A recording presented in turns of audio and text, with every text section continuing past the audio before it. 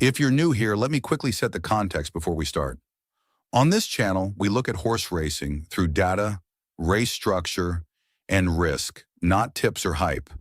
Instead of jumping straight to who will win, we slow things down and first ask, which runners cannot win and why? You'll see an Excel sheet on screen during the stream. Think of this as the engine that runs the analysis here. It's a proprietary model we've developed to understand how a race is shaped, not just who looks good on a race card. By combining pressure, pace, distance, class, and competition, the engine helps us see where a race is stable and where forcing a pick would be risky. When the signals line up, we act. When they don't, the engine tells us to step back and explain the risk instead. You can use the timestamps below to follow the analysis race by race. Welcome to the Grandstand Gazette, data-driven horse racing analysis, educational use only. No betting advice. Full disclaimer in the description.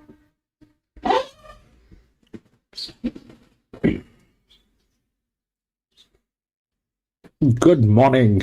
Today is 24th of January 2026 and we are going to be doing some analytics today here at Randwick. Now, Randwick is hands down the best place in New South Wales. And today, out of all the tracks that are racing, probably this is the most prominent place. The ground rating is soft. Last time I checked was about soft 5. The last finishing mile from the last bend to the finishing post is about 410 meters. Now, Randwick has been playing a little differently for the last few weeks, especially during the weekends, and we're back at Randwick on a weekend.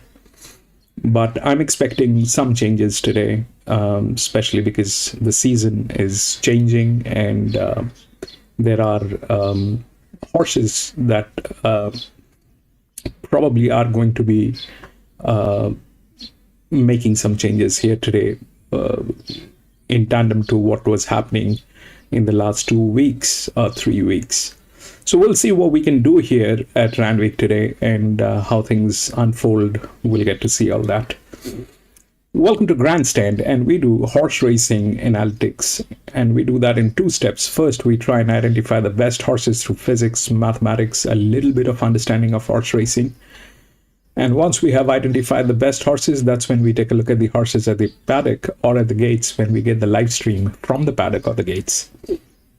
If we find that all the horses that we have chosen are looking good and good to go with, we wait for the results to validate. But if we find that there are better horses at the paddock and there are circumstantial changes, we often give it a shout out and highlight those sections. That's more or less what we do.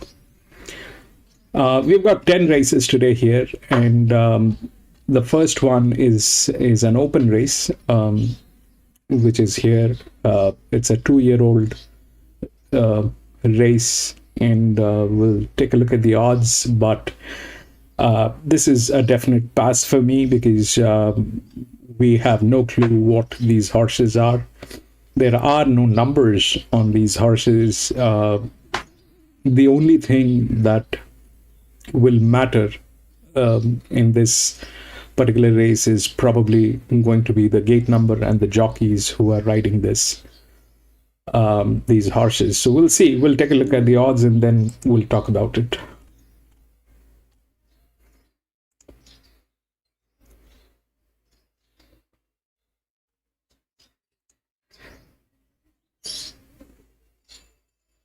Seven and 9 has been scratched. 7.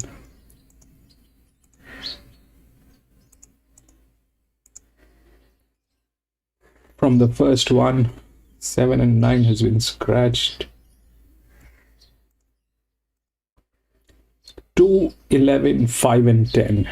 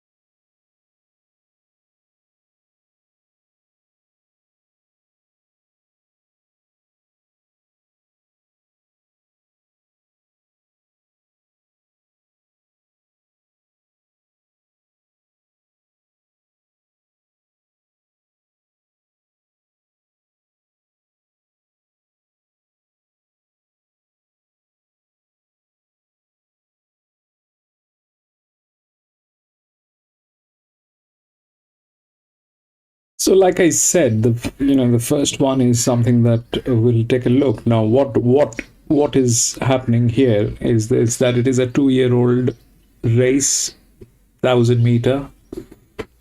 None of them has racing experience apart from 4 and 7, which has got 1-1 races, but they did not get placed. The 2 is the favorite, and the 2 is a colt. Now, the thing with the colts are like this, that they need to have either a very mature jockey, or a prior jockey relationship. Colts are very difficult animals to deal with, and that's the favorite here. And if we try and understand what's going on, so basically these two are the top rated, but when it comes to rated or the class here, basically the differentiation is basically on the gender class. All right, because it's a colt, that's why they are like that. And then the geldings, then you have the fillies, all that is happening like that. But the point is this, that there is this is not defining class, it is defining gender. If we look at the form line, they kind of definitely are questionable. There are better horses with a lot of advantage. Like this one is coming from gate number 11, so that probably is not the thing. The reason it is favorite is because it is coming from gate number 1, which is good, but at the same time the form line doesn't support. There's no prior jockey horse relationship with this colt, so those are very difficult to assume what might happen and what might not happen there. So we'll take a look at this. This is the first one. We're going to watch this, and maybe the next one is where we jump in with some actual racing. This is all 2-year-olds. They were never raced. The best jockeys are on 11, 10, 6. All right, they're the right calibrated jockeys here. Gate definitely is good with 2, but it is a colt. There is no relationship with the jock. How that will work is very difficult to understand. So we'll take a look at this and see how things unfold. 2 is the favorite. Whoa. Stretch, welcome back. Lightning, welcome back. Sully, long time, Sully. Welcome back, my friend.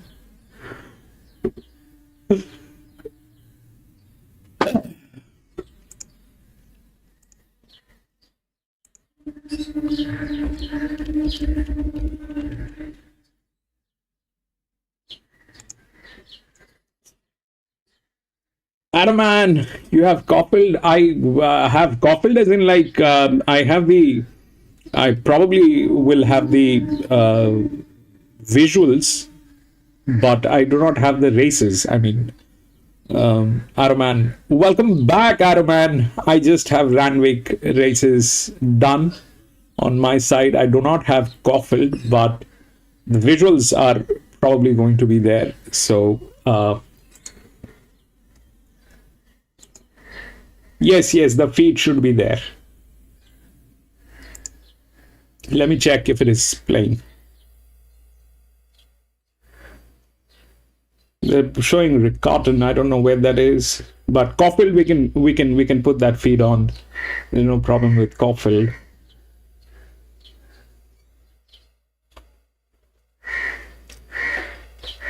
Sally, it is so good to see you back, my friend. Long time, Sally. Long time. I don't know, maybe about 6-7 months.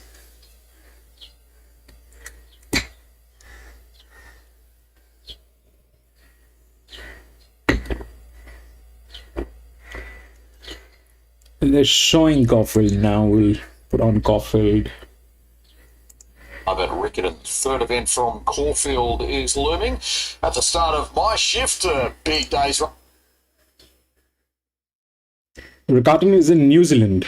Yes, probably. 2 races down. We've got 8 races to come, 4 of them at Stakes Grade, including our upcomer, which is the second of the Blue Diamond Preludes. Great to have your company, and yours as well, David Gady. You're already 2 races in. You're nice and settled in.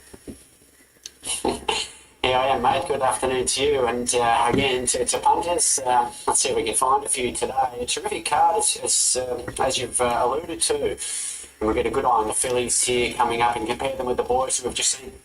Let's get your best and best value out again. Touchdown in the last of 10 is your best. Hugely talented 4-year-old, going for 4 straight.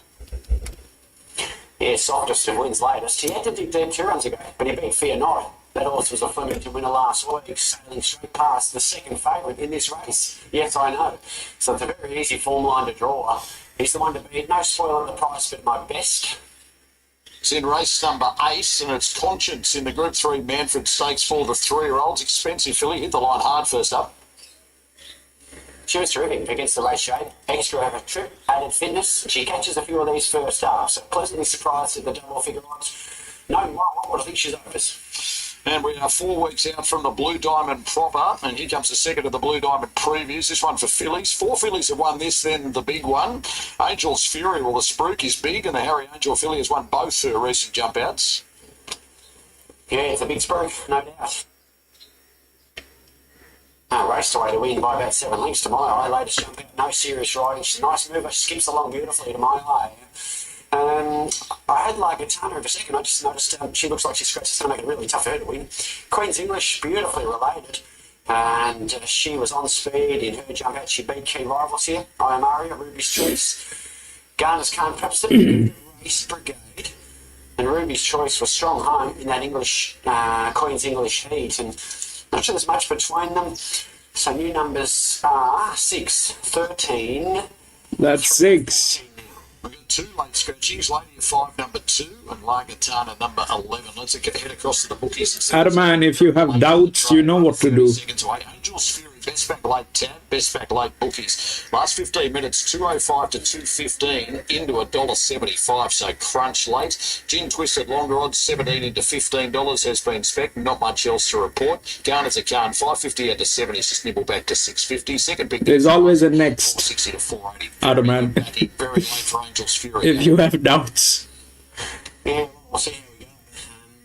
I know, there's been plenty of Spruik 2-year-olds on debut who have been beaten at a short quake, but she's looked the part of the trials, and Stable thinks she's a star, and Stable just won the Magic Millions last week. Started the early quaddie. Second Best. for the Blue That is the Diamond. best decision, Adaman. That is the best decision. Here's Ruby's Choice. Explosive Magic and also Leopard Shark are going to be the final 2. So we've seen 4 fillies go on after winning this to win a Blue Diamond. 2 fillies have done all 3.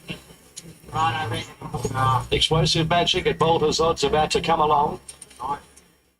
And Leopard Shark will be the final one as the starter glances over. No, you can roll too, buddy. Right, good try. 58.7 was the time in the boys' version half an hour ago as Leopard Shark goes in and the field is set. Ready to run. 1,000 metres. And away they go. Garner's a Khan towards the outside, away okay. Explosive Magic, I Am Aria began fast. I Am Aria scorches to the front from Gin Twist. Explosive Magic out deeper. Angel's Fury got to 4th wider. They were followed by Ruby's Choice and Queen's English from Garner's a Khan, who's 3rd last. Streisand back in the field today and 2 lengths to Leopard Shark. I Am Aria the leader, 600 metres to go from Explosive Magic, 3 wide and 3/4 of a length away between them. Gin Twist and their 2 2 lengths Angel's Fury, who'll present 4 wide on the final turn, just tapped along around the corner. They were followed by Queen's English, Ruby's Choice, Garner's Account, Streisand and Leopard Shark. It's I Am Aria, 300 metres to go, headed off by Gin Twist the outside. They're 2 lengths in front of Ruby's Choice. The favourite's going to run last here. Ruby's Choice chasing Gin Twist and also I Am Aria. Ruby's Choice on the outside goes up to I Am Aria and we'll just get her on the line. Ruby's Choice. 14, but you got the 5. They were followed by Garner's Account, Streisand. 14. Next to finish in the race was Leopard Shark. Good that you towards the back. took that call, Adam. Magic and virtually taken out of the race. Angel's Fury at the 250, something not quite right, and finished last, the $1.70 favourite. Ruby's Choice. That was a brilliant call, Adam.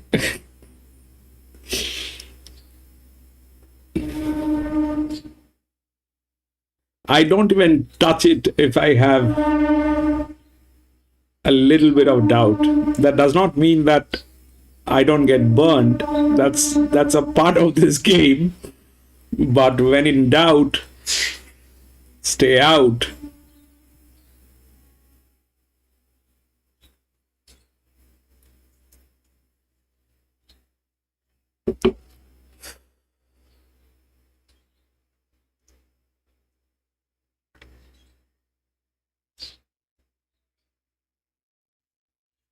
You did, I know.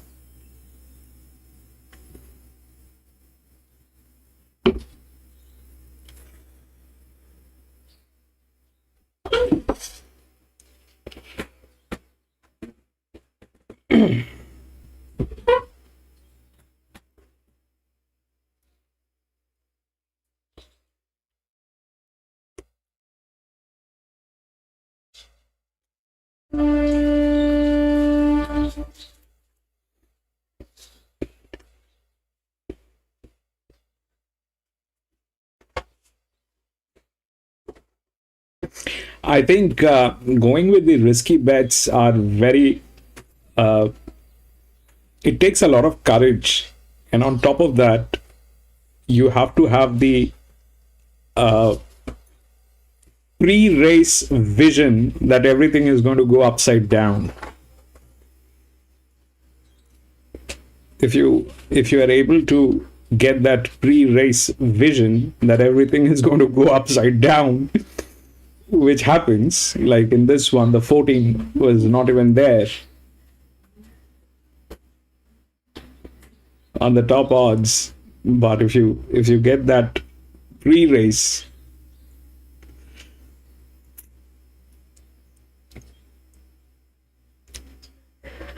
but it takes a lot of courage that nobody can take from you.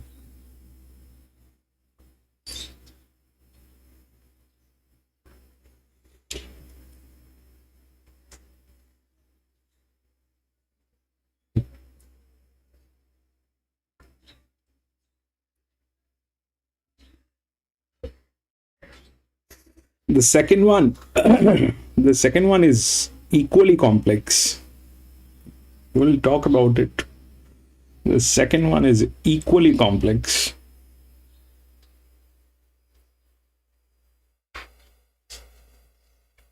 Now we'll try this one.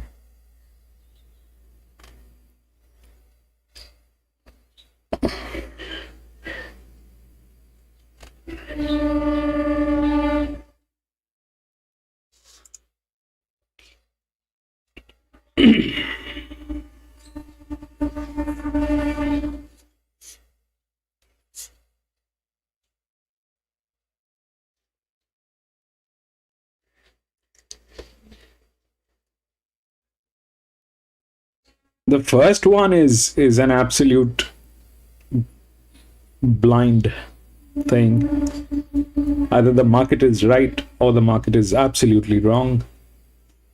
It doesn't, I mean, I don't have the courage. I don't have the,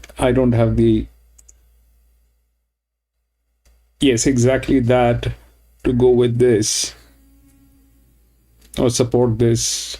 in any ways.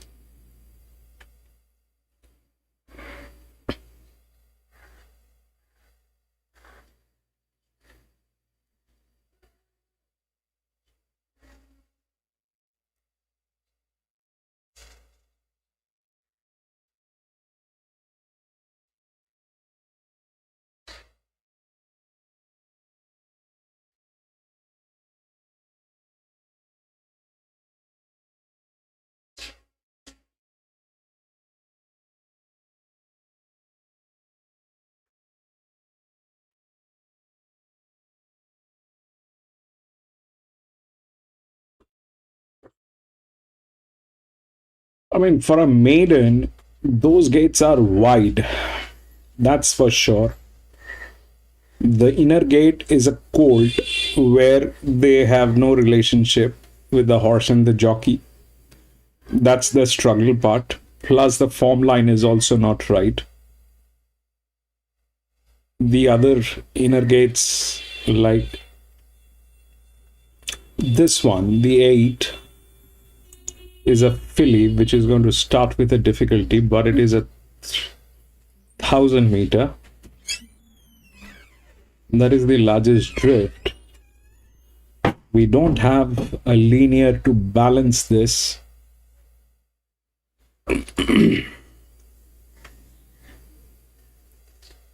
So that's gate number 11. The next in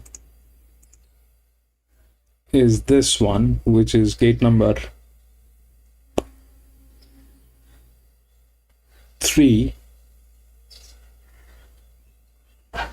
The jockey is very weirdly calibrated, but that probably is not an issue in this one because they are all running advantage. So that's that.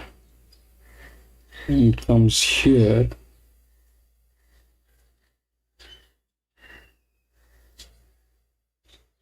Drops 2.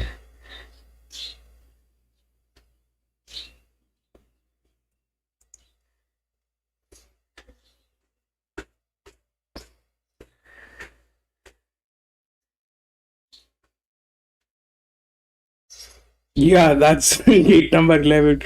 Mickey, have any idea on that? Mickey, that 4 in Randwick looks appealing to me. 4. Which race? 4 is good, but it is gate number 11, bro. 4 is definitely good. There's a huge body weight. The advantage model is there. All that is good, but that's anyway an EW, which is gate number 11. So whether from gate number 11 it'll work, that's a lot of exposure. That is right on the face. Okay, the 4 is right on the face, but having said that, it is gate number 11 and it is like a, so the upside is this, that this is 1000 meters, so they're going to be running like nobody's business. That's the upside. The downside is this, that it is a 410 straight. So whether it is 1000 meter or not, still 410 is a steep straight. So whether it will survive in that from gate number 11, those are very, very dicey propositions. This had to be within gate number 7, 8. You can still take a chance. But gate number 11, even if you have that on your face, that's gate number 11. Very big exposure.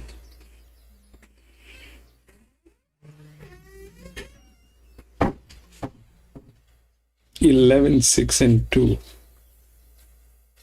And yeah, I have race 1 and with 2, 5, 4, and 11. 2, 5, 4, 11.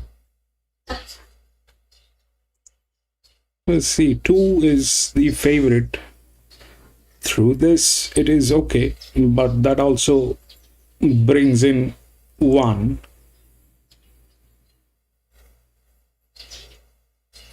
But we'll see how that works. Basically, it's a wild goose chase.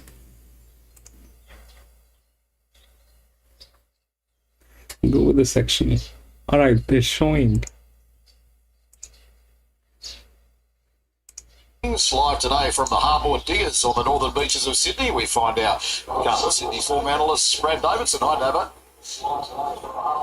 Yeah, good afternoon, Mano. Good afternoon, everybody. Yeah, we're live from the Harbour Diggers at Freshwater today. Crowd building beautifully. Lovely tab area here, so come down and join us if you are in the area. It's a fantastic day in Sydney. The weather is perfect, and you're looking forward to a massive day of racing around. Sunny and 28 in Sydney today. Good 4 with a rail out 6 for Randwick. Let's get to your best bet of the day, and it's in the last out off. It's just come back a different. Okay, it's gone to good 4. Just flying this preparation. All his runs have been terrific, and his win at Wales last time was arrogant. He draws inside today. I think he can settle a little bit closer, gets a claim, and I think he can continue on his winning ways. So I've made him the best in the last. And show him how is your best value bet in race number 3. Resuming a 4-year-old of a trial placing at Port Macquarie. Yeah, trialled okay leading into this. I just love his fresh form, Muddy. You go back last preparation, he ran first up at this track and distance, and he should have beaten Satin Stiletto. He should have won the race. He had no luck whatsoever. Satin Stiletto is about $4.20 here, and you've got a direct line. Go back 2 preps ago, he should have won it. He won first up at Taree. Just went around the whole field and won easily. So I think he's a really good freshie, and trainer seems confident. I think he'll run very well at big odds. You found some value in this first as well with Last Diaba for Norm Gardner coming to town, and it's $19 into 10. It's back to $11. Tassoid filly bolted in at the trials at Canberra. Yeah, I thought she tried really well, Marto. I think Norm Gardner's a very crafty, smart trainer, and he knows which types of horses to bring to town. And I think this filly who's trialled very nicely at Canberra recently, and I think that she can bring that to town. She was against the older horses there. Her late sectionals were great, and I think that yes, she can run very well after the scratchings this morning. 4, 2, and 11. My numbers. Thought, oh yes, she did. What's the danger? He is not talking blind. The 8 is there. Okay, the 8 is there through this inner gate. But that has no races. Whether it will work, not work, is God knows. But happy to be with the roughies here. 8 and 4 to beat 2 and 11. So have a look at what's happening very late in the trade with the bookmakers, with the tabs and Barley's is attracting good interest, and Satin Summer. He's also talking about 8 and 4. So 8 and 4. 4 is gate number 11. So we know what he's talking about, but whether it'll work, stretch. It's 11 to 12 into $9. Yeah, but that's that horse has never raced, but it is still better than a Colt, I think. Summer written tycoon filly, well related, out of a mare called Satin Shoes, and it's won 1 of 3 recent trials, attracting good interest here, Davo. A family motor that really get up and going and fast. So the fast filly who's shown that at the trials and can be really competitive here at 1,000 metres on debut. So 2-year-old race over the 1,000, field of 9, 7 on debut, as I say hi to Luke Barlow. 6 metre rail. Oh yes, she did. Walks up to complete the line for the first. 2-year-olds are ready. Favourite barrier 1, Zambales. All 615 kilos of him. Off and racing now. Zambales a fair start. Satin Summer won the break and shows good speed. Zambales mustering it. So too is Last Diava between them. Calucan Beauty caught a little wide early stages. Oh yes, she did, easing in behind. Tuna, welcome back, Tuna. Pushing up in the centre, followed by Gold Globe. Sequin gets a long way back and 2 lengths to Monsell. Satin Summer sped to the lead. with 550 metres to go. 3/4 on Calucan Beauty up outside of it now. Last Yava 3 wide. Deeper, oh yes she did. Zambales behind those. Sequin looking for a runner. And then Kieran Star Gold Globe halfway down the running. On the inside, Satin Summer just a leader. Zambales is trying to shoulder his way out of a pocket. The big unit, he's running on strongly. Satin Summer 150 to go. Zambales a length away. The outside, Kieran Star, but Satin Summer has nothing left. Kicks and wins. Satin Summer 10 to scores by a length and a half on 6. Zambales. Kieran Star third. Gap away fourth. Calucan Beauty. Then Gold Globe. Sequined. Further back when they pull up was Last Yava. Oh yes, she did, had a wide run, and Monsell finished at the back. Satin Summer well backed and winning on debut. Written Tycoon Filly for Michael Friedman and Tommy Berry. And it wins comfortably. 10 to 6.5. $2.30. Zambale second at $1.50. Kieran Star third at $2.20. 5 runs fourth. 100. 10.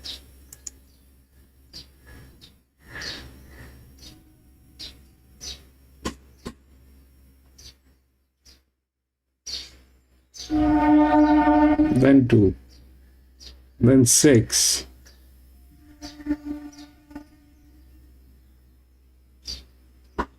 Then 5.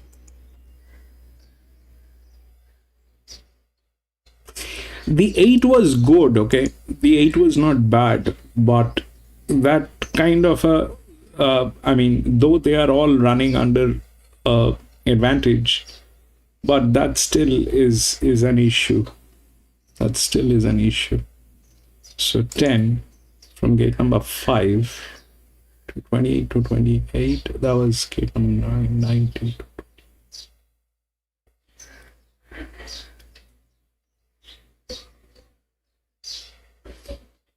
20. That happened. We'll go to the next.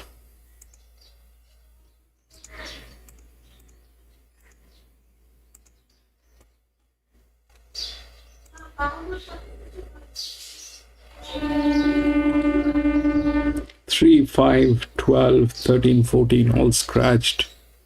3, 5, 12, 13, 14, not there.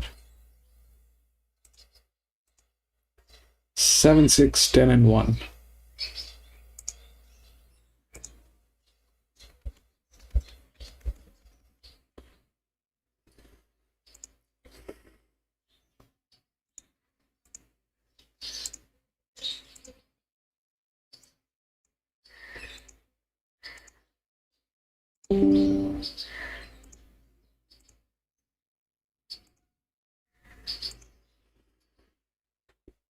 So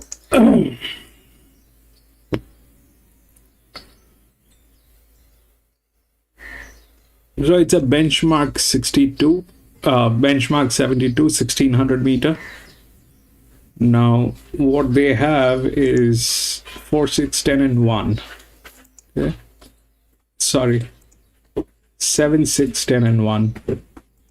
7, then 6, then 10, and then 1. Now here is the thing.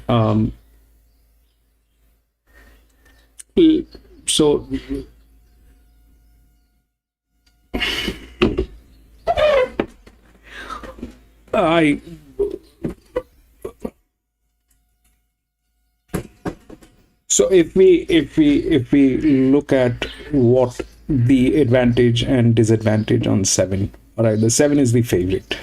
Now what are the advantages?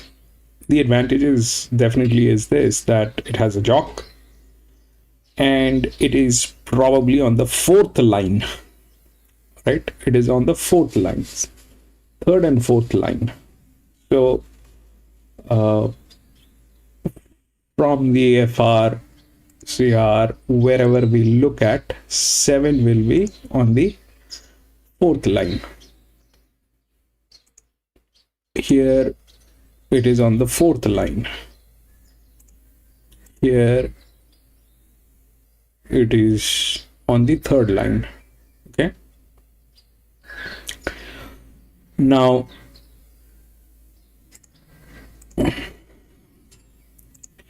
So that's the first thing, that it is coming on the third or fourth line. Second problem is that neutrals and zeros generally do not win. For that to happen, everything else has to go upside down.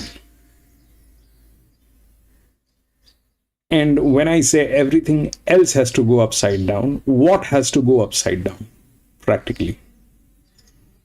So the first thing that will not happen is the linears cannot win, which is true. This is the linear, which is here. It doesn't have the physics. It's a 1600 meter. This probably cannot win.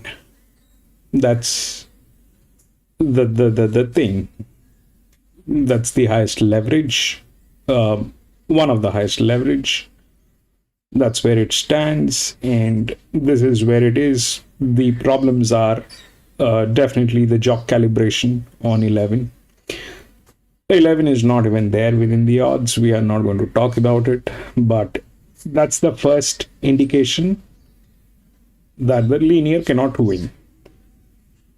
If the linear cannot win, then the second thing that will fall on is whether the EWs or the drifts can win. So if we look at the drifts, then these are the drifts. The 4, which is a 7-year-old gilding, higher class,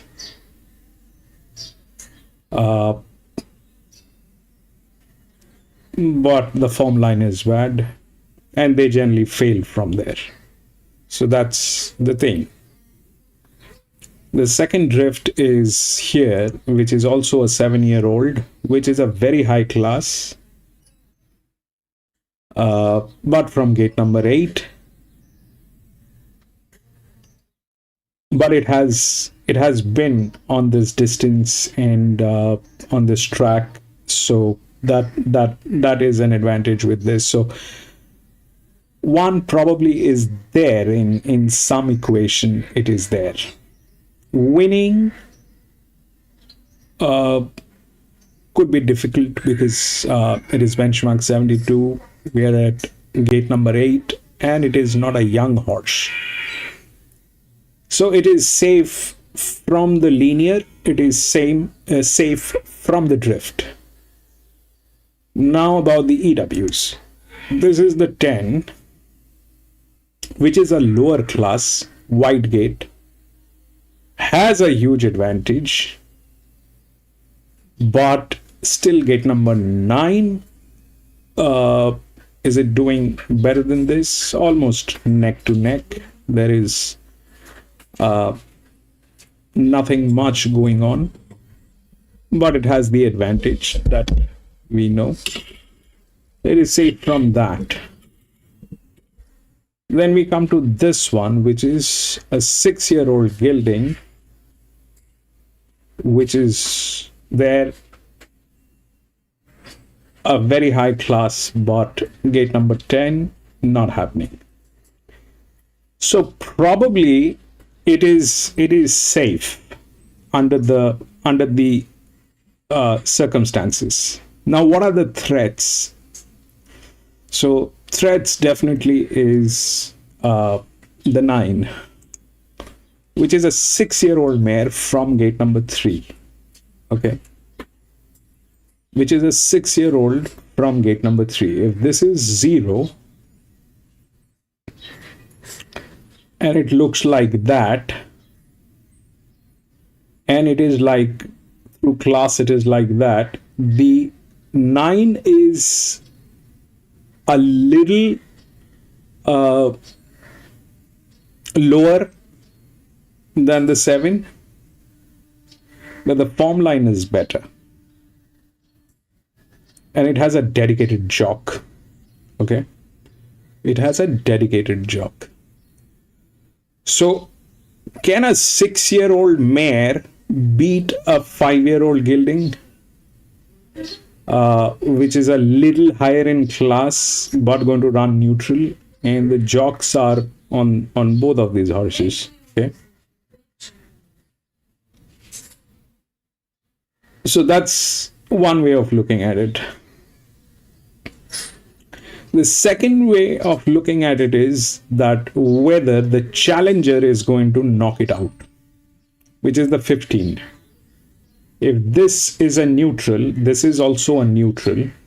This is also going to run 0. The body weight is very high. It is going to come from gate number 6, the 15. But that looks like that. It's a challenger. So nobody has actually considered 15, but that 15 has a fantastic form line. It may not be of the same class, but a benchmark 72 honestly has no class. A benchmark 72 has no class.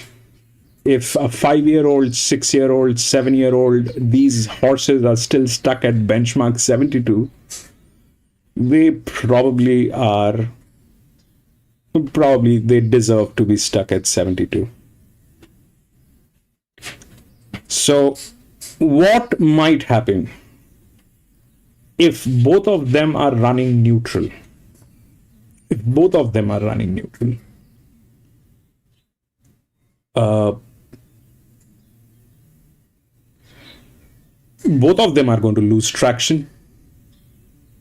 And if that happens, then two things will play. One is the body weight. Second is the form line. So 7 is not bad, okay? The class is very high. There's no form on this horse. 15 doesn't have the class. But it is a younger 4-year-old mare from gate number 6 with a form line. They both are in trouble. It is not that they have, they're like,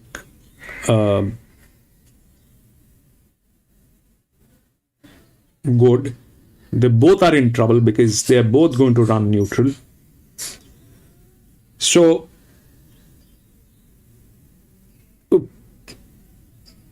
the 15, this jock is like has been with this horse like forever.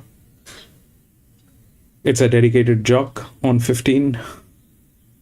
7 is not a dedicated jock, but it's a good jock, regularly calibrated. This is a class and slightly in form. The linear is not a threat. The drift is not a threat. The EW is not a threat. What a threat is if the challenger knocks it out, or the 9, which is a 6-year-old mare, which is in a better form line from this, knocks it out. Now, those chances are slim that the 15 knocking out the 7, because the class at the end of the day is a class. That's why it's a class.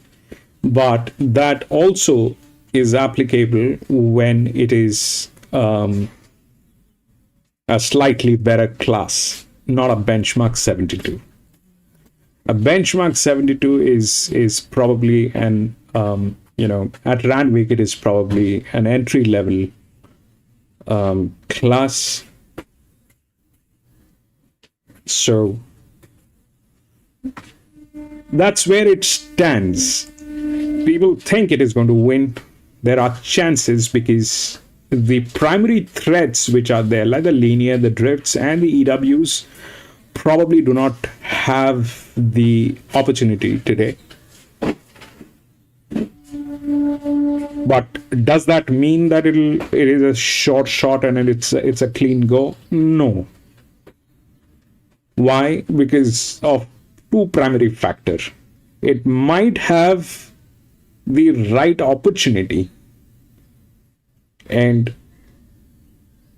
what needs to happen is everything else needs to go upside down. So when I say everything else, that means the linear cannot win, the drifts cannot win, they cannot win, and the challenger cannot win. So this horse, the 7, is probably competing with everyone in this field. And everyone has some kind of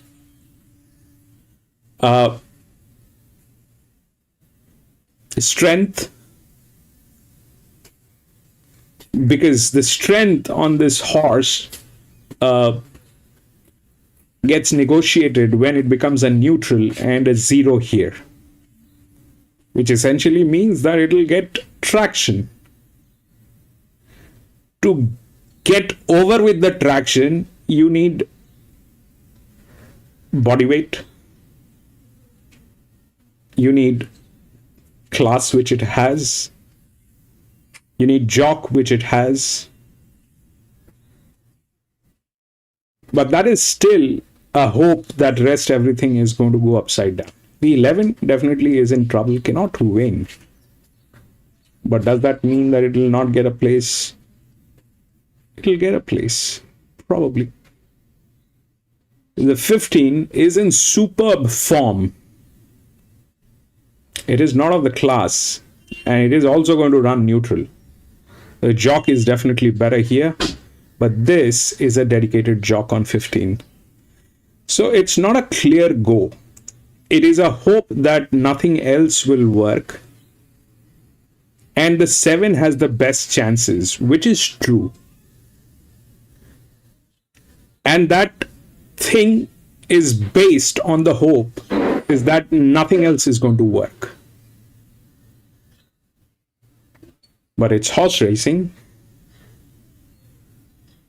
And if we look at the horse itself, it is not, I mean, if this was not the situation, what it is right now here, the 7 would not have been to the top 3 at least. It is the favorite because everybody is expecting that nothing else is going to work. The top class, which is the 1, cannot win. Why? Because it is a 7-year-old and this is a 5-year-old. This one doesn't have a jock. This has a jock. Good. The linear cannot win because it is from gate number 11. That's what people think. But it also doesn't have the physics, which is true. It cannot win. But can all that uncertainty buy the win for 7 when the 7 is going to run neutral and 0 here? For me, it's a pass. It's a hope line.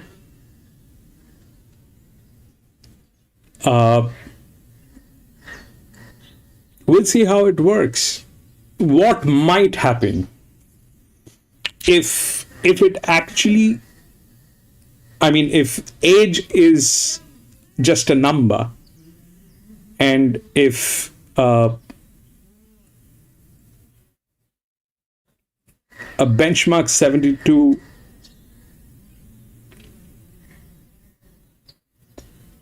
is,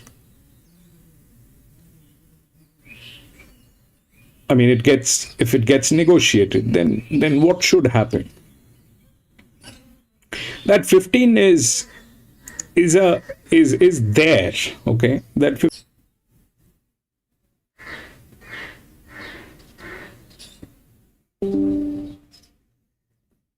it doesn't have the class, but at the end of the day, it's a 4-year-old mare with a very dedicated jock. So things can go wrong. Things can go wrong. Benchmark 72 is not a benchmark that clearly makes a distinctions between the challengers and the high class horses, because the high class horses, if they are 7-year-old, 6-year-old, that means they never had the potential to cross this benchmark 72. If you still have a 7-year-old gelding in a benchmark 72, that means they never had the potential. It was never a good horse. And in that case, when you have a challenger with that kind of a form line, that becomes a threat. Now, technically, it should not win. The 15 should not win. It should go to 7. Both of them are going to run neutral. Both of them. If you look at the leverage is the same. This is 13, this is 13. Both of them are 13. The highest leverage is definitely on 11, on 1, which is here, which also is contradicting here. So, in a way, the odds are right. 7 has minimum threats, but that does not mean that 7 has any advantage. It has minimum threat.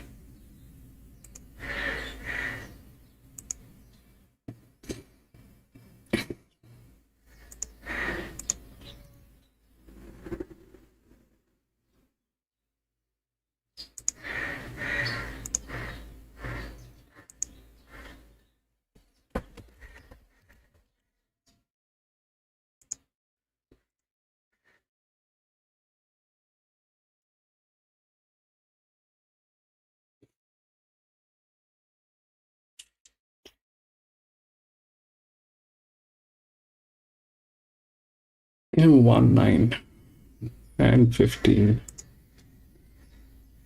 1, 9. 9 is good. Drops in class. 4, they generally fail from there.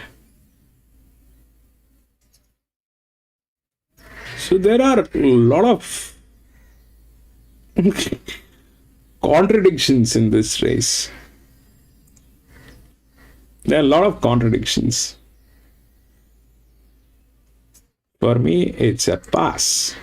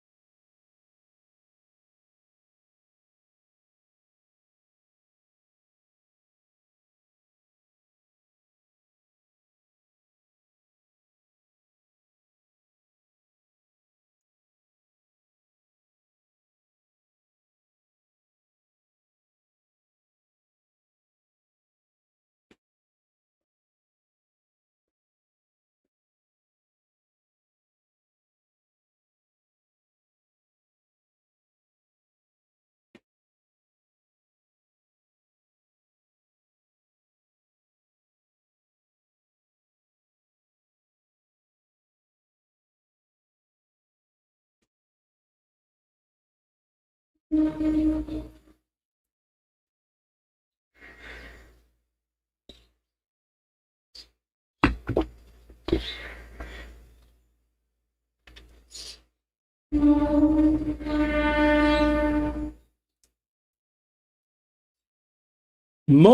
welcome back, Modi. We're at Randwick, my friend.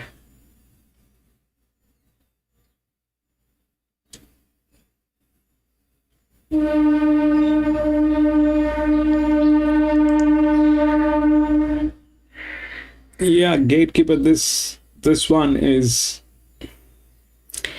complex. I mean, 7 is the right odd because it has minimum risk.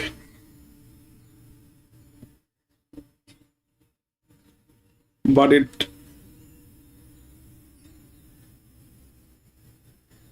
also doesn't have the strength.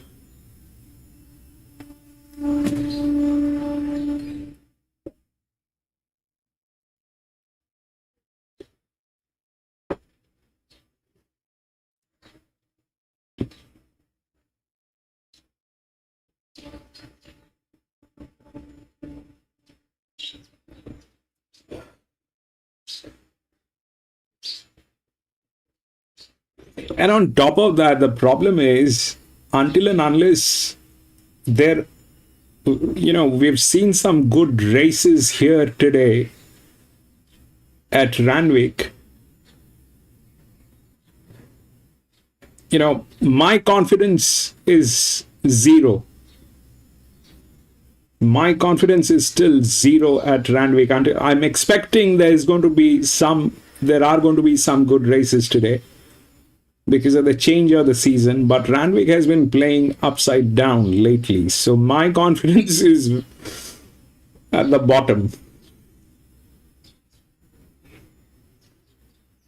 Until and unless we have seen some short races coming through, going with a risky one is something that I'd like to avoid.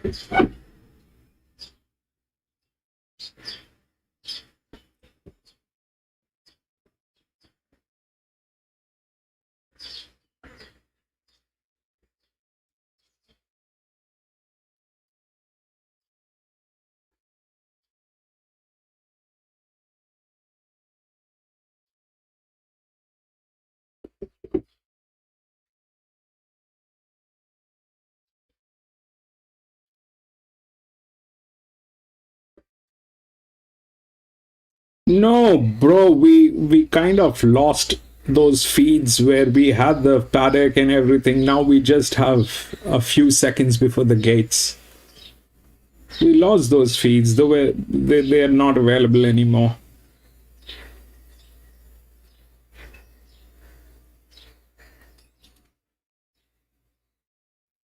That is a loss, actually. The paddock was good.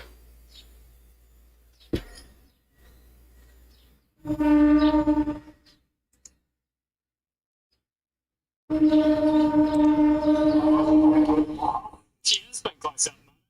Look, I thought the tempo was against her at Warwick Farm last time. Loved her run at this track and distance 2 starts ago. And I've got a bit of a theory when the rail goes out 6 here at Randwick, Marto, in the circle races. So those He's talking about the meters, yeah, that is something that we've lost stretch.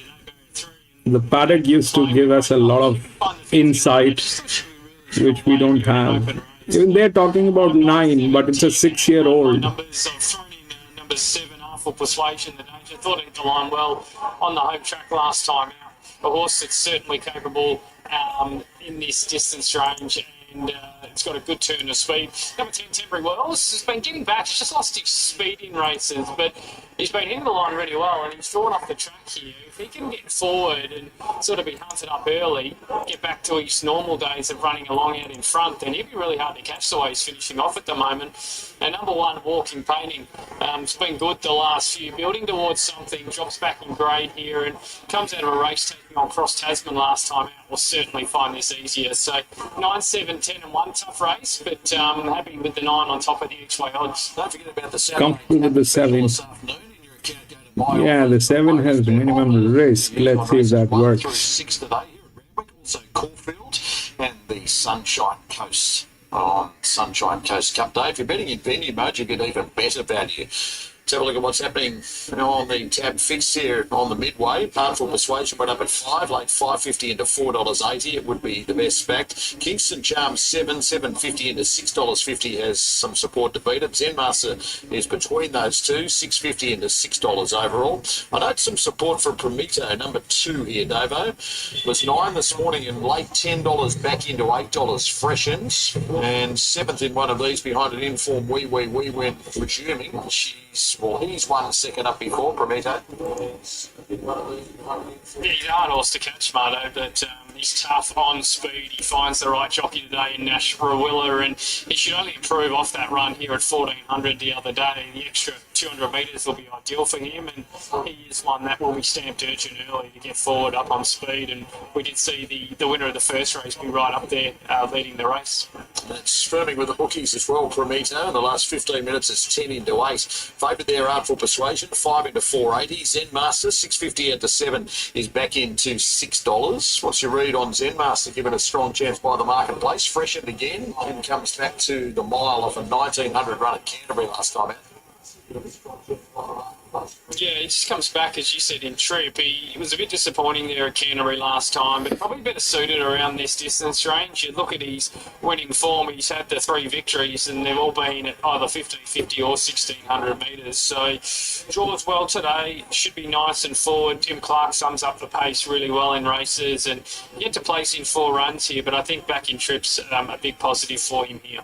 Kingston Chalmers, your top pick, is 7, just spec'd into 650 late with the bookmakers. Hasn't won for nearly 450 days. The last win was a significant one for Connections in the $500,000 Four Pillars. Yeah, nice race to win, isn't it? And it's just been a while, as you said, but she doesn't have the best of luck at key times. And I just think doing no work, midfield defence here, she can present late in a very open race. And a little late nibble, Walking Painting, with $6.50 to $7.50, back into $7. Tenbury Wells is rock solid in the marketplace at $6.50. And they're locking them away for the second, the midway, with Luke. 3 to go in here, Bardo. Thank you. Afternoon to you officially. And they're ready to go now for race number 2. Typical open midway as far as the market goes. They're ready to jump. 1600 metres. And they're racing. Sadness broke well near the inside, so too did Walking Painting, showing tremendous speed. And Walking Painting breaks out of the pack to take it up from Sadness. Prometo sliding across from the deeper. Artful Persuasion much closer, running 4th. Then Just Stella, followed by Kingston Charm.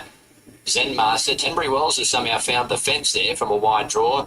Then Channeling and Rathoran is last. Middle stages, front runner is Walking Painting, as he loves to do. He gets out and leads. He's a half in front, slowing down now from Prometo. And there goes Sadness. They were slowing too much for Sadness. And Hieronymus takes off around the outside to take up the running now. Mid-race move by Sadness goes to the lead from Walking Painting, who's now wanting to overdo it a shade in second. Then Prometo, Artful Persuasion continues to get a nice track up 4th.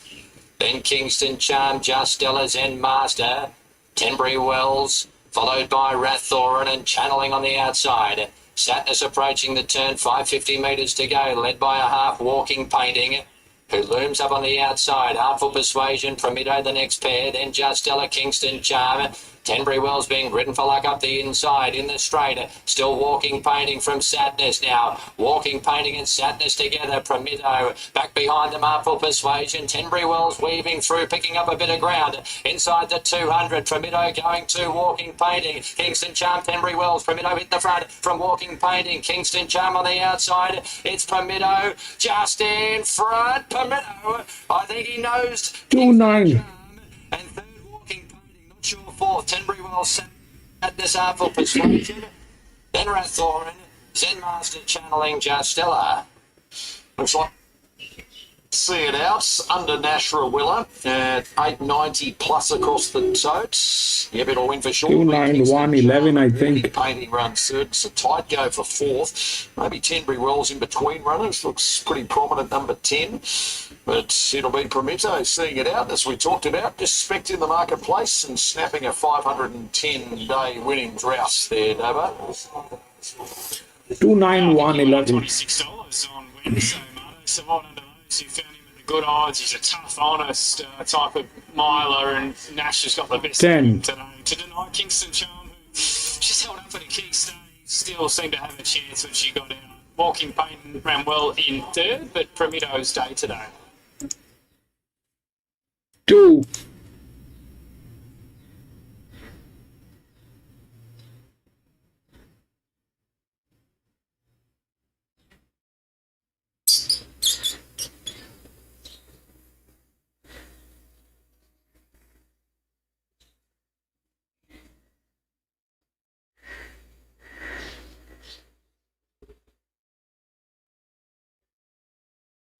Two, 9, 1, 10.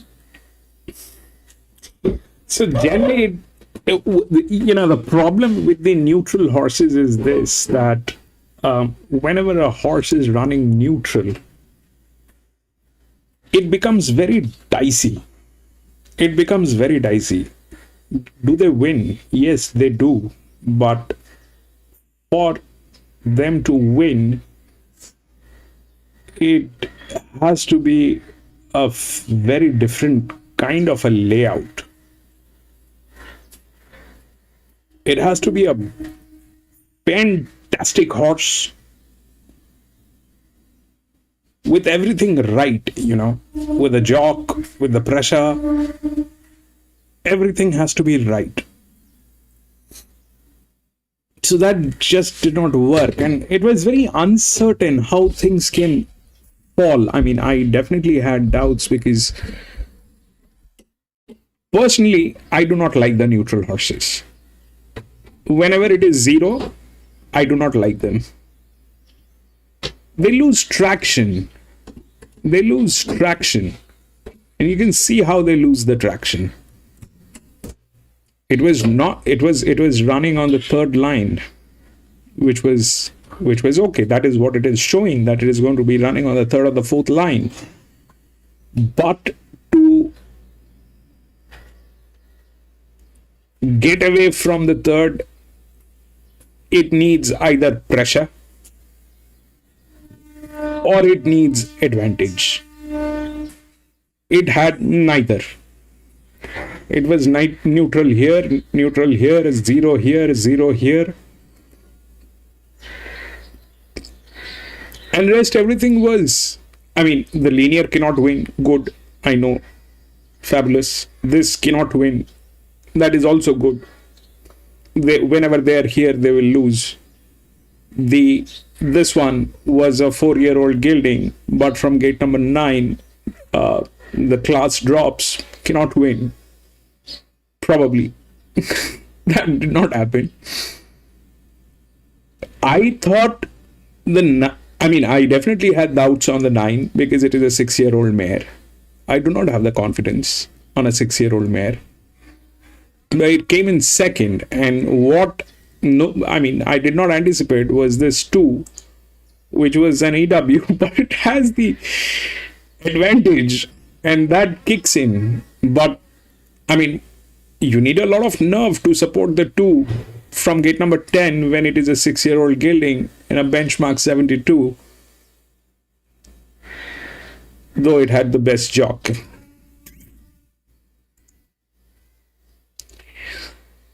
We'll go to the next.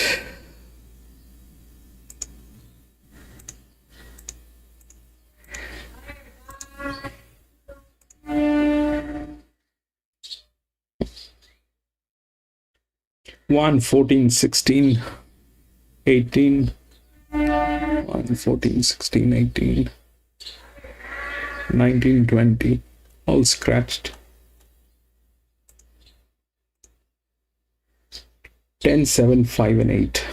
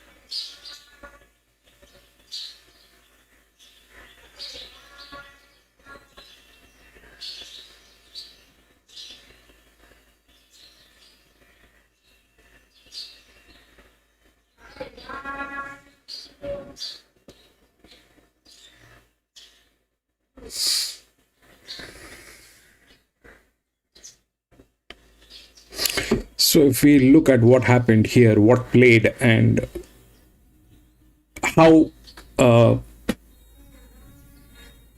can we relate to this technically? So if we look at what happened, it's a benchmark 72. Still the class knocked it out with an advantage.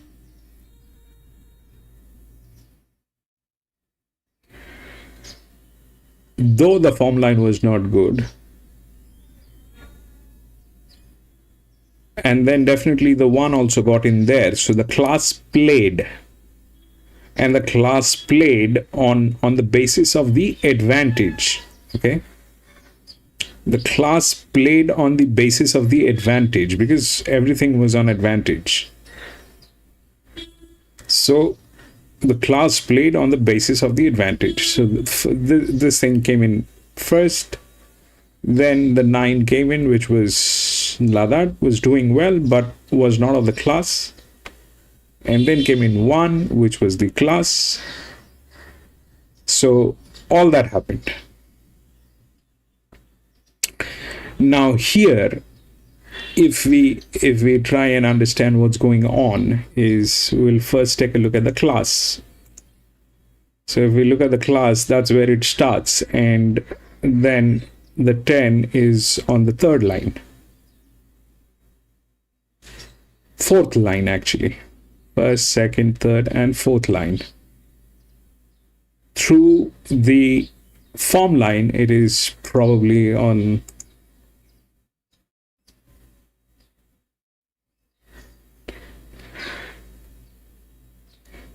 the 7th line through the form line. Okay. 7th or 8th. So now let's understand what might happen and what might not happen. So the 10, if we have to talk about 10, then we have to talk about the other horses as well. But here's the thing, the 10, what is good about 10? So good about 10 is that it has a huge leverage. That means this horse has been promoted. And that's one of the horses which is coming from the inner gate. And it's a 1200 meter. So if we have to talk about a 1200, then we'll take a look at this. What happened here on the 1000 meter is the 10 actually won, which was an inner gate. Okay. And this was an advantage model anyway. But it came from gate number 5. And then came the 2, I think.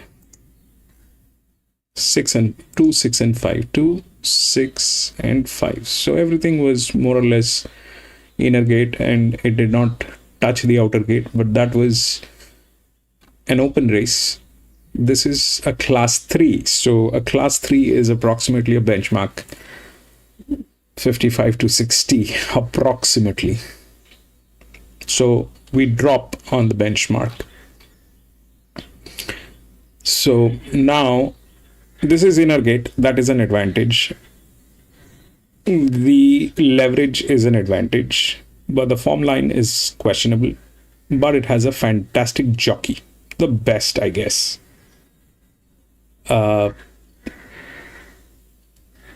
That's how the jockey has been calibrated. Okay. Now, through here, the 7 is very wide. It is coming from gate number 14. Does it have advantage? It has. So how generally things play? Things play like for a 1200 meter, you definitely need pressure. 1000 meter, you definitely need pressure. So generally it plays a high pressure, then a low pressure, then a high pressure. So if we look at the pressure line and how things are in that respect, so these are the high pressure horses, which are 13, 17 and all that. They are not in the right frame. Okay, they're not in the right frame. 13 is coming from gate number 12. This is from gate number 15. Then comes on the second line, the 15, all right, which is from gate number 6. This is on the second line. Through the class, it is the 8 is better, and they are going to run parallel. 15 and 8 both are going to run parallel. 8 is on the third line, fourth line, and 5 is also around the third or the fourth line. So the linear here is 13, which doesn't have physics, probably cannot win.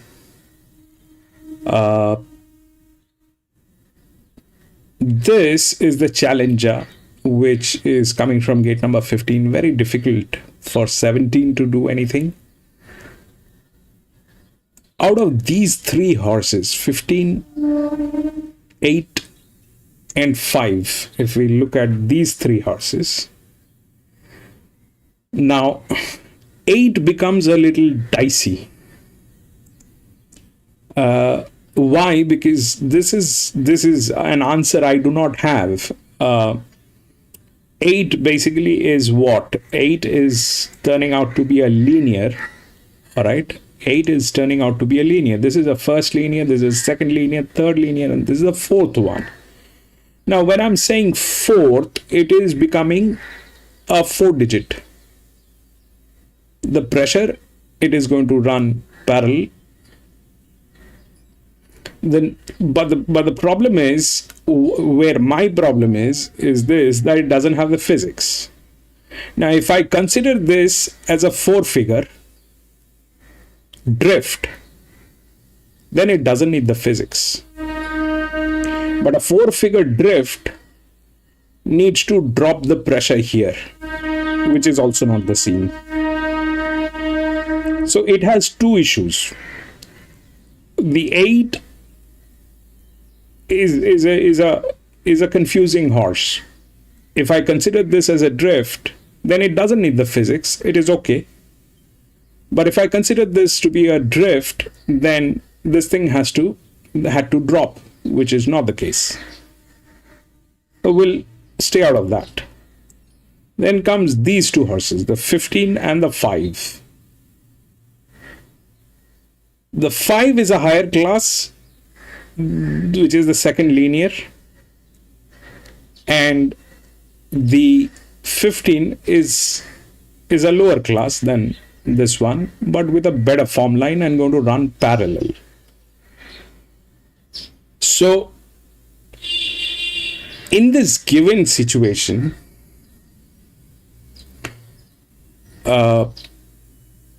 if they are both 5-year-olds, then definitely the mare has more chances because of the class and the sex. If they are of the same age, then mares are better. Plus, it has a breather. The 15 doesn't have a breather. What is the flip side? The flip side is this, that the 5 doesn't have a jock who can actually support the pressure line. It is not a dedicated jock, and it is not one of those jocks who are prepared to handle the pressure. Whatever little pressure is there, that is questionable here. Whenever it is a linear, we need one of the orange guys up here. That's not the thing. That is not the thing. So that's the problem with 5. The 10 is questionable, exactly like the 7 here.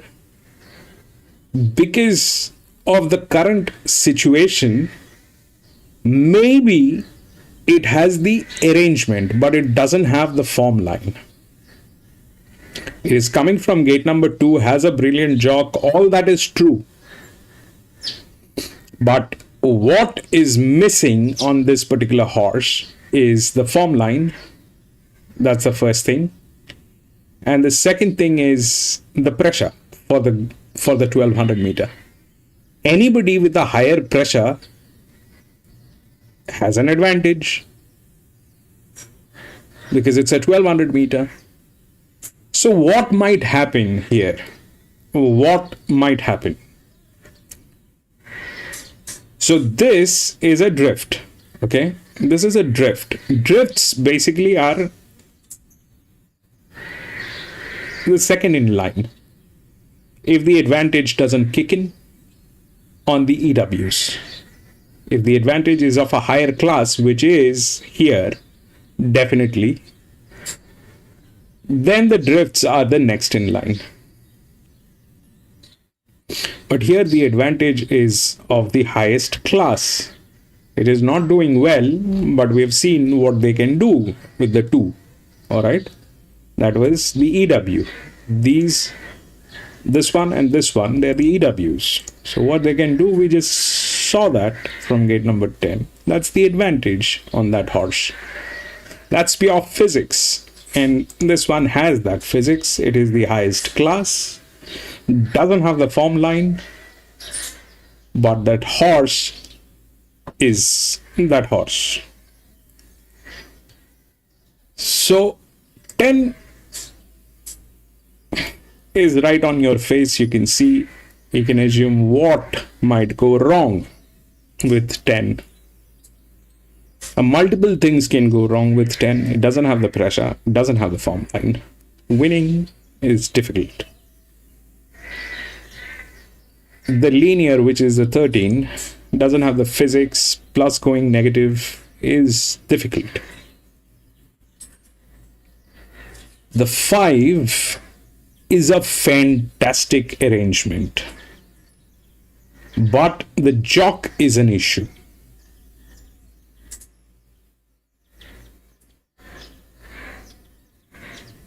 And if that's that, then that's that.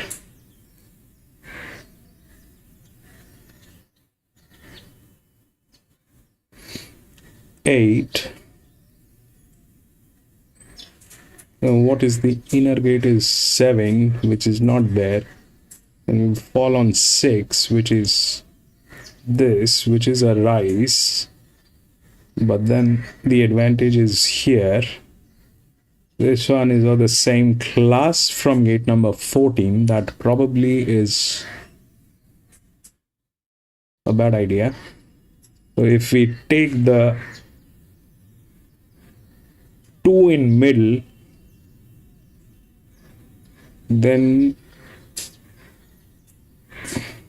This is a class. That's gate number 3. 8, 4. Then this 6.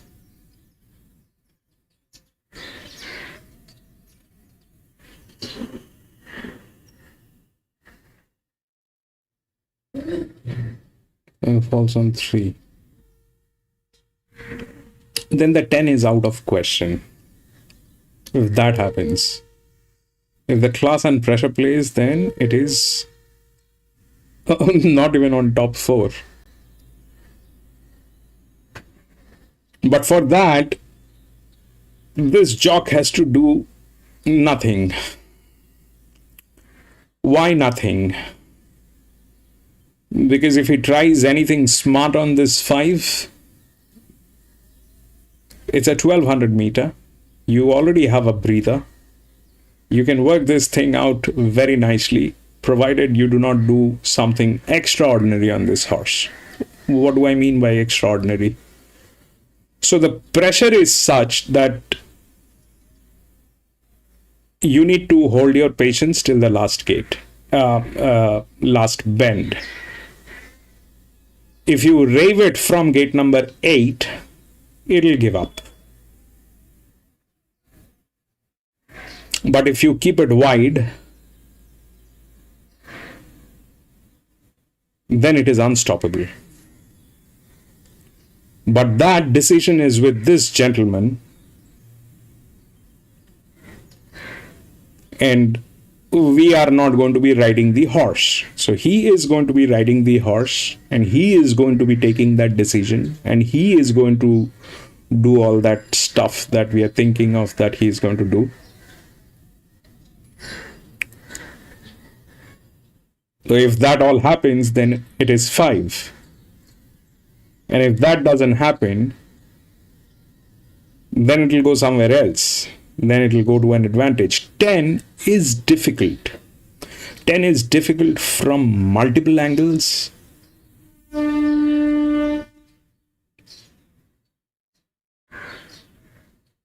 I like the 5. I would like to see the 5. I would like to listen to what they're saying about 5.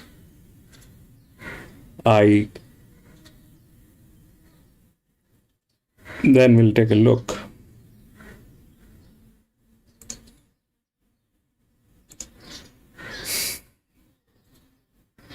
PC, welcome back, PC.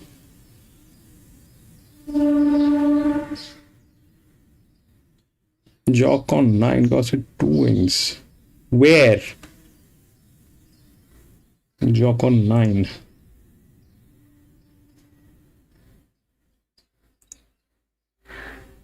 I don't know, PC might be talking about some other. But back to third, last is 3. 10 Caulfield has great turn of foot. Okay, Caulfield.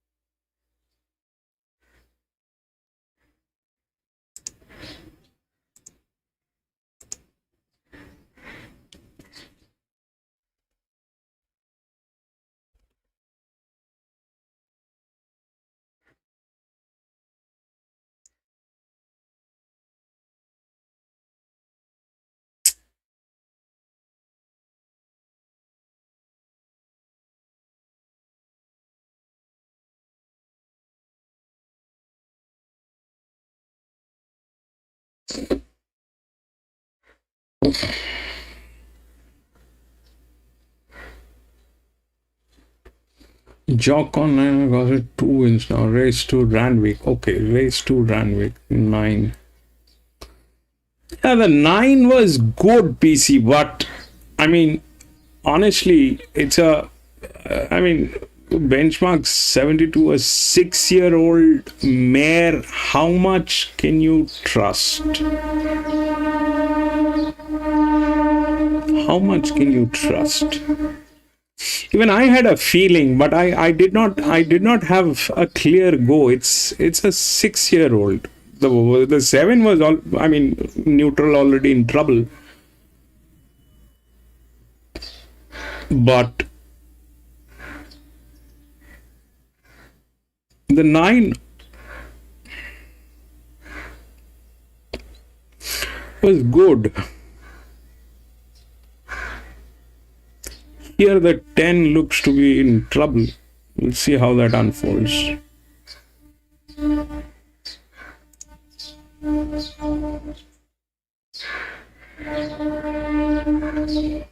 Yeah, that is one thing, PC. They kind of do exactly the opposite.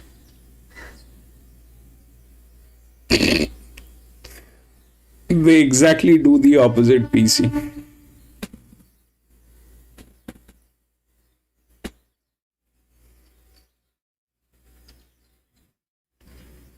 They exactly do the opposite. Here I like this 8, but the entire decision is on this guy. I find it very difficult to believe what this guy is going to do. I mean, I don't let my wife drive my car because of the decisions she make while driving. And this is a horse ridden by a jock I already cannot trust.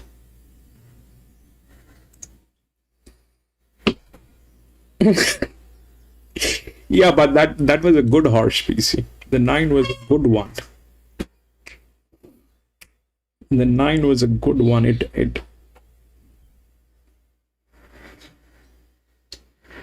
It had the right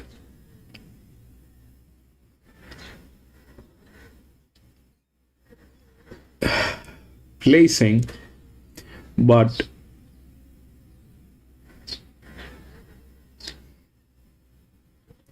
I can't. I mean, for me, it's very difficult. I personally believe that when it is this lower benchmarks, like benchmark 62, 60, anything below 60, and you see 5-year-old, 6-year-old horses in there, 7-year, 8-year-old, that basically means only one thing, that those horses were never meant to be, in a different class. They were never meant to be on a different class. So that opens the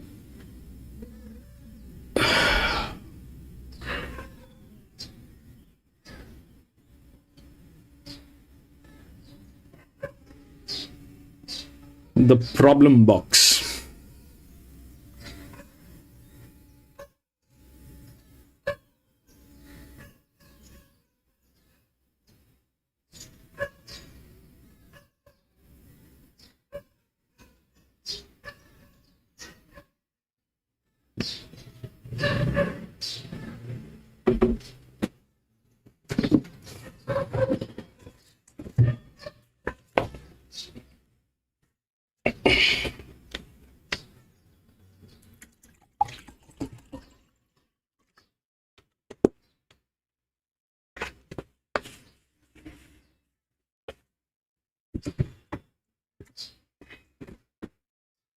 And on top of that, until and unless Randwick plays until and unless they play a couple of good races, it's very questionable on how the odds are working, because right now it looks like, it's a wild west. The market is like a wild west until and unless there are few good races and we are logically able to relate them. It is very difficult to assume what's going on.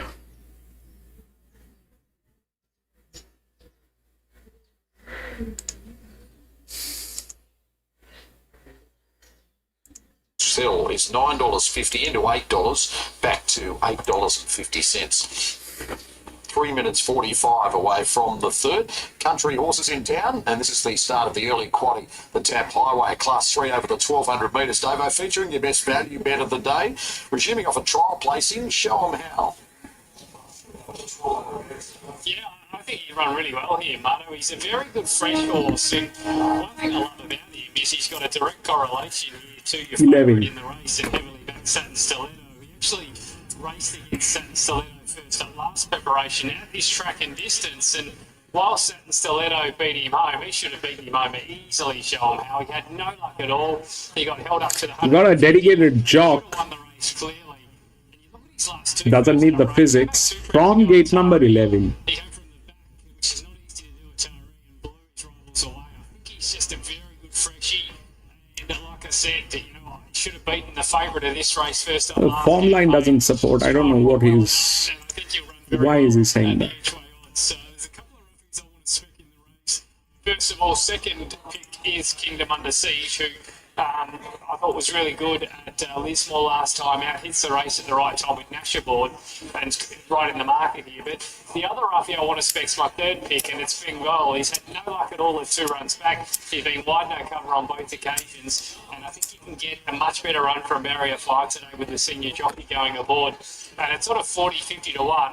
I want to have something on him as well. So And now horses are also getting tailed. But happy to back show something small on EW 15 Rand. Let's start with Jay Ford and Luke Pepper and Bengal number 2, 41.51. Actually, 41 to 61. It's back into $34. Yeah, that's a possibility. So it's been That is a possibility, PC. The 15 is a possibility. Alice, value play of the day, 14 this morning, $15 into $13 very late. We're a minute 40 away from start time. And this, of course, is part of a tab offer today. In your account, go to my offers for bonus bet offers to use on the first 6 here at Randwick. Also, I think you got 1 to come at Caulfield and the first 6 of the Sunshine Coast. If you're And now horses are getting tailed. God knows which one is getting tailed. They like the 15 on Sky TV. Yeah, the 15 is there. We spoke about 15, but John, welcome back, John. $9.60 to $8.50. Micro Mini has go again. Micro Mickey number 15, Davo, for Tyler Schiller and Brett Robin as Stuart Yard. $14 into $11 has been spec'd. Just behind the placings in one of these last time out. Yeah, it was a pretty strong highway too, Marto, behind Cougars. Charswell ran second, and this horse ran fourth, not beaten far at all, beaten less than a length. And I know the stable are quite confident this horse. Long time, John. George Well, Schiller stays aboard. We were missing you here. Other specs include Bengal number 2 with the bookies as well, Davo, 51 into $31. Has won around Randwick before. Yeah, he's won the 1,100 metre highway here last preparation. Like I said, I think he comes from a good stable, and both his runs back, no cover. Yeah, there's a possibility, PC. The 15 is there. If the 8 doesn't knock out the 15, which looks slim. Close up in both starts this campaign. Blinkers removed. Visors first time today. John prefer the smaller meeting. Enough horse to get past. Probably short enough all the same. If the 8 doesn't nail the 15, then the 15 has a chance. Starting the early quaddie at Randwick, here's Luke. We've got 3 or 4 out the back, including Micro Mickey, Joy Cell, and Athena's Still trying to figure out Saturday racing. John, you're not the only one, John. And we're not far away from it. You're not alone in this. 7 Satin Stiletto, she's drawn 1 from the outside here. Has tremendous speed. Fought on very well after doing a lot of work last time out. Set to go. 1,200 for the highway.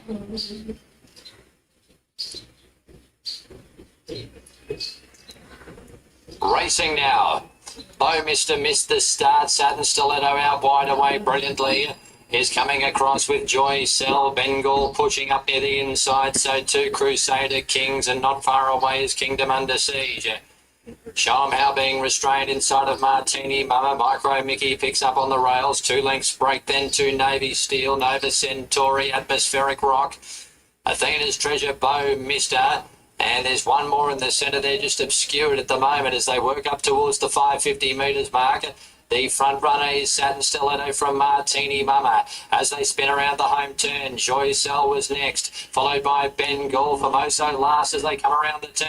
375 to go. Martini Mama strides up 3 deep to join Satin Stiletto, Joy Cell, Bengal looming. Micro Mickey behind them, held up. Running on down the outside comes Show 'em How, Nova Centauri in restricted room. And Kingdom Under Siege is trying to squeeze up near the inside. Kingdom Under Siege is getting through. Satin Stiletto kicks back. Martini Mama, Bengal. Kingdom Under Siege driving through. 50 metres to go. Nash won the highway. Now he's got the midway. 10. Wins it on Kingdom Under Siege from Satin Stiletto. Martini Mama, Brave. Photo 4th. Atmospheric Rock. And Mike 10-7. Then came Navy Steel, Bow, Mr. Formoso, followed by further back was Crusader Kings, Nova Centauri, Joy Cell, Show 'em How, and Athena's Treasure. Kingdom Under Siege wins for Nashra Willow, race to race double. This horse has now won 4. Never got out. Done, started its career with Peter Snow. 10-7-6. Kingdom Under Siege is flying for the new year. Dover. 10-7-6. Absolutely airborne, Marto. And she's airborne today in Randwick as well. Gets through late and wins quite impressively there at the end. Satin Stiletto, Martini Mama, nice return, and Bengal not far away there at the big odds. But Kingdom Under Siege too good in the highway today. So it's 10, beating 7 and 6, and it looks like 3 will wind up in 4th position, and that being Atmospheric Rock. Second event of the Sunshine Coast is up next, and Prince Levi is the current favourite there, 3-8. So 10 got through.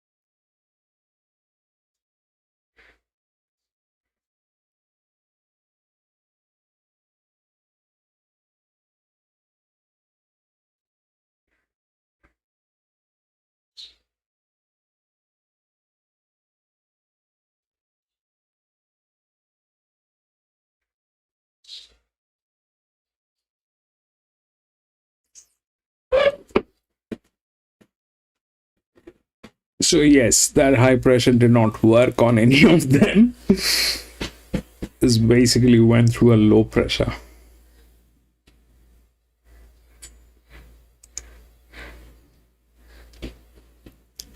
That was the first favorite home. Put that.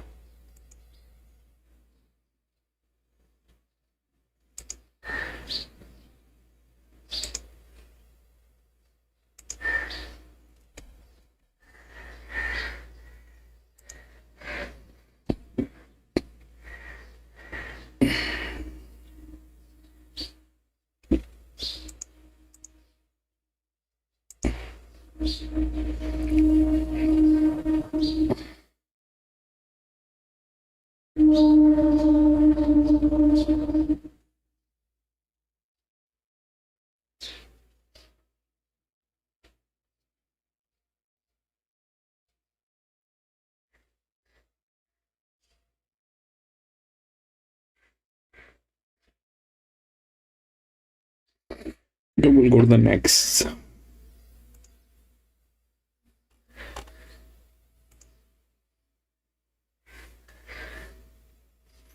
Three, 7, 9, 12 and 14 all scratched.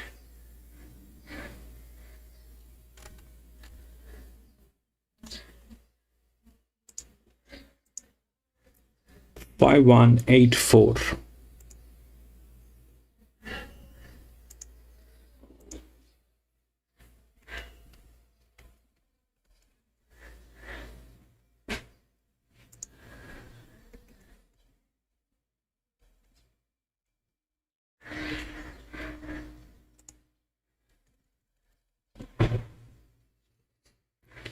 5184.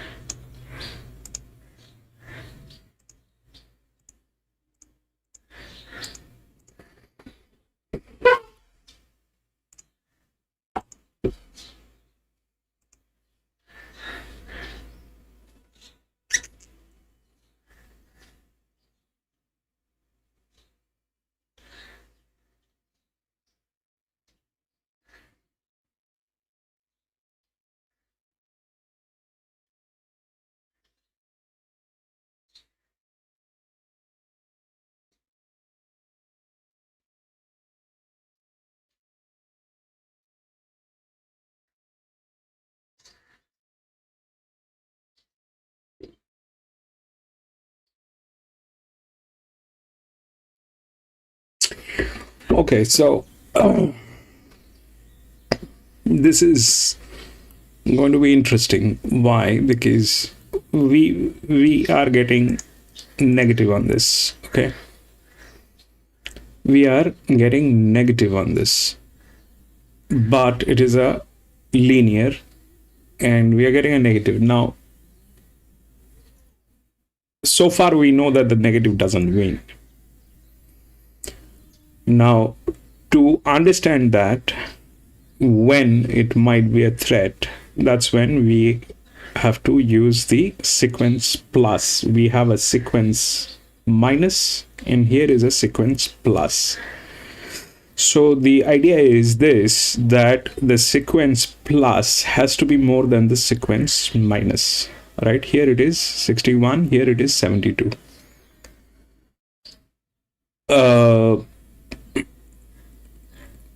Which gives a comfort zone, and that's how the pressure lineup is. Okay, they are thinking everything is going to go on pressure. It is the 1400 meter benchmark 72. So what are the upsides? What are the downsides? Upside is this, that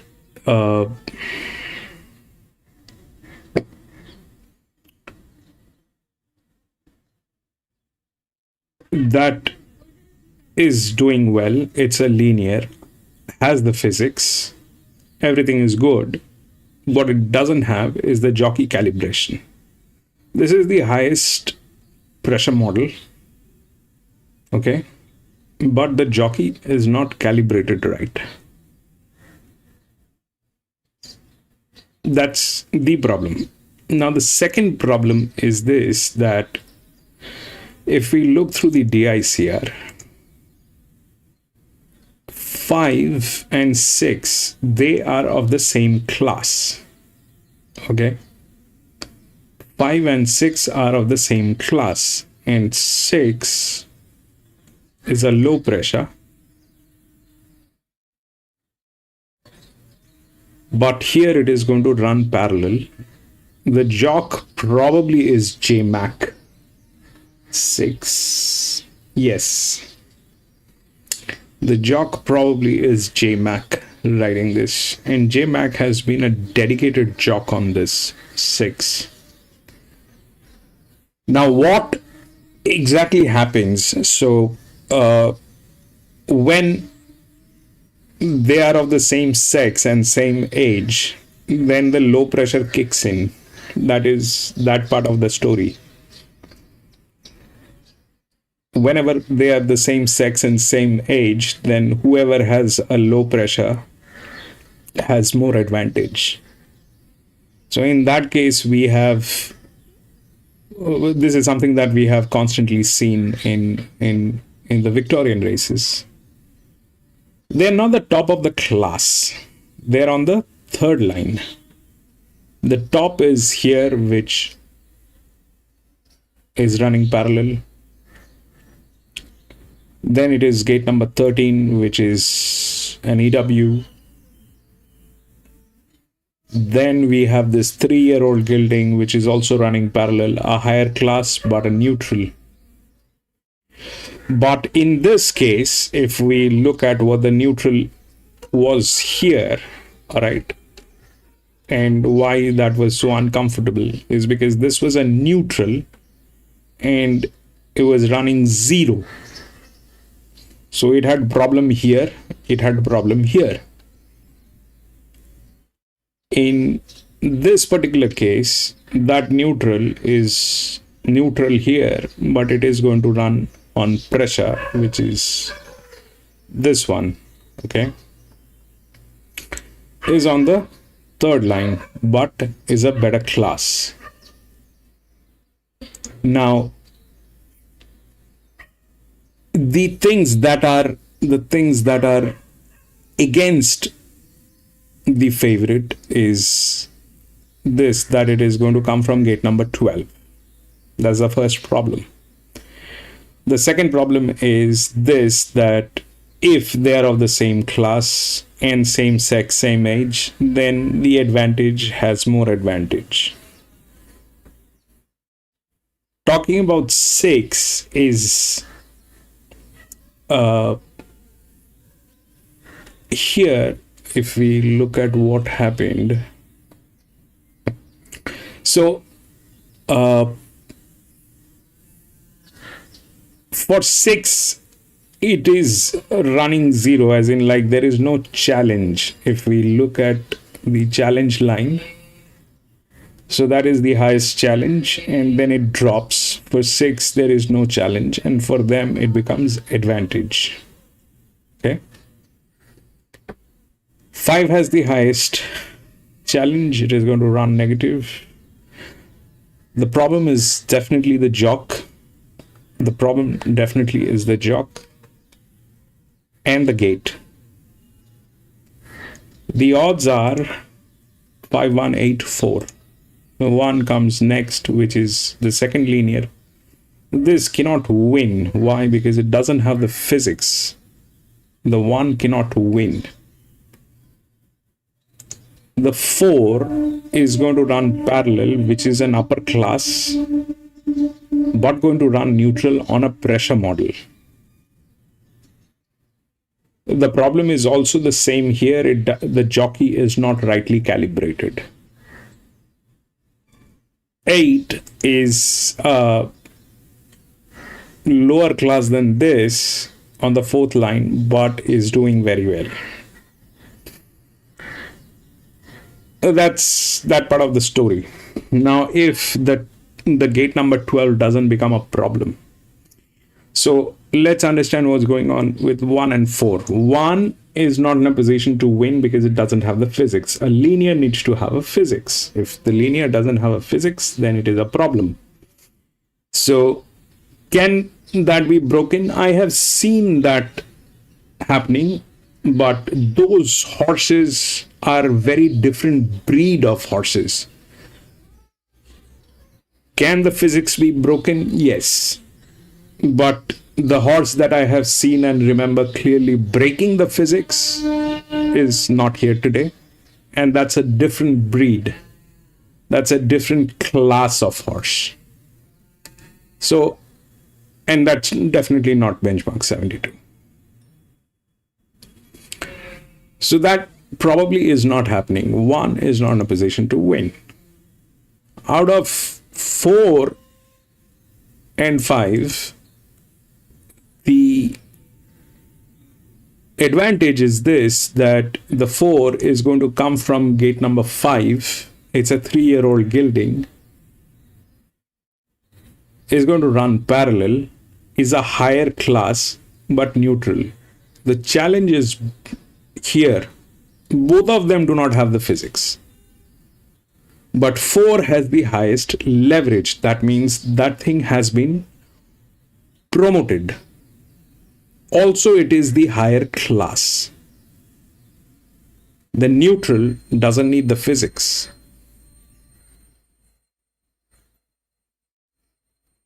But the problem remains that they are not rightly calibrated. The 8, the class drops, the performance comes in, which is a pressure also. So for 1400 meter, I definitely think there is going to be one advantage which is going to be there in some form. And if that advantage has to be there, then, you know, out of these, if these are of the same class, then this is a drop in class. This is a very high class from gate number 13. Can that happen? Of course that can happen. And that can happen very, very strongly. That can happen very strongly. Why? Because this is 12. This is gate number 13. This one is a lower class from gate number 3. But it is a 4-year-old mare. Doing little better than this. Things can go wrong here also. So my understanding is this, that I mean, I'd love to see that 5 winning today. Why? Because of the sake of the data, right? Now, if this falls right, then we are right on the sequence. Not exactly right on the sequence, but I'll be happy, honestly. So I will go with the 5, but the chances are it might lose. Why? Because we are still testing out, and this is today is going to be the first time we are going to be testing the sequence plus. Okay. So the 5 is the favorite. It is coming from gate number 12. Big disadvantage. Jockey is not calibrated. That is a big disadvantage. Linear. Has physics. There's no problem with that. Doing well. That is also not a problem. The contradiction here is this, that if this is a 4-year-old mare and they are of the same class, then definitely 6 has advantage. All right. So if that 6 knocks out the 5, that is a logical explanation. And why? Because of multiple reasons. Why? Because the 6 is on an advantage model running with JMac. It is not up here, it is down here, so it is safe. They do not fail from there, which is also good. So if they are of the same class, 6 has the advantage from various sources. JMac, form line, same class, lower pressure, inner gate. So the 6 is a check, which is there. But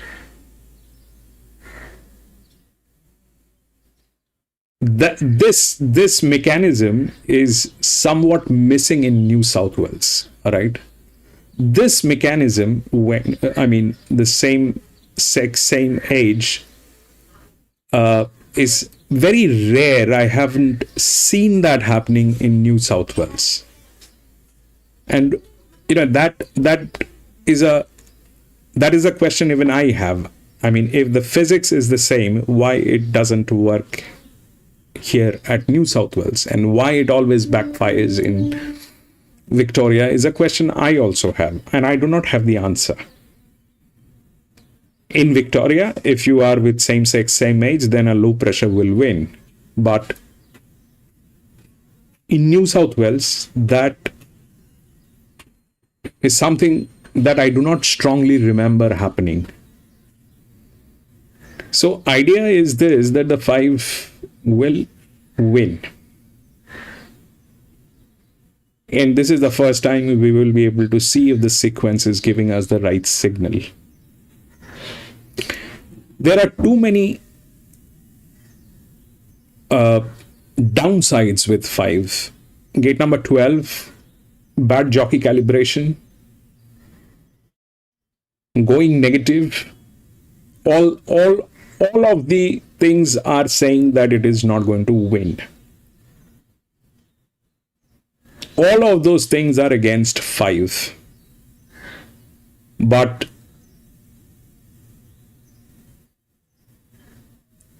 I'll like if the 5 wins. And this is the first time we'll get to see it here. And we have a few other races where we will get to test that as well. Okay. Like in this one. So we'll get to see that. So I think that's okay. 5. Is it a question of chance? Yes, definitely. Especially because it is not top of the class. Secondly, there is another one which is of the same class running with advantage and JMac on board. What might go wrong on this 5? So what might go wrong is this, that if this genius raves it from the gate, then it is not going to win. And there is a 100% chance that he is going to rave it from the gates. Because he knows that he doesn't have the body weight. So he will try to take a lead. I mean, what his assumption, body weight as in like he knows that I'm heavier, right? His thought process is like this, that I am heavy in my body weight. I am above 55-60 kilograms. I'm above 55-57 kilograms. So for me, it is ideal that I get a lead and then I give it a breather, and then at the last 400 meter I jump in. That's the right thought. But what will happen in the bargain is that the front runners like JMac with that advantage will give it a competition. And if he thinks that no, JMac, I'm not going to let JMac win, I'm going to push this horse to the extent, then sir, you are upside down.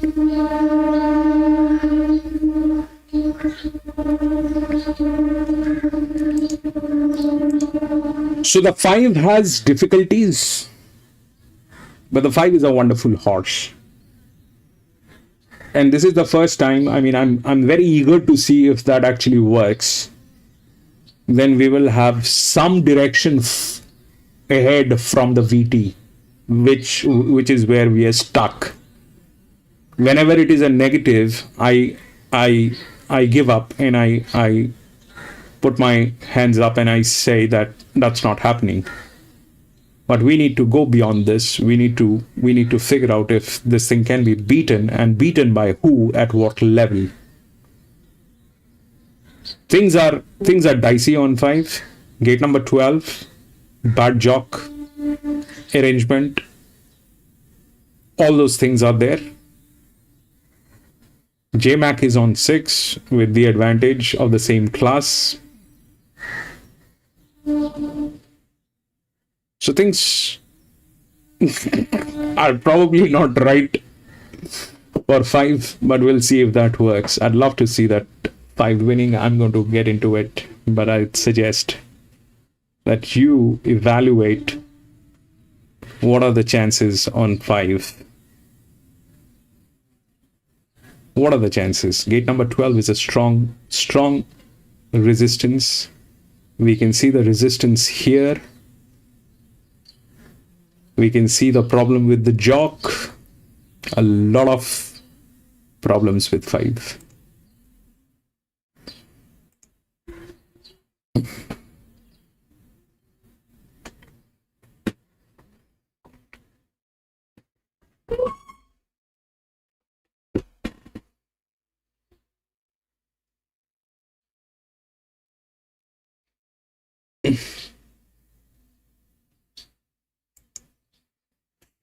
Eight. Everybody this one doesn't need the physics, so this 8 can knock it out. Absolutely knock it out.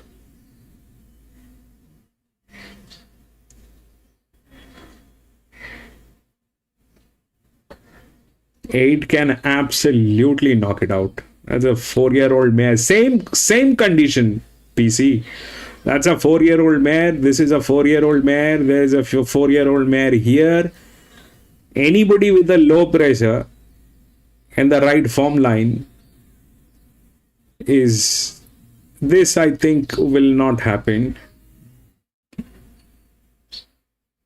But they are all 4 figures, and this is again 12. So yes, probably. But I hope that the 5 wins. If that doesn't happen, then we'll have to wait for those horses to come in and give us a direction from here onwards. Right now we are stuck at here. Right now we are stuck at this negative. If it is negative, then it will not win. That's the bottom line. That's why we have this. If this also goes on negative, then we know it is double the chances that it is not going to win.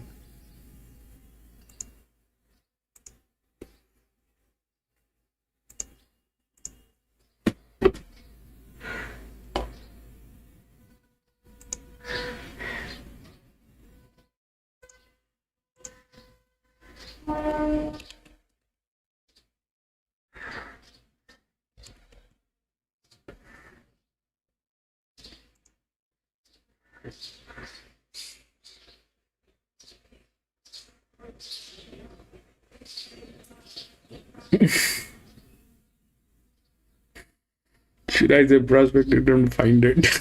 It's cool. God knows.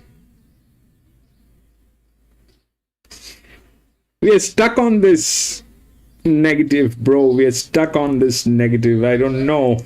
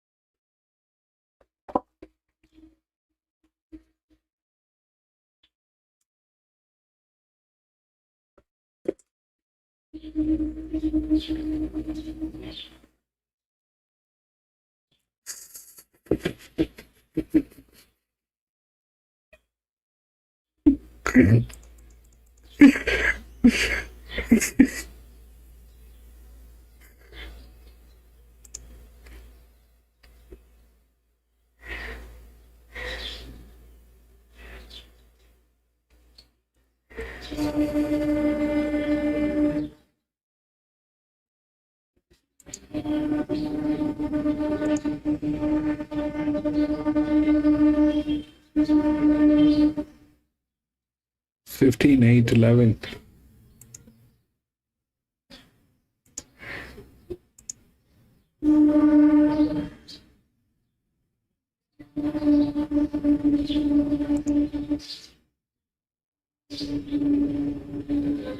No, I thought it was a solid effort, and she'll be better for that run at the 1400 under her belt. I think she can roll forward early here, Marto, get up on speed, and I think she's still got a bit of upside. Like the first up in, I think she's a horse that can go on and win in better races. 5-1, 8, and 6-1 up was pretty powerful, had every chance last time, but it's maps to get every chance again here today, like the last start effort, and still got a little bit of fitness to come. 8, Bella Corazon, just all eyes on how she jumps out of the barrier. She's been missing the start horribly, and that's the concern with her. But if she can get out of the gate, she'll be really strong late. But yeah, it's just on how big a start she gives them. And 6 this day there from the low draw, also second run back today. thought the first up run was acceptable. It's got a good turn of speed and gets the right jockey aboard today as well. On 5, 1, 8 and 6 in race 4. Let's have a look at what's happening late with the bookies who have Sandown as the favourite, 260 to 280, back to $2.70. Bella Cora's on 5 and solid, pretty powerful, 5.50 and solid. Sister Day's been spec'd in the Davo mix, 7.50 into 6.50, and Loving is 6.50 out to 7. For those chasing a roughie, Davo, there's been a nibble for Pillow Fight, number 10. Pick-up mounts with Jason Collett not riding today for Dylan Gibbons. And for Bjorn Baker, third run back, the blinkers are back on Pillow Fight today. Yeah, well, we saw her in the first preparation. She was only beaten 4 lengths behind Autumn Book, but she won a race at Canterbury as well, beating the likes of Sequester, and she's just been a little bit disappointing in 2 runs. It's getting tailed. Maybe she can it's going on today. It's getting tailed. So it's your top pick here. It's one of 2 for Michael Freeman, ex-James Cummings, same track and trip, and 3 weeks between runs. I just think having that run under the belt at 1400 is going to really help her fitness-wise. She does draw that awkward gate, so I think they're going to need to stamp her urgent early, get up on speed, which I do think is a bit of an advantage today. You don't want to be too far away with that rail out, so she'll get every opportunity. I can see why she's favourite. Having said that, it's a tricky type of race where you can look a few different ways. Sister Days in your mix is your 4th pick, and it's attracted further interest with the bookies. $7.50 now to $6. Much fitter now, second up for James McDonald and for Chris Waller. Yeah, gets the right sort of setup for her today with that low draw. We know Chris Waller, wide gates generally goes back, inside draws. They want to kick up and hold a position. So expect her to do that today. J-Mac right jockey aboard, and look, she could have done a little bit more first up, but she's got a good sharp turn of speed and might be sort of the sleeper here late. It'll not happen probably. It is getting tailed. 5 is getting tailed. Single figures. This one of 3 for Bjorn Baker, ex-James Cummings. Led and run over last time out. A lot of things against it. An extra 100 today to the 1400. I think PC is right. I think PC is right. It was on the wrong part of the track there, back towards the inside, but like you, Mutt, I still expected him to be a little bit stronger late. 1,400 metres, will he see out the trip's got to be a little bit of a concern. He's also on hope. He's in the right stable to continue to improve. He is also on hope. I am also on hope. But I'd love to see that winning. But it looks very slim right now. The 5 is getting tailed. That's one of the things which says that the horse is refusing the pressure. Just having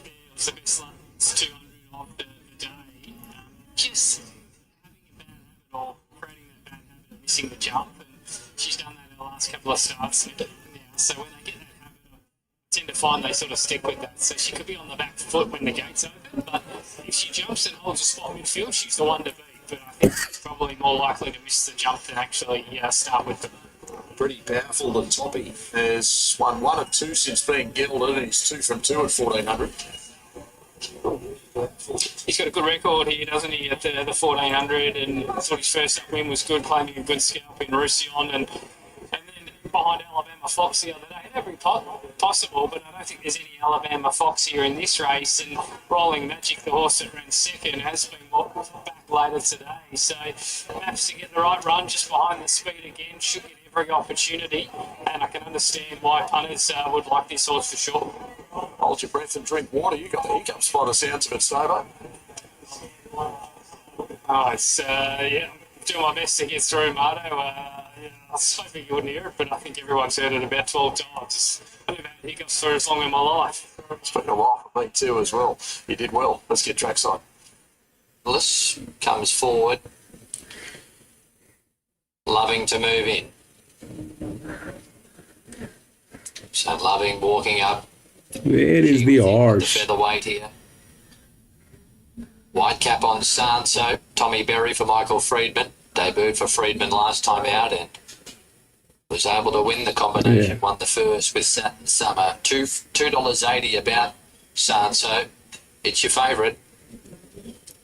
Last runner comes in.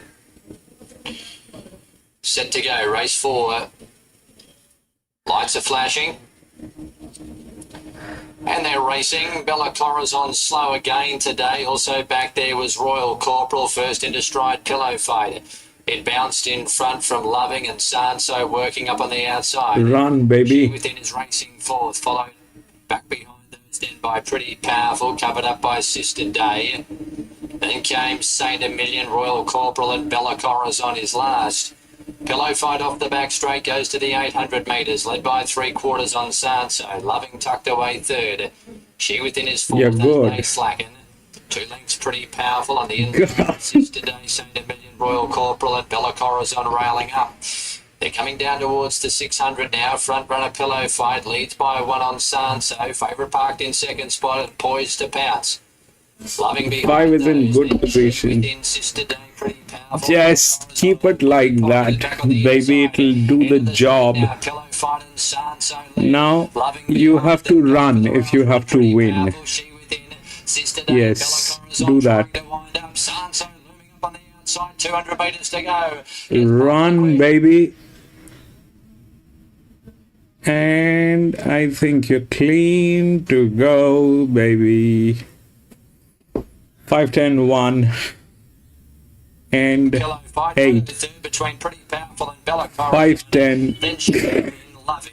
Further back when they pull up was Royal Corporal, Sister Day, and Saint Emilion. 5, 10, 1 The latest and 8. Pillow Fight for third. Pretty Powerful over on the inside. Should get it ahead of number 8. That was good. 5, 10, 1 and 8. 1 and 8. Sanso's building a really Mentally challenged. He was getting tailed. I lost hope, but there was nothing that can happen. 5, 10. 10 is this. So that happened. J-Mac couldn't pull it up. 5, 10, 1 and 8. 1 and 8.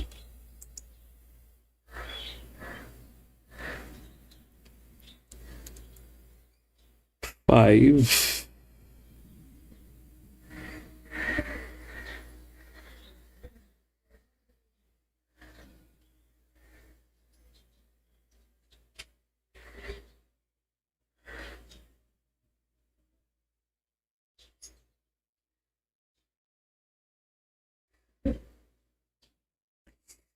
So it actually kicked in, but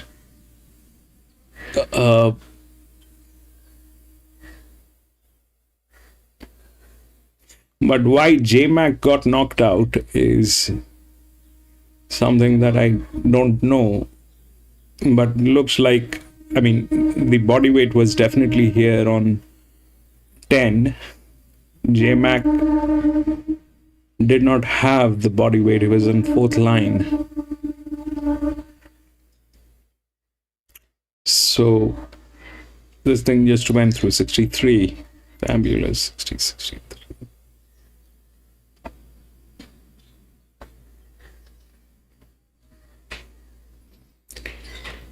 That happened.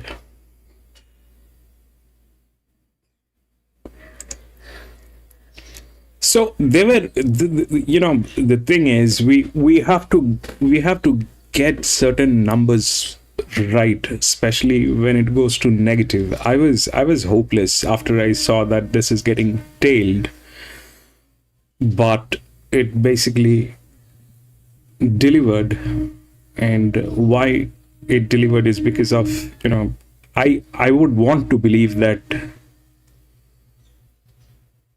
we are going the right direction and the sequence is talking. So if it goes negative on both sides, that's bad. But if it goes negative and a positive, which is more than this sequence, then probably we have a chance. So that happened. Anyway, we will go to the next. This one also, the favorite got in. 2.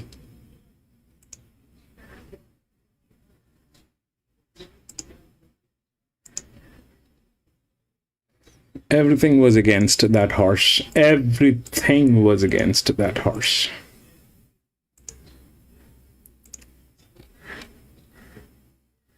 Five. 2, 3, 4, and 10 scratched them. 11, 6, 1, and 8.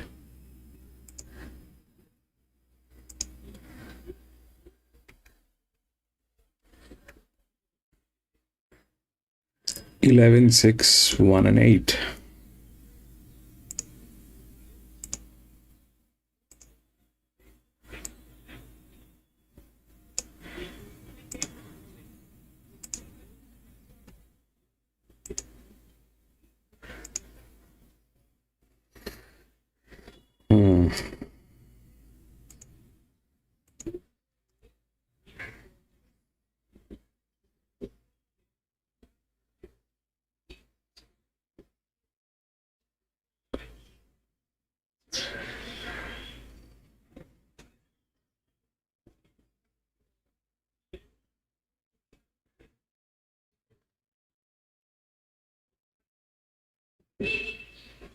Yeah, the question is between these two horses, true.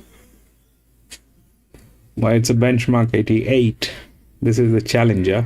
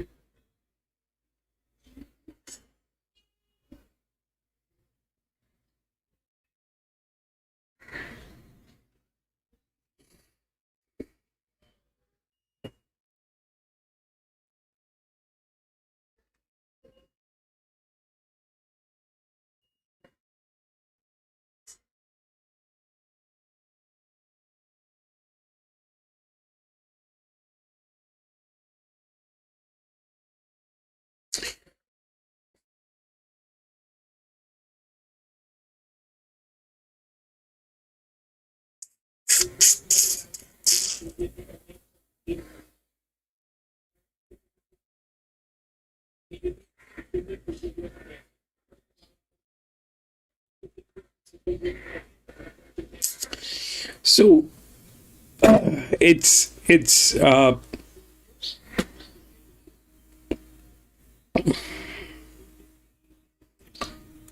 like this. Okay, so what are we looking at? We are at a benchmark 88, which is a stable benchmark, right? A benchmark 88 is a good benchmark. Now here, the high, if we look through the DICR, then the highest is definitely 1, then comes 7, and all these horses, 7, 5, and all that. 5 is an 8-year-old gelding, not doing great. The 6, which is on the third line.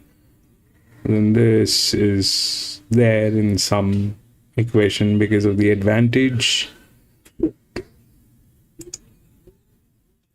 that is there. This is a drop in class, and here, sir, the problem is this, that it's a call between 6 and 11, which is the right odd. Okay, can they be queen? Generally that doesn't happen. It's a very rare occasion that you get a queen between two linears. That generally doesn't happen. It'll always fall into one of the low pressure. That is the reason why they're present in the race. So it is the right arrangement. Ideally 6 should win. It is a higher class, but it drops here. Has a jock. The jock is calibrated not rightly, and they are like 75% bleeding. Okay, that's a decision which is made here. This is a jock which is rightly calibrated. This is a higher class. Ideally, 6 should win. Now, what might go wrong? And 6 also has the highest leverage. So,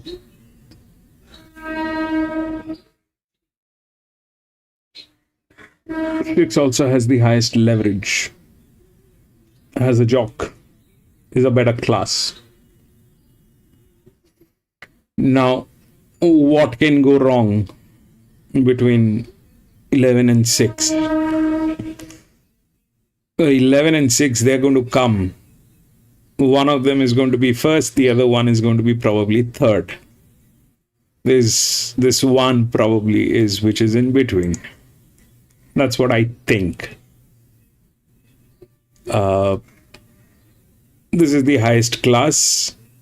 If we look at the other advantages, then we talk about this, which is an 8-year-old. I doubt that will happen. If we talk about the 7, that is a 7-year-old gilding, I also doubt that will happen. This one is a drop in class, very, very slim chances. So, this is the highest class, not doing great, but a very low pressure on this horse. Fantastic arrangement. So, the 1 is in between. So, either 6 comes, 6 wins, and 1 is in between, and then 11. Or 11 wins because of the, form line. And 6 becomes third. What will be the call on this race? The call on this race is very simple. The call is this, that I will,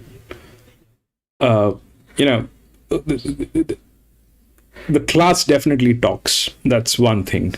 Second thing is this, that with that kind of a management, which is bleeding 75%, they're the highest. So their decisions are going to be dicey. It's a fantastic horse. There's no doubt. But the stud farm is bleeding 75% financially. What that means is they're desperate. They're going to be doing a lot of things that they should not be doing at this distance, at this class, with that horse, which is a challenger. So either they are overconfident and they will force this horse to run from the gates on a pace which generally shouldn't be the case.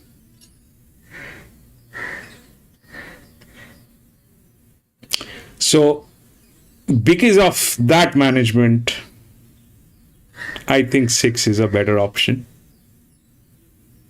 But the form line you can see, the jockey is not rightly calibrated. There's a 2000 meter, the jockey is not rightly calibrated. Now, when does that kick in? When does that kick in? Here also, if you look at that, I said the jockey was not rightly calibrated, but that was not a green guy, all right? It was not a gringo. I mean, I'm sorry, gringo has a different meaning, but I'm not referring to that. I'm referring that it was not one of those green guys. Which is okay. The green guys are supposed to be on the green horses, green pressure lines. If they are on the orange pressure line, they have difficulty. Orange guys on green horses, fantastic arrangement. But here, this is one of the green guys. 75% bleeding. The form line is fantastic. So I'm assuming this is a little too much to believe at this point of time. I mean, my point is simple. I cannot trust. I'm a finance guy. That's my background. All my life, before suggesting an interest on any of the assets, I look at their finances, and that is not good.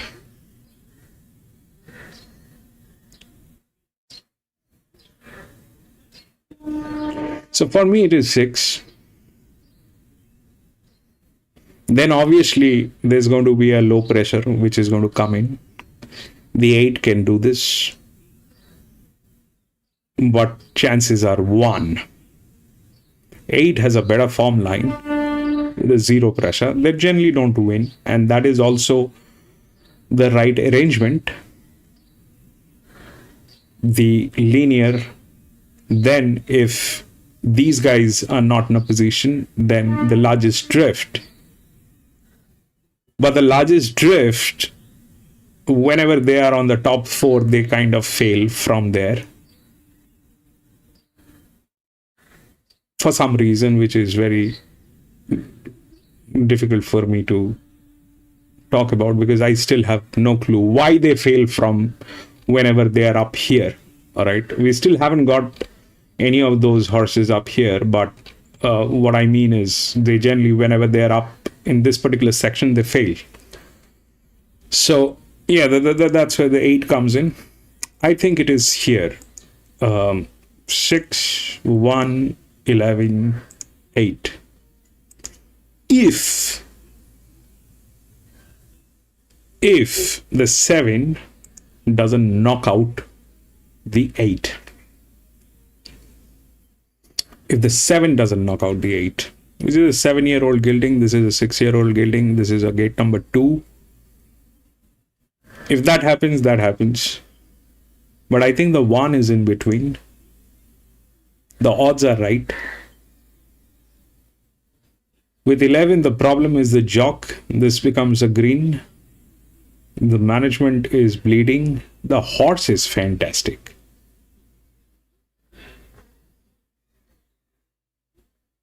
I think it's 6, probably. We'll see how that works.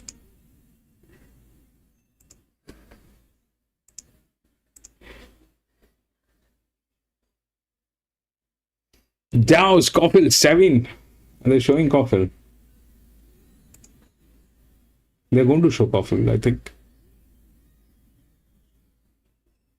Yes, they're showing Coffin. Horses been trotting around for a while. Now Oak Hill has been brought forward. Now I'm just hearing here that I think Philosopher's going to come out. Philosopher is going to be a late scratching, so we'll just get this very quickly. 2:39 scratching time, 2:39. 2:39 Philosopher is a late scratching, and the field is set to go. They're ready to burn for the Adams Stakes, and away an Insurrection jumped away pretty well in the middle. Way to the Stars began fast today, with also showing speed Midwest, and then Beast Mode up to third. They're 3 lengths Insurrection, always enough Oak Hill, and at the tail of the field is GG's Mistruth. So at the 700 metres, Midwest burnt them off by a length and a quarter. Way to the Stars and Beast Mode, 3 or 4 lengths Insurrection. They were followed by Always Enough, 2 lengths to Oak Hill, who spots the lead about 7, and GG's Mistruth is underneath a bit as they come to the turn. So the 3 dragsters up front at the 400. Way to the Stars, the inside of Midwest, and Beast Mode shook up 3 deep as they come back to the field. Always Enough is right behind those horses trying to get out, and then Oak Hill down the outside, and GG's Mistruth couldn't get out, was in limited room. There's room there for it now. Way to the Stars kick with 100 metres to go from the bolter. Always Enough and Oak Hill. Way to the Stars is holding on and wins from GG's Mistruth or Oak Hill in a photo. Then Always Enough, who's run a bold race at 101. Insurrection behind them, then Midwest and Beast Mode. Always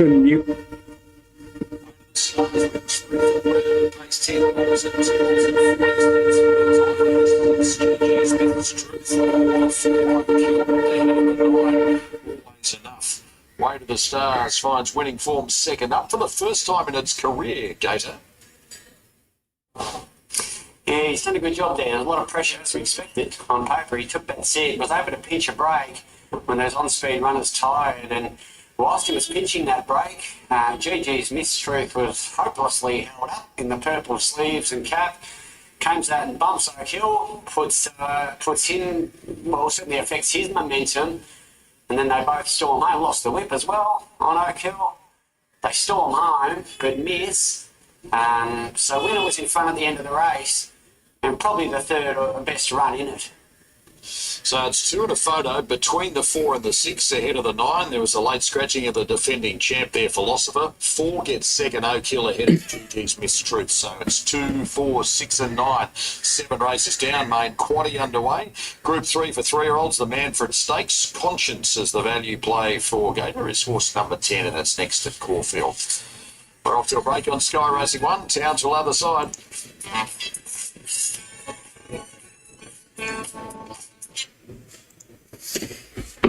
Three times in a straight, probably.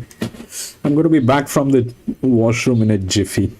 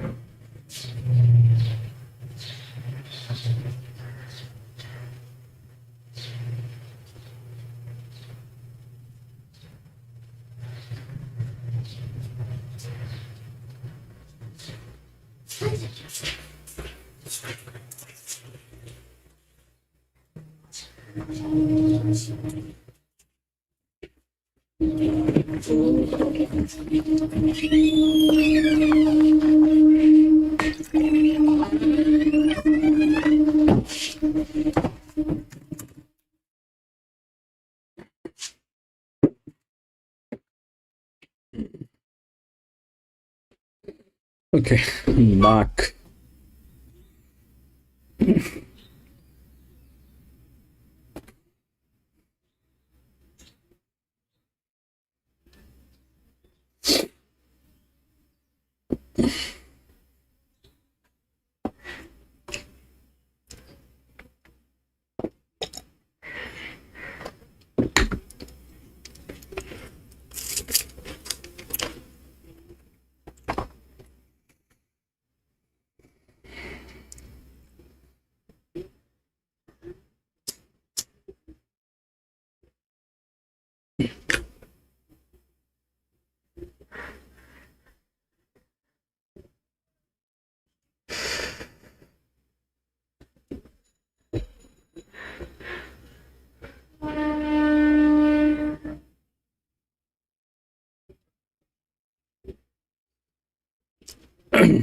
At times they try to improvise, PC. I think that's a bad idea. You're right. I mean, the problem, PC, is that the trainers, they never explain how the horse needs to be ridden to the jocks. As far as my understanding, I think we've had a conversation on this long time ago. And the trainers like to believe that they need to give an open hand to the jocks to make the decisions during racing. But the problem is there is a communication gap. If the horse has been trained by the trainer if the trainer doesn't explain the jock how the horse needs to be ridden, then there is a management issue. Then there's a gap in understanding. If I build something, I have to. I mean, if I had built a car, I would definitely tell the driver how to drive it. How the shift works, how the gear works, how the brake works. If the driver doesn't know, I mean, in my car, I may not have a brake. I need to tell the driver that my car is a car. It looks like a car, but it doesn't have a brake. So the driver knows that he's driving a car which doesn't have a brake. But the trainers here, they don't explain. I think that's a major issue. There's a major communication gap there. Giving an open hand is okay, but at least if you make sure that the jock understands the horse before he gets onto it.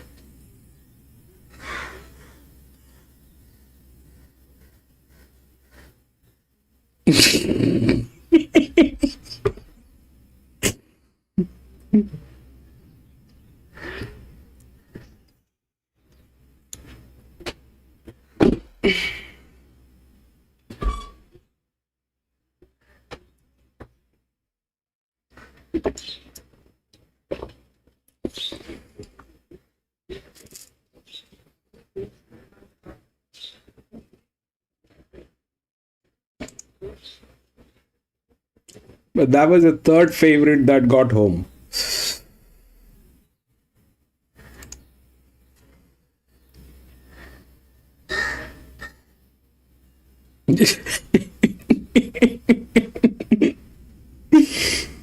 I do.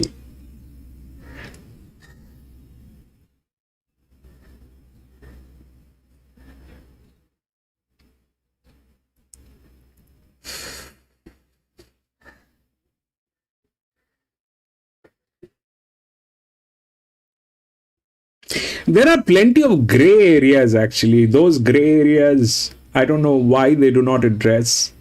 They are very big in terms of their reputation, the size of the stud farms, the reputation of the horse, the trainer. They're very big and prominent. I mean, why would you do that? How will your management work if you do not advise?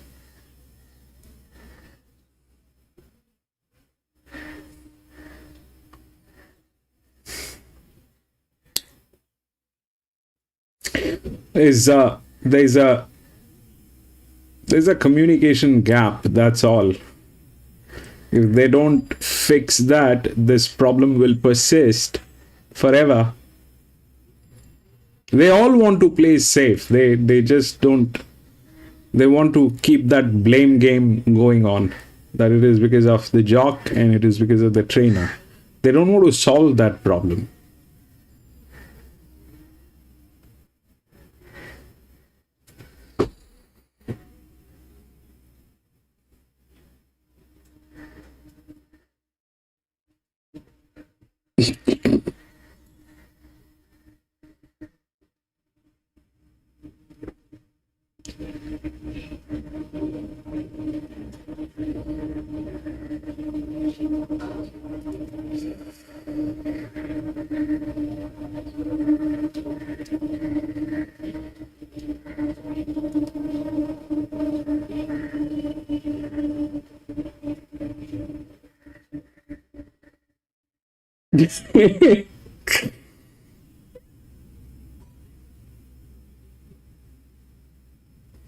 It's not the. I think what needs to happen is, there needs to be a briefing and debriefing before each race. Before and after. Like every industry. I mean, you talk about it. Even if I don't know. I can hardly refer to an industry that doesn't do briefing or debriefing. It's only here while horse racing I see that there's no briefing. There's no briefing.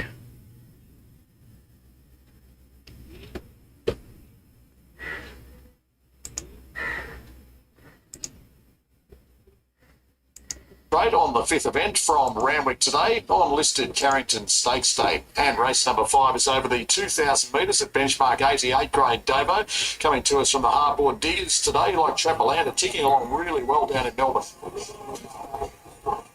Yeah, nice crowd building here this afternoon, Marto, at the hardboard diggers. And yeah, I'm with Trapalanda. He's been runner-up at all 3 runs this preparation. And look, you know, he's been beaten by some horses like Touchdown, who's flying, and hard to beat at Caulfield later today. And I just think getting with 52 kilos here, no weight on his back, a good draw. I think he's the one they've all got to beat. I'm 11, 6, 7, and 9. I've gone with Sounds Unusual as a danger. He's got his foot right on the till. Probably prefers a wet track, but I thought it was the runner becoming winner there at Wyong last time. Okay, 6 is favourite now. This preparation and still has weeks to come. 7 Casino Bear and 9 Phase Angels are both racing consistently this preparation, but I think they're probably a level or two below the top 2 picks. So I'm with Trapalanda. I think he's really well weighted today and should get every chance to break through. Good support everywhere for Townsend, the toppy. Beautifully bred, gelding by Dundee out of Secret Admirer. Second run back from a break today and did win second up 2 preparations ago. Ran 7th in the Lakes, first up at Wire. It's been solidly backed everywhere. Late with the bookmakers at $6 into $4.80. Go back 12 months ago, Martin, this was a really nice horse, and he's just lost his weight a little bit, but the market's suggesting he might be able to turn things around today. He's going to be stamped urgent, I would imagine, from that low draw. The extra trip's ideal for him, and his best would be too good for these. It's just where he's at. That's the only little concern, but market giving us a bit of confidence there.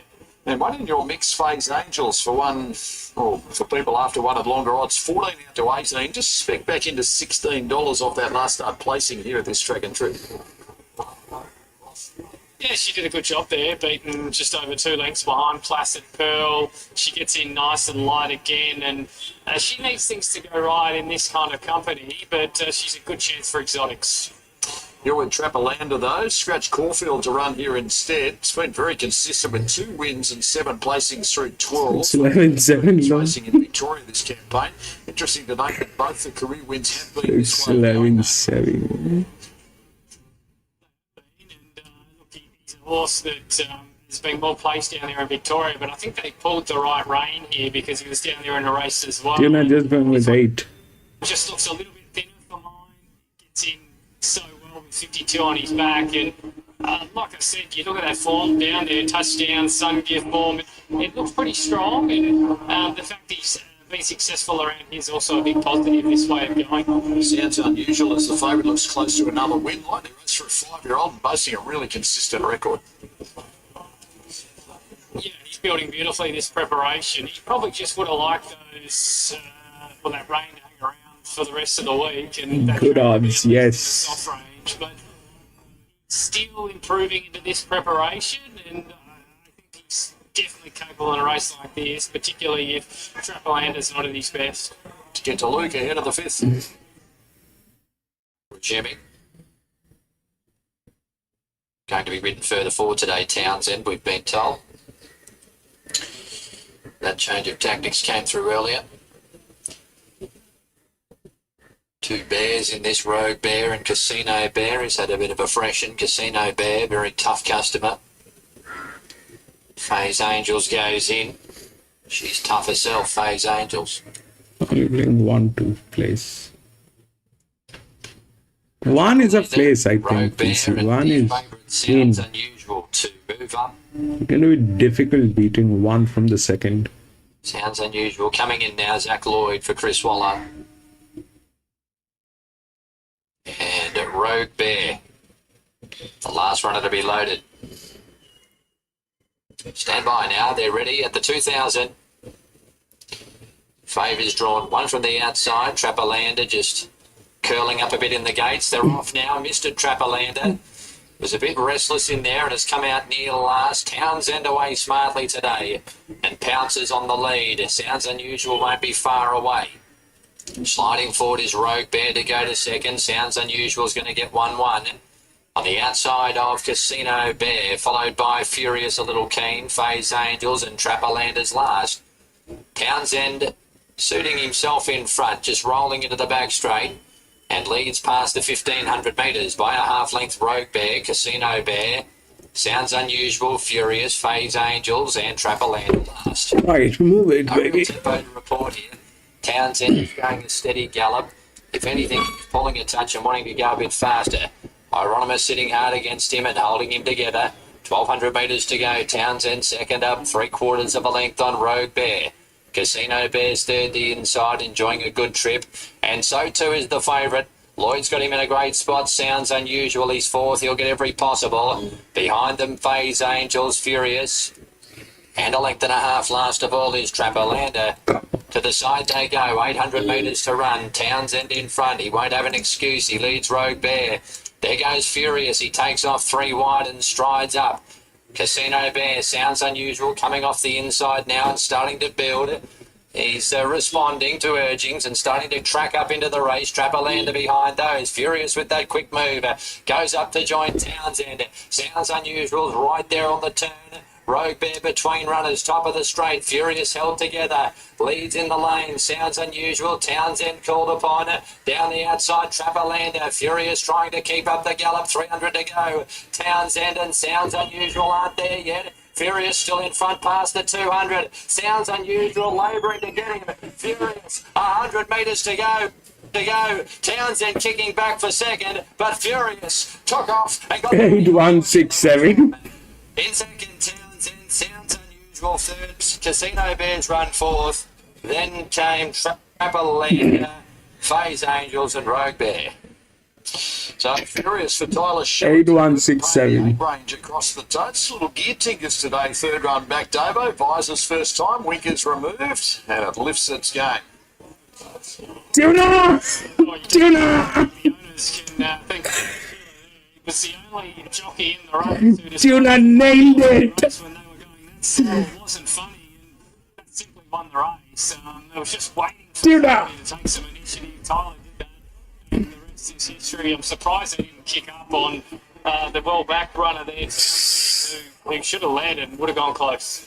So it's 8, 1, 6 and 7 to race number 5. Halfway point of Randwick reached on listed Carrington State. Tuna! Event on the big day from Ellerslie. It's a Group 3 for 3-year-olds. The Our Mansour Trophy at the 1,200 metres. Belle Cheval number 13 is the favourite. And he's So 8.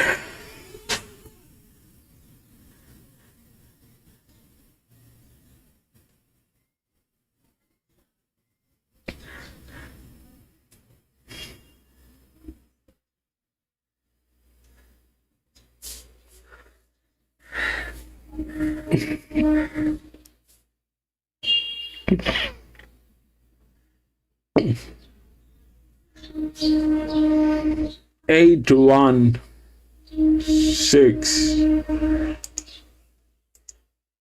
7.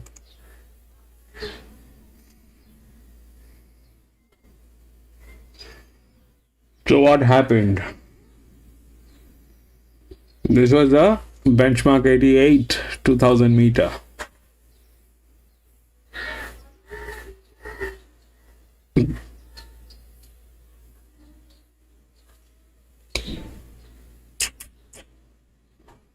What happened here, baby?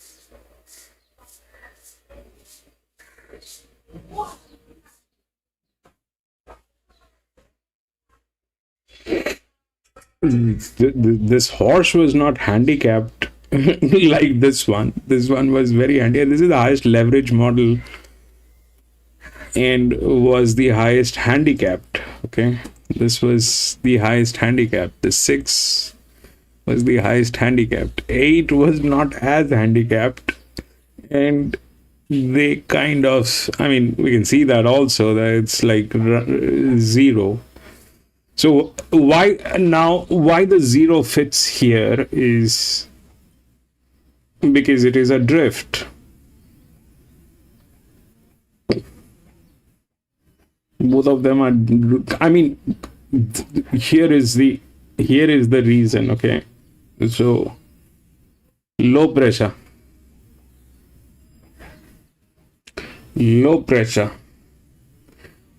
for some reason, I think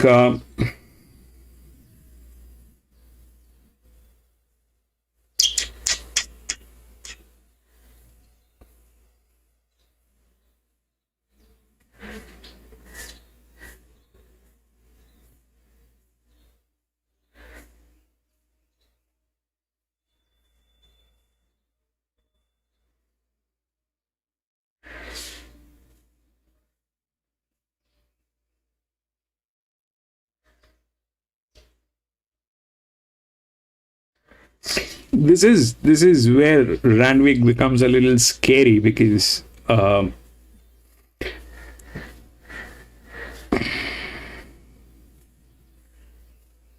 this is what has been happening for some time. The pressure model has not been working. We were lucky here that worked, but here on a benchmark 88 that did not work. The low pressure went through. They were 8-year-old, 7-year-old, 6-year-old, that did not work, but with a 6-year-old there was a drift. It went through with the jock.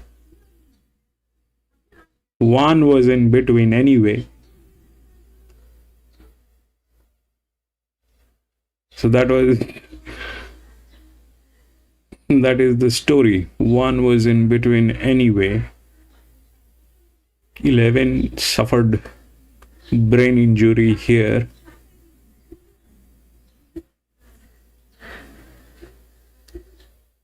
But the problem is why 6 will not win. 149. We'll take a look at this replay again when I have time. I think this is something that did not happen. There's something that did not happen right.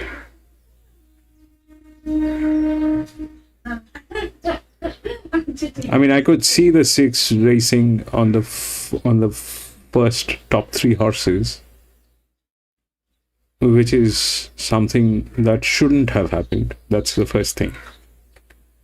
You can't rave that horse. That's not a pressure to rave. You needed to wait for the last bend and then push the button.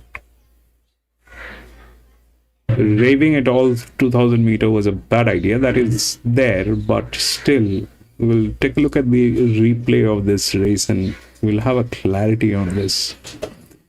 But that happened. We'll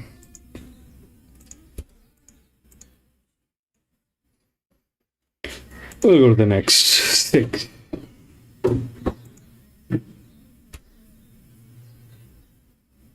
5, 6, 10 has been scratched. 4, 3, 11, and 1.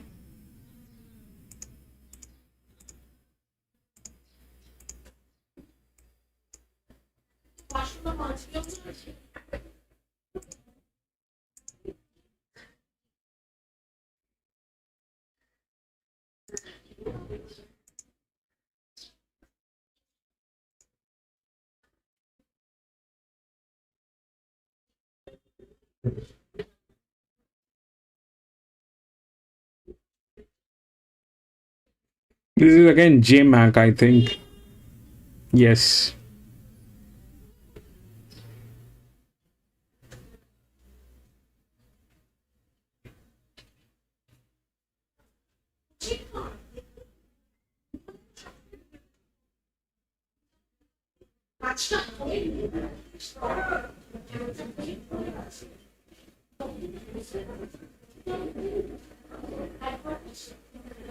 The odds are right. The odds are right, but I think that is a wide gate. I think the 9 is there. Probably. So what are they saying is this, that JMac is going to win from gate number 9 with that horse, which is a higher class than the 11, which is true. And that's the pressure on a 1200 meter, which is that. And 1 is definitely the advantage, EW, which is in between. So the odds are right. 3 is 4,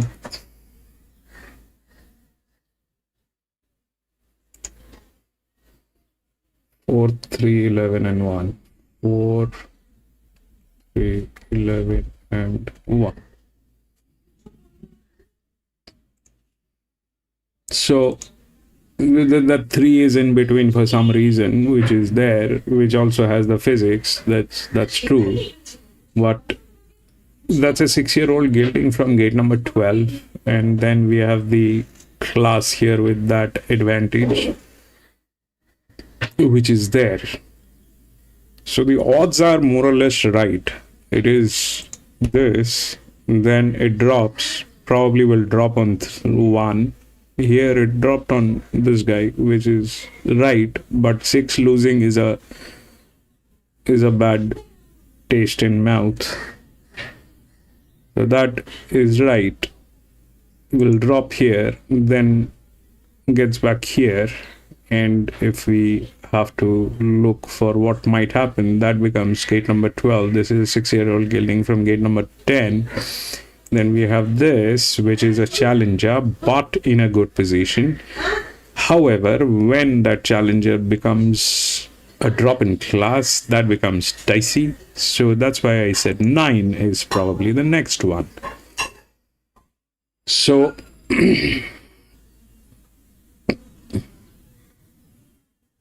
then there's a 7-year-old. All those things are getting there. So what I think is the odds are right, but here is the thing. So JMac is on gate number 9. It's neutral, but here we do not have a 0. It is still a little bit of pressure on this horse, which is good. It's not running 0 on a 1200 meter. That is good. Then probably it'll drop, and it'll drop probably here. And then if it has to rise, then we are looking at 11, which is the linear, which is a challenger in a very good state.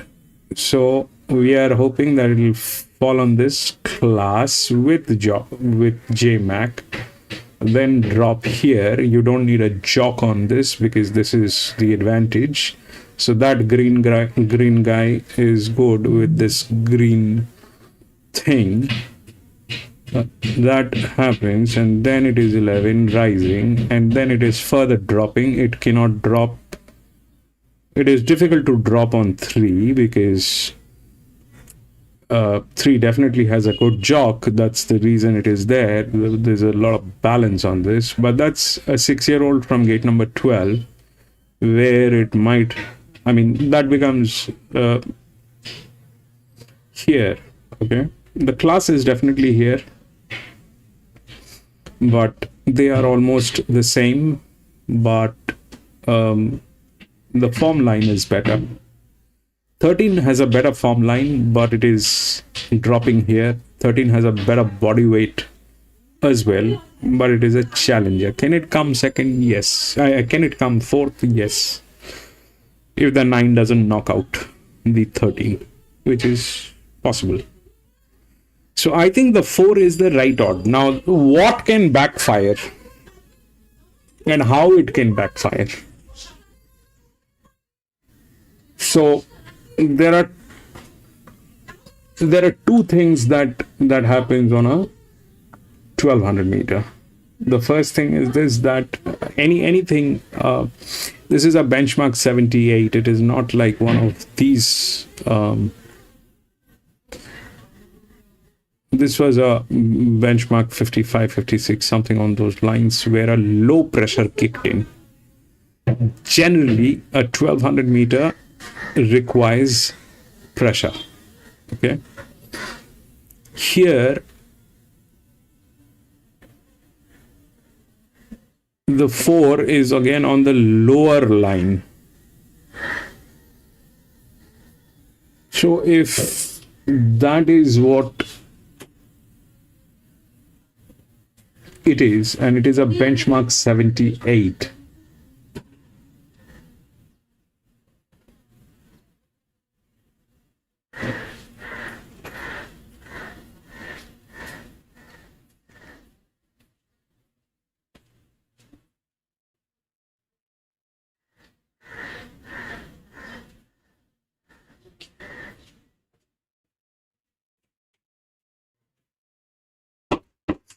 so where things can go wrong, okay? So things can go wrong here.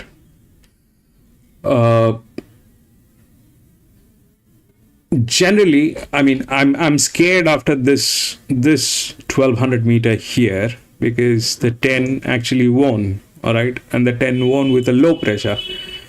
Now, if we look at this race, it is a benchmark 78, all right. And benchmark 78, we have the class horses, but no form line.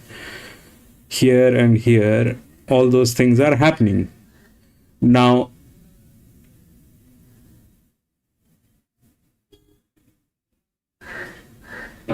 if that happens, if the 4 wins, which ideally it should, then we are looking at a low pressure trend. Then we are looking at a low pressure trend. What I mean to say is then is this pressure lines will fail. And if this pressure lines, because that's exactly what happened here, okay? This 1200 meter, this is something happened here. This was a low pressure 20, and it further drops here and it becomes 16 here on a benchmark 78. And it's a neutral. So if this is what the indication is, and then it is a low pressure trend,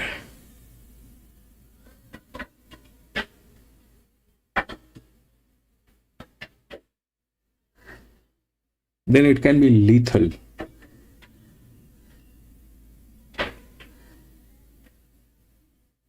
Then it can be lethal.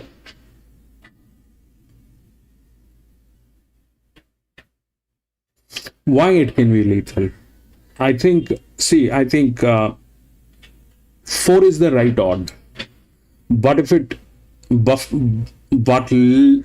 I mean, the question is the form line. Here also, the question was the form line, but it went through the low pressure with that jock. It went through the low pressure with that jock. Here, if that's the question, and he is here, JMac, let's say it pulls off. That's one way of looking at it. The other way of looking at it is that that was a benchmark 65 and this is a benchmark 78. And if it is a low pressure trend and falls into class, then the 4 is upside down. Because that is exactly what happened here also, okay? So everything was here. Everything was here. No form line, but all low pressure. 10 went through because of the jock from an inner gate. That was the only advantage for 10. Why 10 went through? Because it was the low it was a pressure line from the inner gate, and rest everything was advantage, none of the pressure line actually got through. That was a benchmark 65 approximately. If this thing prevails here, then it is not the same thing because the gate number changes to 9. And in that case, the class, which is on a low pressure, is here. So can it go wrong? It can go wrong. There is a nice balance. I mean, there's a nice balance. We've got 1, 2, 3, 4, 5 horses on pressure. 1, 2, 3, 4, 5. And we've got 5 horses on advantage. The pressure line is probably younger, but things are dicey. Things are dicey. So what we are banking on here is the fact that a neutral horse with comparatively lower pressure with JMac from gate number 9 will win. For benchmark 78, gate number 9 is still a difficult job. In that case, the inner gates will have advantage with class. So, I mean, for me, I get very nervous when it is neutral. The odds are right. The odds are right. That should happen because the 11 is of a different class. This is okay, written by JMac, a lower pressure. But if a lower pressure is trend, then the gate numbers and the pressure model will come with the class.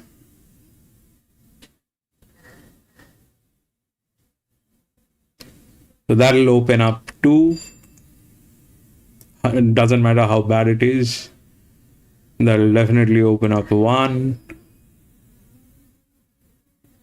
That'll open up 9. All of that will happen. So yes, the market is not wrong. What they're saying is right. It's a possibility. I mean, everything is a possibility. We just hoped that here the 6 will win, but that did not happen.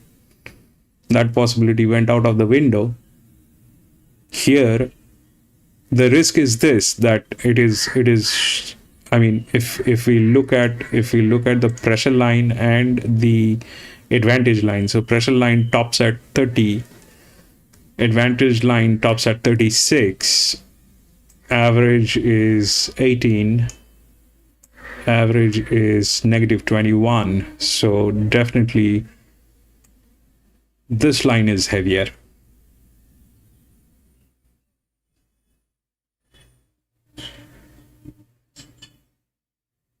But there are 2 drop-in class horses which are challengers. And here there is the 6-year-old from gate number 10. The 7-year-old not in form. Complex.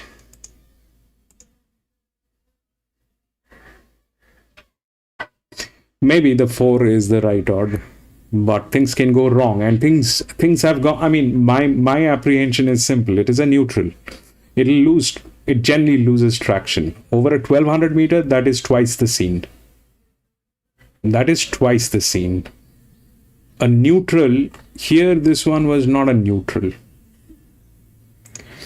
This one was a drift, so it went through. Neutral horses will have issues in many ways. So for me, this is pass. I already got knocked out here, so I'll take a breather. This is a pass for me. I don't. I mean, 2 things that becomes a little questionable. So if you look at what JMac is, if you look at JMac's history, and if you look at how JMAC functions, what is JMAC good with? JMAC is good with good horses. You give him the top tier horses, he knows what to do with them because they can take the pressure that JMAC puts. That is the reason he is one of the top jocks. But the key is JMAC puts pressure. And the pressure is non-existent here. So it's a hope. It's a hope that it'll win. Odds are right. Odds are right. I mean, the arrangement is right. But this is a neutral. And it'll lose the traction. And if it loses the traction,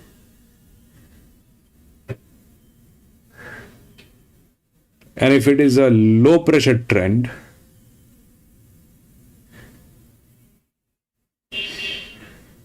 then it'll be difficult.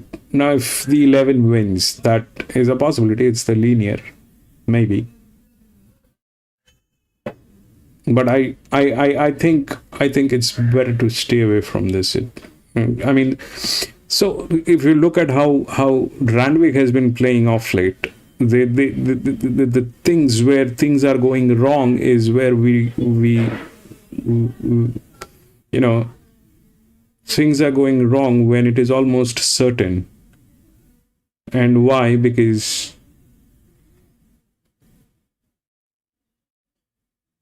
of these horses, which are not of the same class. If you look at that, and then here, it doesn't add up. They're almost neck to neck. This is running 0. This is at 48. It failed. It had a better lineup.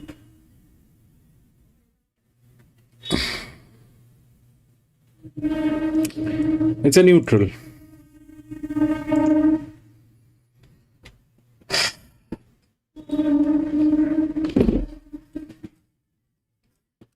Perry, welcome to the gang. Thank you for being here, my friend.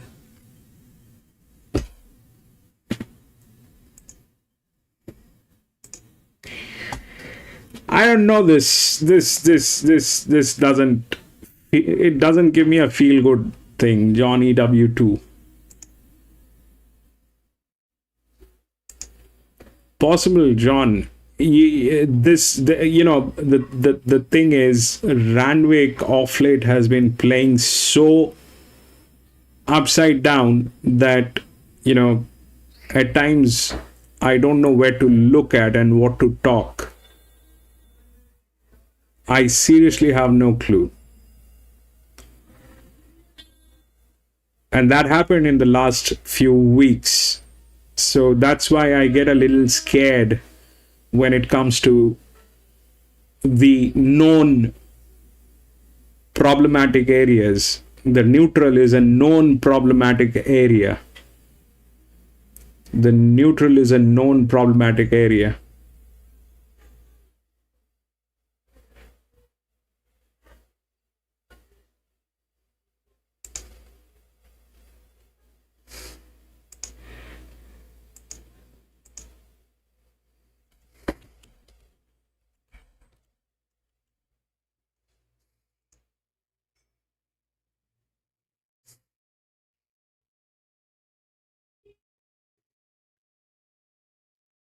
The odds are right. I mean, that's the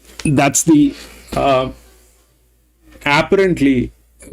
I mean, you have to make someone the favorite, and apparently 4 fits the bill.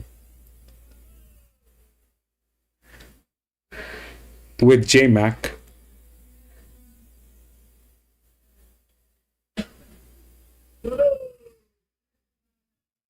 Twelve is gate number 11, 7-year-old gilding. Anything is possible, bro. Anything is possible. That's a Challenger horse, by the way. So that's that. I mean, that this is like, you know, the first couple of races where you know, it has the arrangement, but will it deliver is a doubtful thing. I was kind of very hopeful on this, but now when I look at this and this, they're like neck to neck, and this one definitely did not have the form line. This one was a brain damaged issue. This one definitely did not have the form line, so it falls here.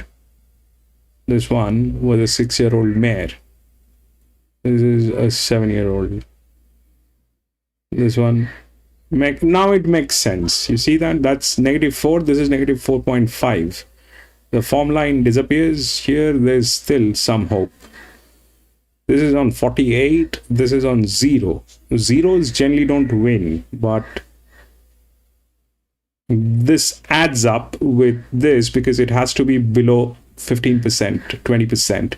There is 0.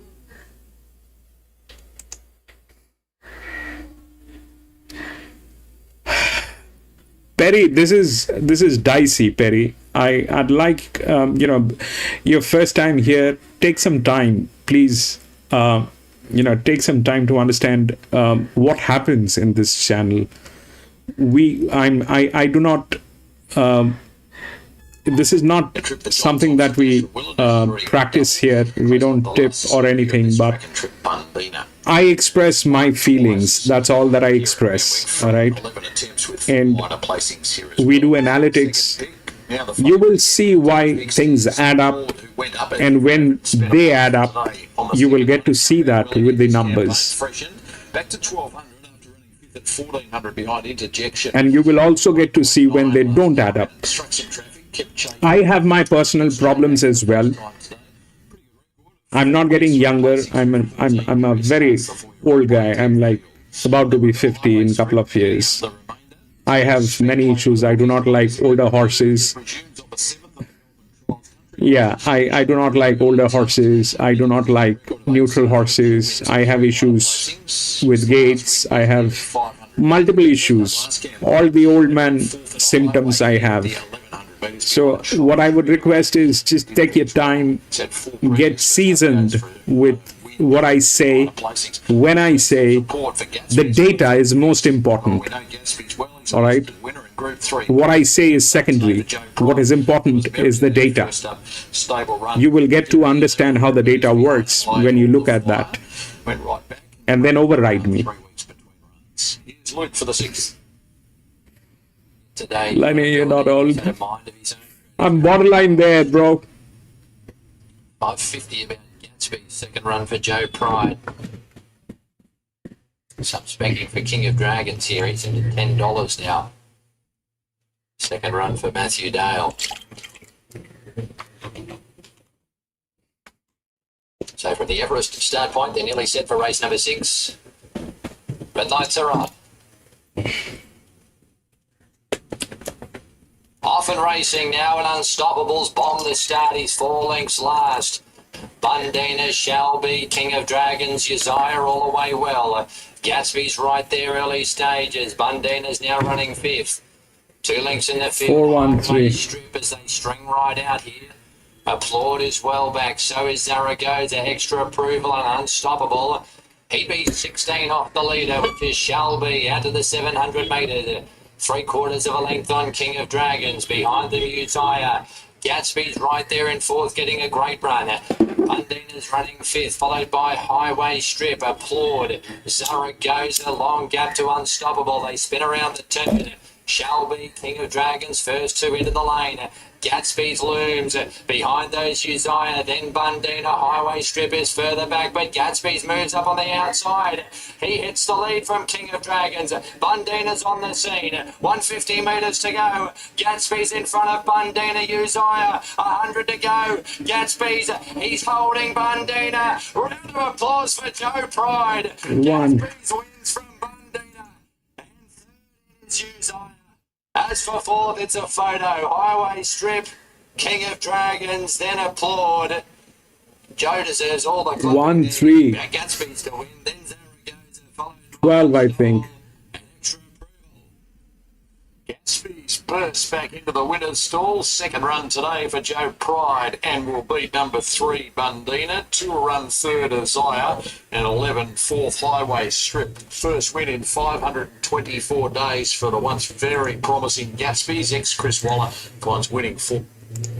So what happened is that one with the class with the gate number 1 actually went through with a low pressure.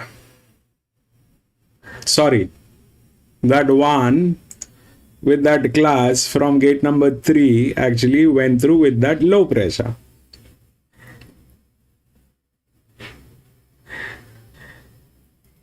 Three was also a low pressure.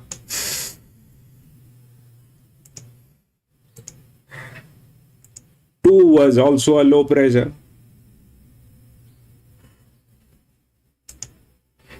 And the 11, which crawled in at the 4th position.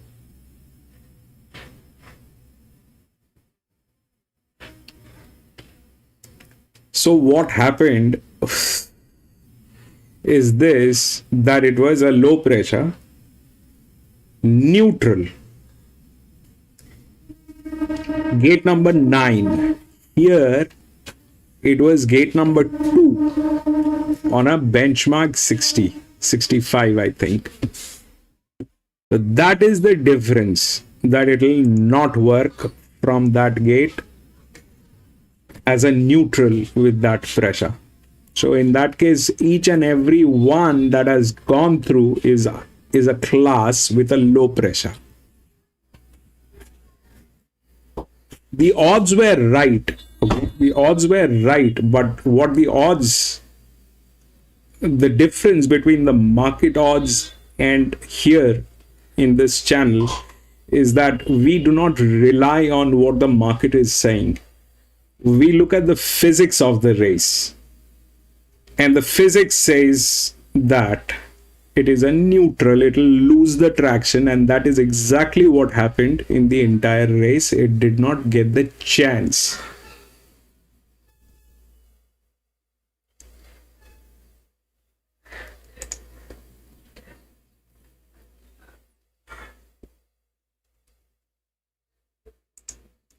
We'll go to 7.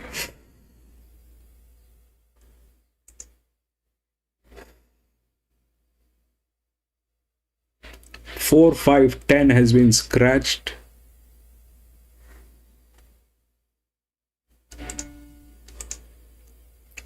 3, 7, 6, and 8.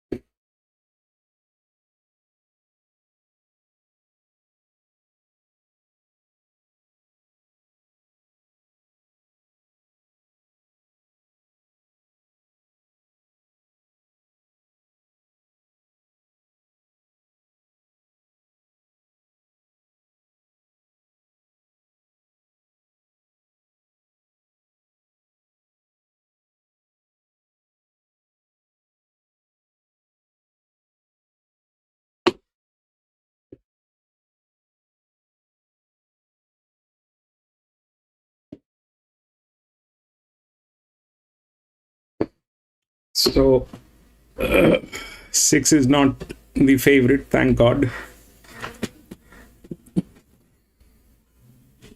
We don't have to brainstorm there.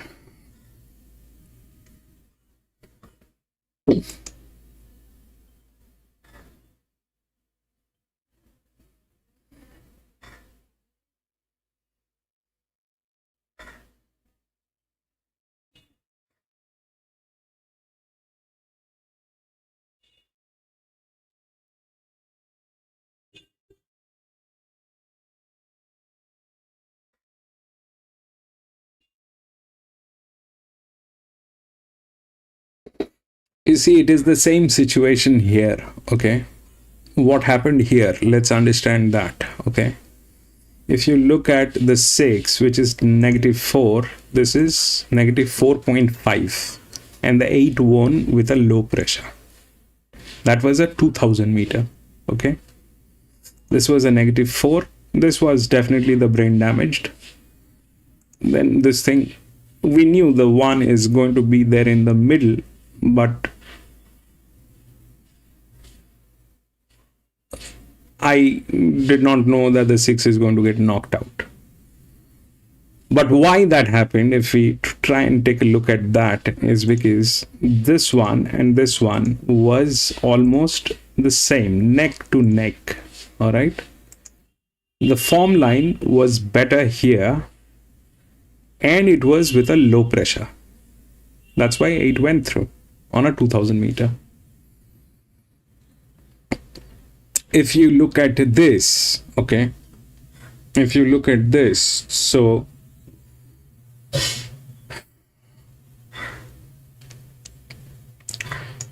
this one, the 7, and the 8, it is like that, okay? They're like neck to neck. The form line is better here, and this is an advantage. The 3 is the favorite, which is a higher class but doesn't have the form line. Comes from gate number 8. So now if we do the same thing like the previous one, we've got 4 horses on pressure line, 4 horses on advantage line. The pressure line is at average 38 and this one is at average 13. So definitely the pressure line has more thing. I mean, the more weightage is on the pressure line. But the class is here on the advantage line. Here it is pressure, no class. Here it is advantage. Almost all of them are class. So now the question is, what will happen and how things will happen. So the 1 is the highest class, which is this, okay? The form line is not there. Then definitely these 2 are there, but again there are no form lines. The form is here on 11, which is a challenger. This is 79, 81 at 41 and 79, 82 at -3. The difference is this is a 5-year-old gelding from gate number 1 with a fantastic jockey, but 8 is a 6-year-old gelding from gate number 7 with a better jockey. 3 definitely has the best jockey, which is J Mac, who just did what he did here with that 4. Now that's why 3 is again favorite because of J Mac, but J Mac doesn't have the form line. JMac doesn't have the form line. So what might happen? What might happen is this, that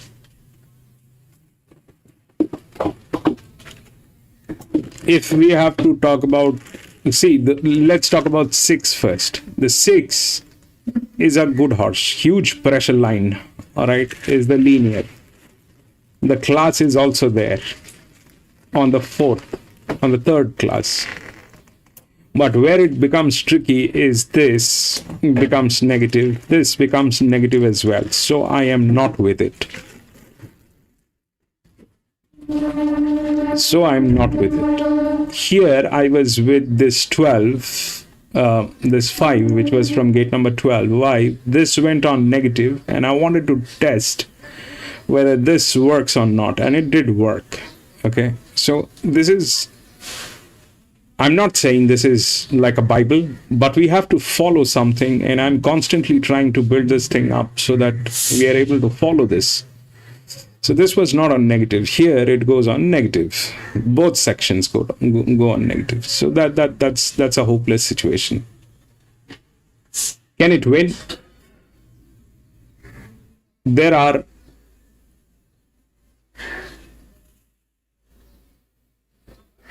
it's a linear. It's one of the best horses. Okay, that's that. What is against this horse is that the jockey is not calibrated rightly for that kind of a pressure. I'm expecting this thing to be anywhere around 96 by 150 out here. So that's not the right arrangement. Anywhere around 50, 55, that was okay. The 7, the jockey is there. Okay, that's the second linear. The jockey is there. But if we look at the 7 and then we look at the 8, they're kind of neck to neck. That is on 41. And this is on -9. So that is where they almost are the same class. They almost are the same class. But the 8 has the advantage. Where it becomes dicey is this, that it is a 6-year-old gelding from gate number 7. Okay, this is a 6-year-old gelding from gate number 7.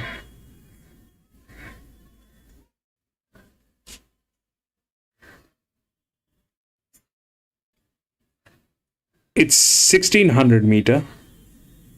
The body weight is heavier than 7, which is a 6-year-old gelding. I just hope it is not overweight, because if it is overweight, then all that mathematics is outside the window. So the 8 has more advantage than the 7. And what is happening here is the pressure line is failing. The pressure line is failing at Randwick.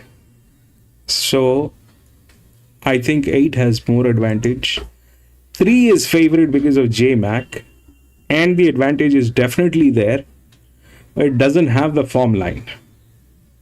It is a higher class. Good.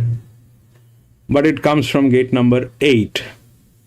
So it is, overall, everything is a risky proposition. 6 probably will not win. 7 may win. Why? Because it is from gate number 1 with a jock, with a pressure line. If it drops, then it drops on 3, which is also right. Then if it climbs probably here or here. That's the normal way of looking at it. But if the pressure fails, because this one and this one are neck to neck, then all that arithmetic will go out of window and 8 will win. And if 8 wins, then 3 anyway is the favorite, which will come second. Then if that happens, then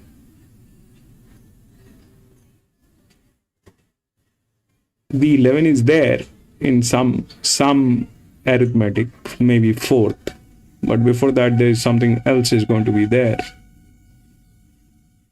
whichever has class or advantage. So that 8 is contradiction with the 7. The 7 is on pressure. 6 probably cannot win. 7 and 8 are the neck to neck thing. Can they be a queen? Yes, they can be a queen.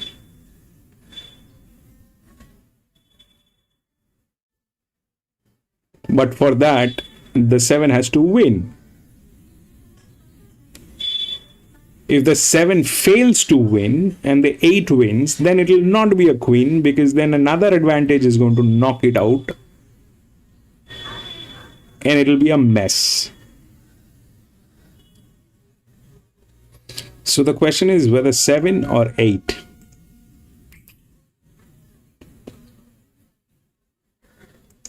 We'll see what they have to speak about the 8. The 7 has pressure. It comes from gate number 1, has a jock, everything is right. But they are very close to each other. Very close. And if they're close, then we've already made that mistake here once. If they are close, then the low pressure will win.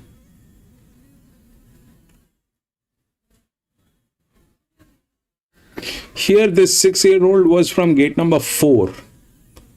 Here, this 6-year-old is from gate number 7. So those are the things that are there.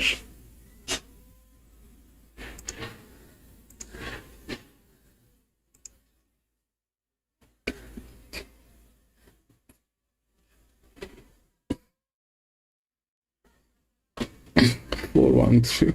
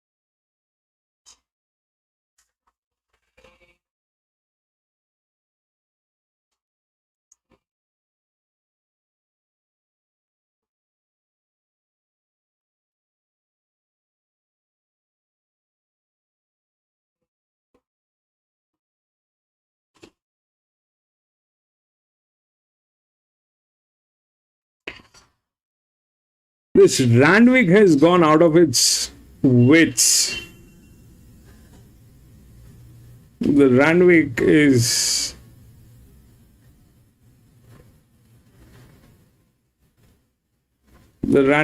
giving a lot of trouble.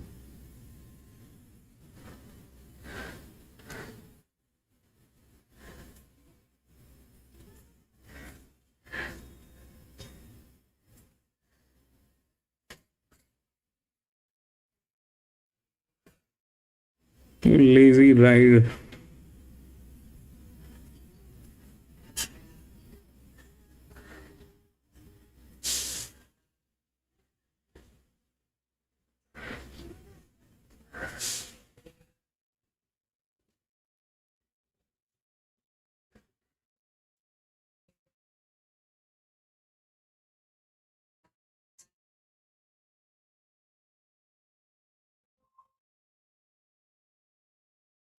Showing Newcastle. Let's watch Newcastle.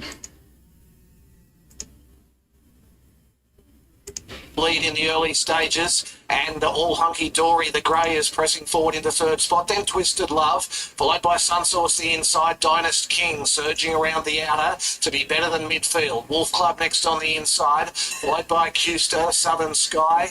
Well back then came Pellavecchio. It's in the second half of the field. Deluvier 3 deep around it, and they were followed by Yabby Pump getting well back with Can't Recall One, and from the outside gate going back to the rear is Think We're There. They're down the back, heading to the 1200 metres, and it is Vasala the leader. It's being tackled by All Hunky Dory on its outside, and Monty Be Quick settles in third. Sunsource getting a nice run back in fourth. Twisted Love was next on the outside, 2 lengths away Dynast King on the outside of Wolf Club, followed by Custer.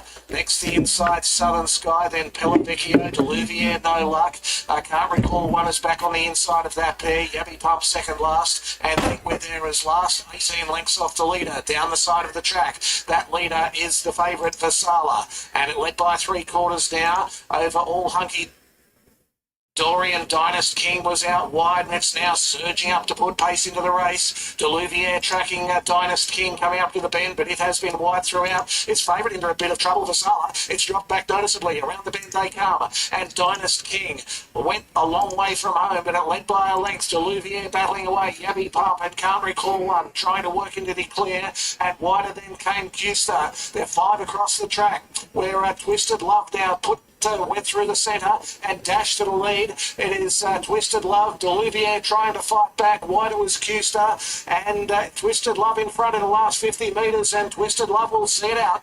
Twisted Love came away to defeat Custer and possibly Think We're There. It's like they don't like to win. And then came Dynast King and Pellavecchio out wider. Next then came Southern Sky, Yabby Pump, Wolf Club.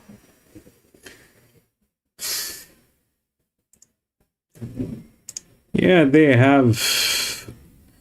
I mean, I think PC, you'll be in a better position to identify this. I think it is because of you are in a change of season, PC, and I think by next week, I think.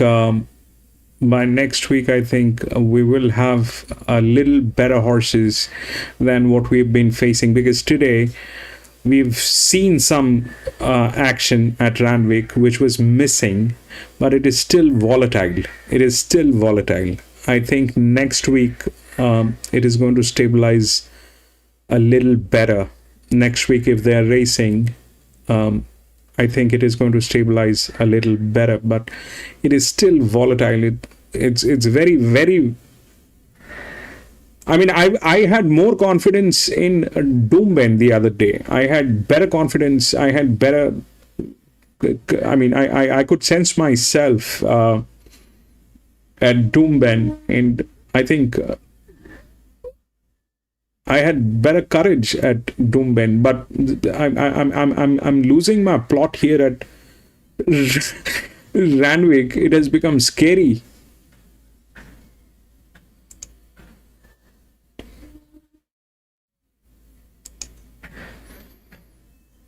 It's become very scary.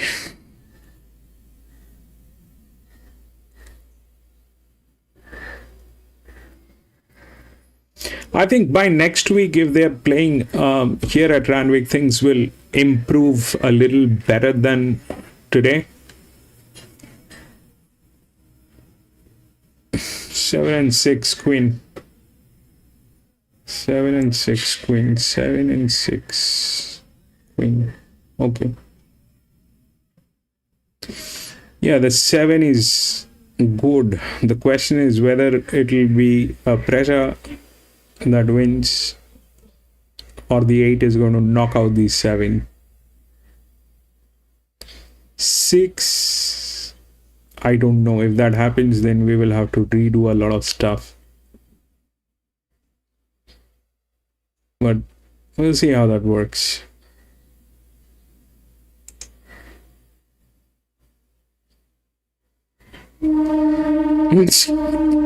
Down syndrome.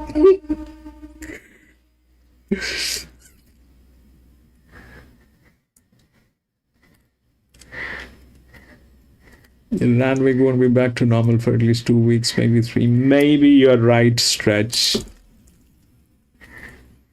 Maybe you're right. But the problem is, the Victoria is not racing either every week. Yeah, I don't want to go to those tracks in Victoria like Pakenham and all that. Those are very dicey places. Sandown is good. Flemington is the place, definitely.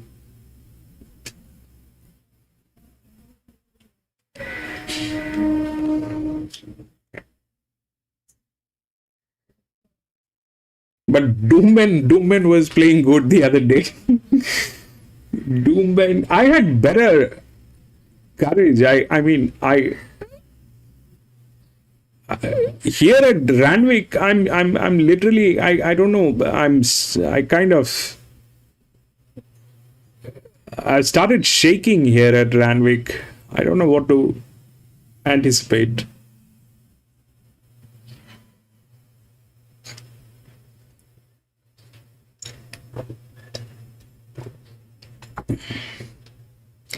Park Railway races on Metro. Yeah, I know, Pakenham.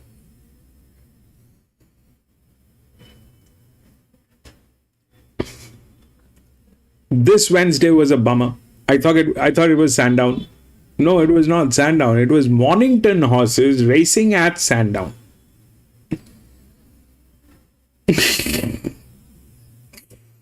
I mean, we already have so many problems. And then you confuse people by bringing in horses from another track and saying that this is Sandown.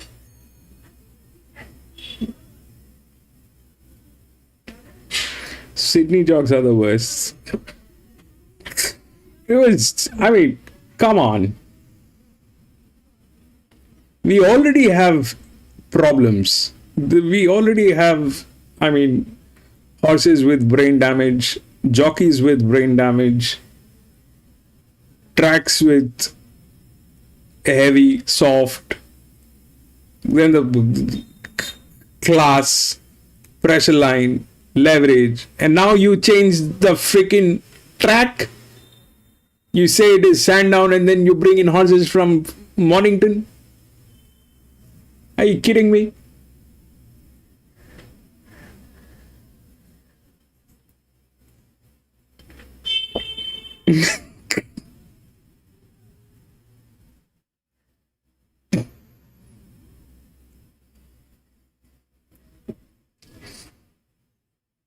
£6 is an amazing horse. Yes, probably. 6 is an amazing horse, but that's a horse. PC. It doesn't have any relationship with the jock. It is an amazing horse. We can see that. It's a 238. Fantastic horse. That's a fantastic horse. Definitely. There's no doubt. But the pressure goes beyond its capability. The jockey is not rightly calibrated. The body weight is declining.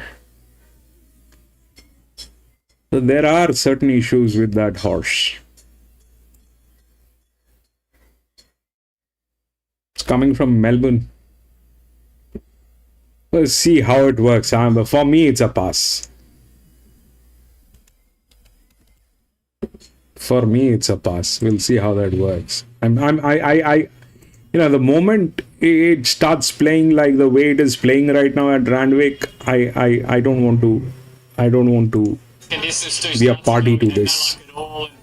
It's an interesting horse because he can actually sprint really well off a slow tempo. So if they don't go hard on paper here, I don't think it's too bad for him because he's got a good turn of speed. He can get himself out of trouble. And James McDonald, a lot of punters will be hoping he gets the tap time horse of the day home here. 3, 6, 7 and 11. my numbers. Welcome to the shows. One he's passing 3, going really well for the snowball, and he's just got to get himself out of the barriers. He can be a little bit slow out at times, but if he can do that, he can settle closer today. I heard the trainer on radio during the week suggest they wanted to be a little bit closer in run. 7, Rolling Magic. No surprise to see him drift a little bit. I thought he got short enough. He does get on pace favours here, but he just lacks that real dash to put a race away at this type of level. And at number 11, Dances with Who's. If you're looking for a roughie, you could do worse. It was disappointing last start, but won the Magic Cup 2 back. Go back about 6 to 12 months ago, ran a blinder at this track and distance, and she runs up to that. She's a good knockout hope. But so God for me, I think the 10-time horse can get the job done. To start the main quaddie, and late with the bookie, Sun God is 280 into 250 in the last 15 minutes. Welcome to the show, went up shorter than Tap, 370 to 380. Rolling Magic, 370 to 440. Jamboree, 7 out to 8, the rest double figures. Helsing, just specked amongst them. For the Archibalds, it's 19 into 17, just going back out to $18. So Sun God would be the best facts, 280 into $2.50. Gets James McDonald for the first time today, that won't hurt. No, that won't hurt, and he's the type of horse that's come back better this preparation. Mardo, all his runs have been pretty good, and he was luckless too back. He's run up behind Pocketing 3 starts ago, and of course beat Pocketing in Newcastle prior to that. So he's going to need to follow the right horse at the right time, but J-Mac's a genius at doing that. And I think he'll get that bit of cover and be finishing the race off really hard. He doesn't want to get too far back. 6 going off as favourite. You don't want to give him a massive start today. Still 3. He's likely to be in the second half of the field. The show was a maiden through his first 4 Yeah, starts, won 5 of its last 9. For Tyler Donaldson-Aitken, 36-year-old, training out of Ballarat. Only had his licence since April last year, transitioning from being a horse breaker. Hopes to get welcome to the show to the All-Star Mile in March, Dava. Yeah, and he also mentioned a big dance later this year as well. 3 is the short favourite, but it doesn't have the form line. It has J-Mac. He's got to go and do it again today. But Tyler's doing a great job with this. Doesn't have the form line. But it is an advantage model, so anyways it is in. It is in. The question is whether it will win. Third pick on the Tap fixed at $4.40. Lightly raced 5-year-old with a pretty good record, and he's ticking along really well this campaign. He won the Nara Cup 2 starts ago, and then backed that up with a good effort behind Alabama Fox there over the 1500 here last start. From barrier 1, I'm sure he'll be stamped urgent, and it is a day where I think there's a little bit of advantage to be close to the speed.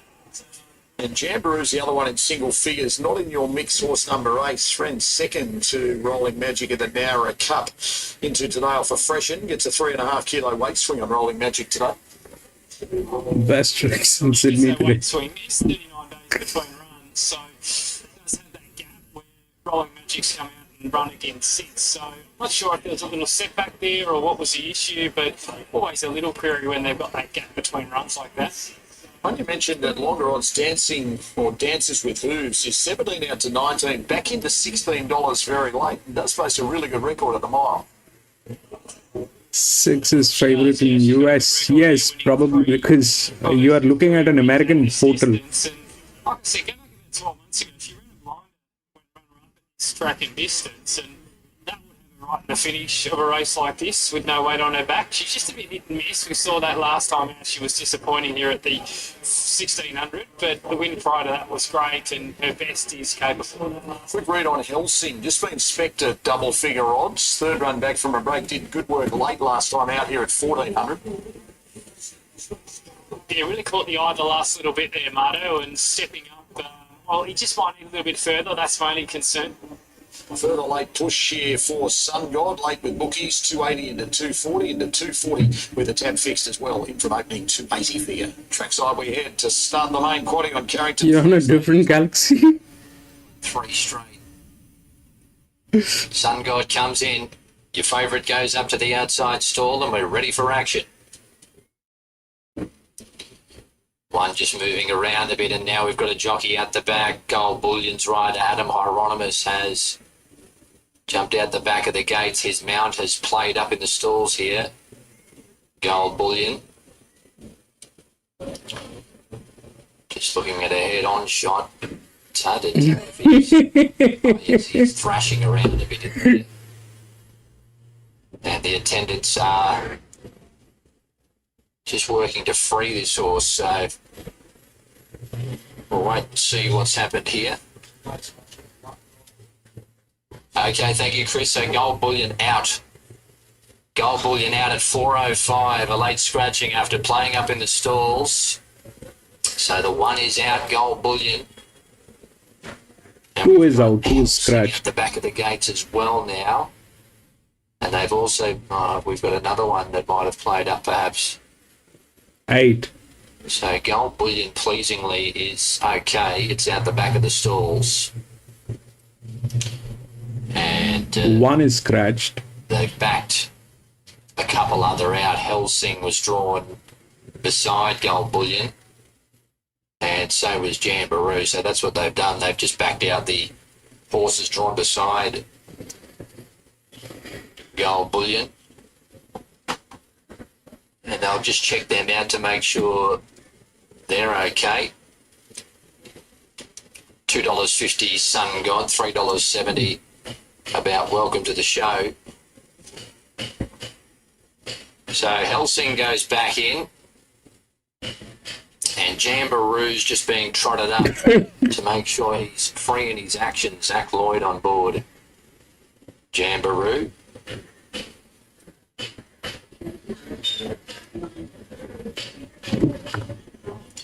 And he's coming back in. So Jamboree cleared to start.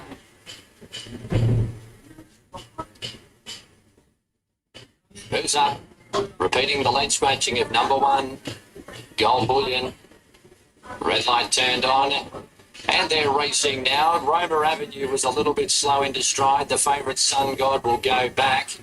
Away nicely near the inside was Rolling Magic, and pushing up there was Helsing. Those two go together through the early stages. Jamboree pressing up, but he's 3 wide around Roma Avenue. Welcome to the Show between runners, then Sun God. He's just sitting back, relaxing, watching it all unfold, and Dances with Hooves can see them all. Rolling Magic goes to the back section of the course. 950 metres to go, led by 3/4 on Helsing. Jamboroo's trapped out 3 wide. He's caught on a limb, Jamboree. Then Roma Avenue, followed by Welcome to the Show. 2 lengths away, Sun God. And Dances with Hooves is still last. The late scratching of his number 1, Gold Bullion. To the side they race, 600 metres to go. Rolling Magic, half a length on Helsing. Jamboree, Roma Avenue back behind them. Welcome to the Show, looking for clear galloping room behind a wall. And Sun God being slapped up, he's starting to tack onto them. Followed by Dancers with Hooves to the turn. Rolling Magic led narrowly to Helsing, called upon. Welcome to the Show. Sun God's flat out. He's trying to get a split and wind up. He's starting to pick up the bit now. Helsing heads off Rolling Magic with 150 metres to go. Welcome to the Show, and Sun God running on. Helsing down to the 100. Welcome to the Show, lifting with Sun God. 3-way battle. Welcome to the Show. Goes to the lead from Helsing. Welcome to the Show. He's a winner. There's 4 6. It's Helsing and Sun God. 6-2. Rolling Magic's run forth. Then Roma Avenue. Jamboree. Last in was Dances with Hooves. Welcome to the Show. Wins again for 6. Busy move. $4 and $1.50. Helsing at 3.10. Sun God for third. 6-2-3. 7 in for fourth. Welcome to Sydney. First win, first attempt. Welcome to the Show, Davo. 6-2-3. Nice. 7. This trainer is making a name for himself, that's for sure. And it's been a remarkable story. And that's 4 straight. Dark deep there under Dylan Gibbons to be very brave and get the job done. Yankees favorite. Yes. To win very shortly. 6. 6, 2, 3, and 7. 6, 2, 3, and 7.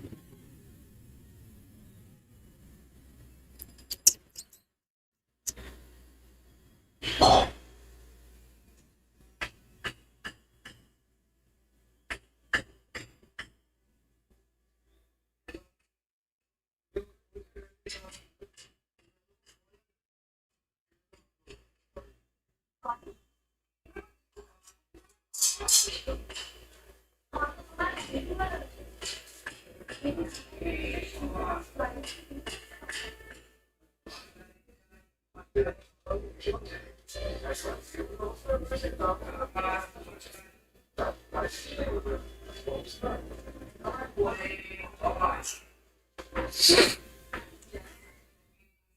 happened.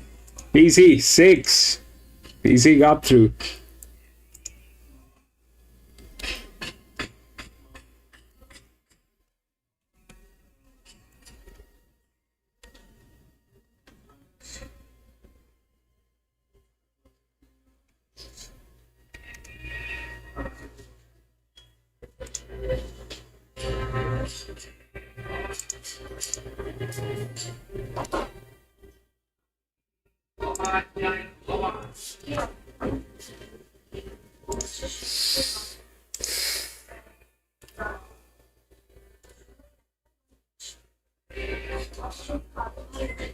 They're like 75% bleeding, man.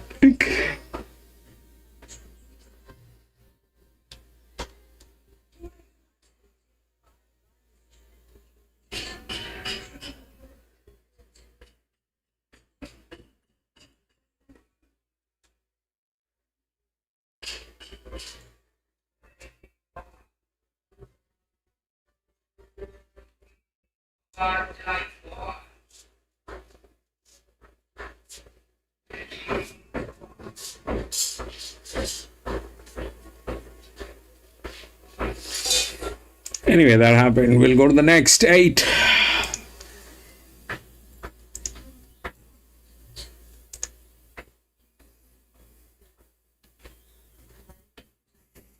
Five, 6, 11, 13, all scratched.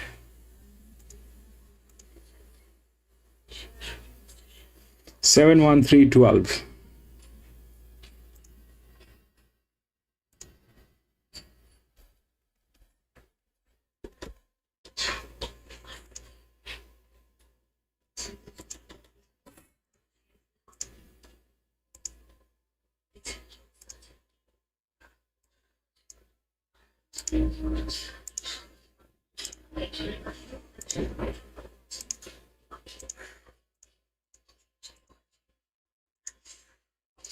So here, this was negative 13, this was positive 38.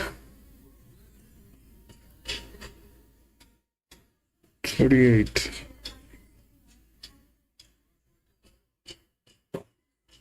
5. Okay.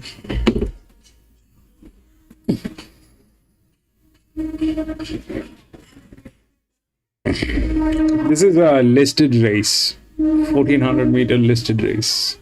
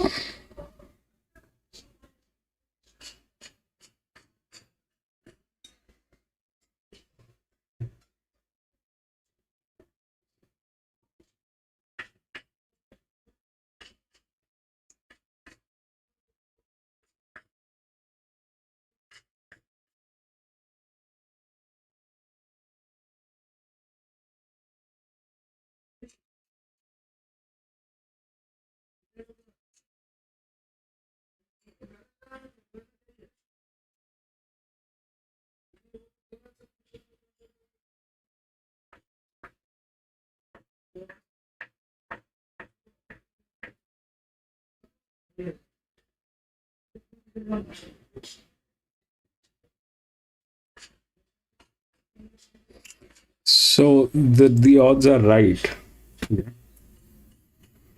The odds are right.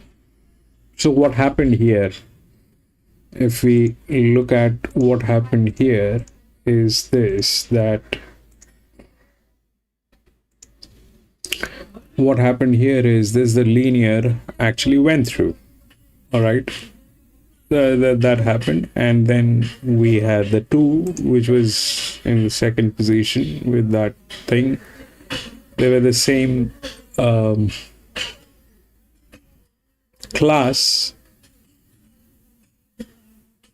but this was an inner gate with a better resume.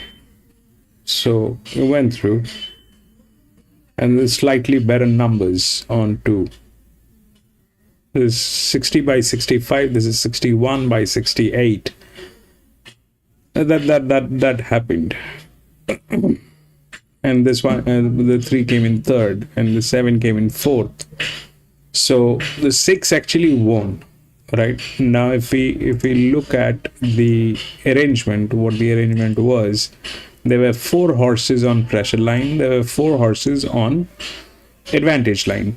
The advantage line summed up to -13 as an average, and this one summed up to 38 as an average. So, and the highest pressure, the linear went through. There was no stopping with the CR. It was fantastic. Okay. Here, if we look at what's happening, is this, that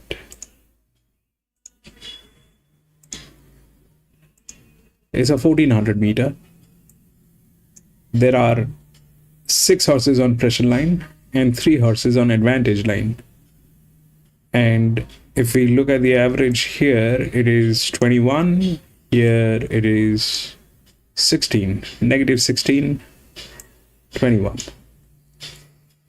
So now here this was a very strong linear. It's a very good horse. There's nothing to doubt. What was against it was this these markings, which we are still trying to figure it out. We are still trying to figure it out, when it is enough and when can we take a chance. Here it is not getting on negative. Here it is not getting on negative from any of the sides.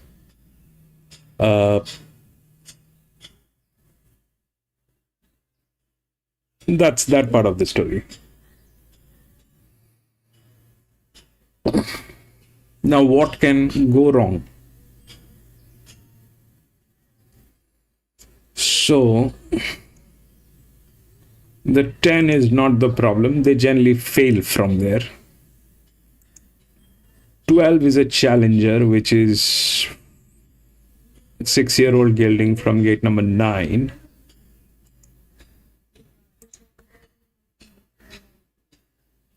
This is the highest class, which is from gate number 6.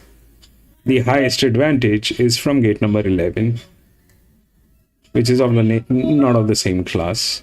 Then comes this one, which is a 7-year-old gelding from gate number 3. The class is better here. The form line is better here. Okay. So one of those advantages will get in before it touches 3, what they think, but it is difficult, looks difficult. Where it might end up.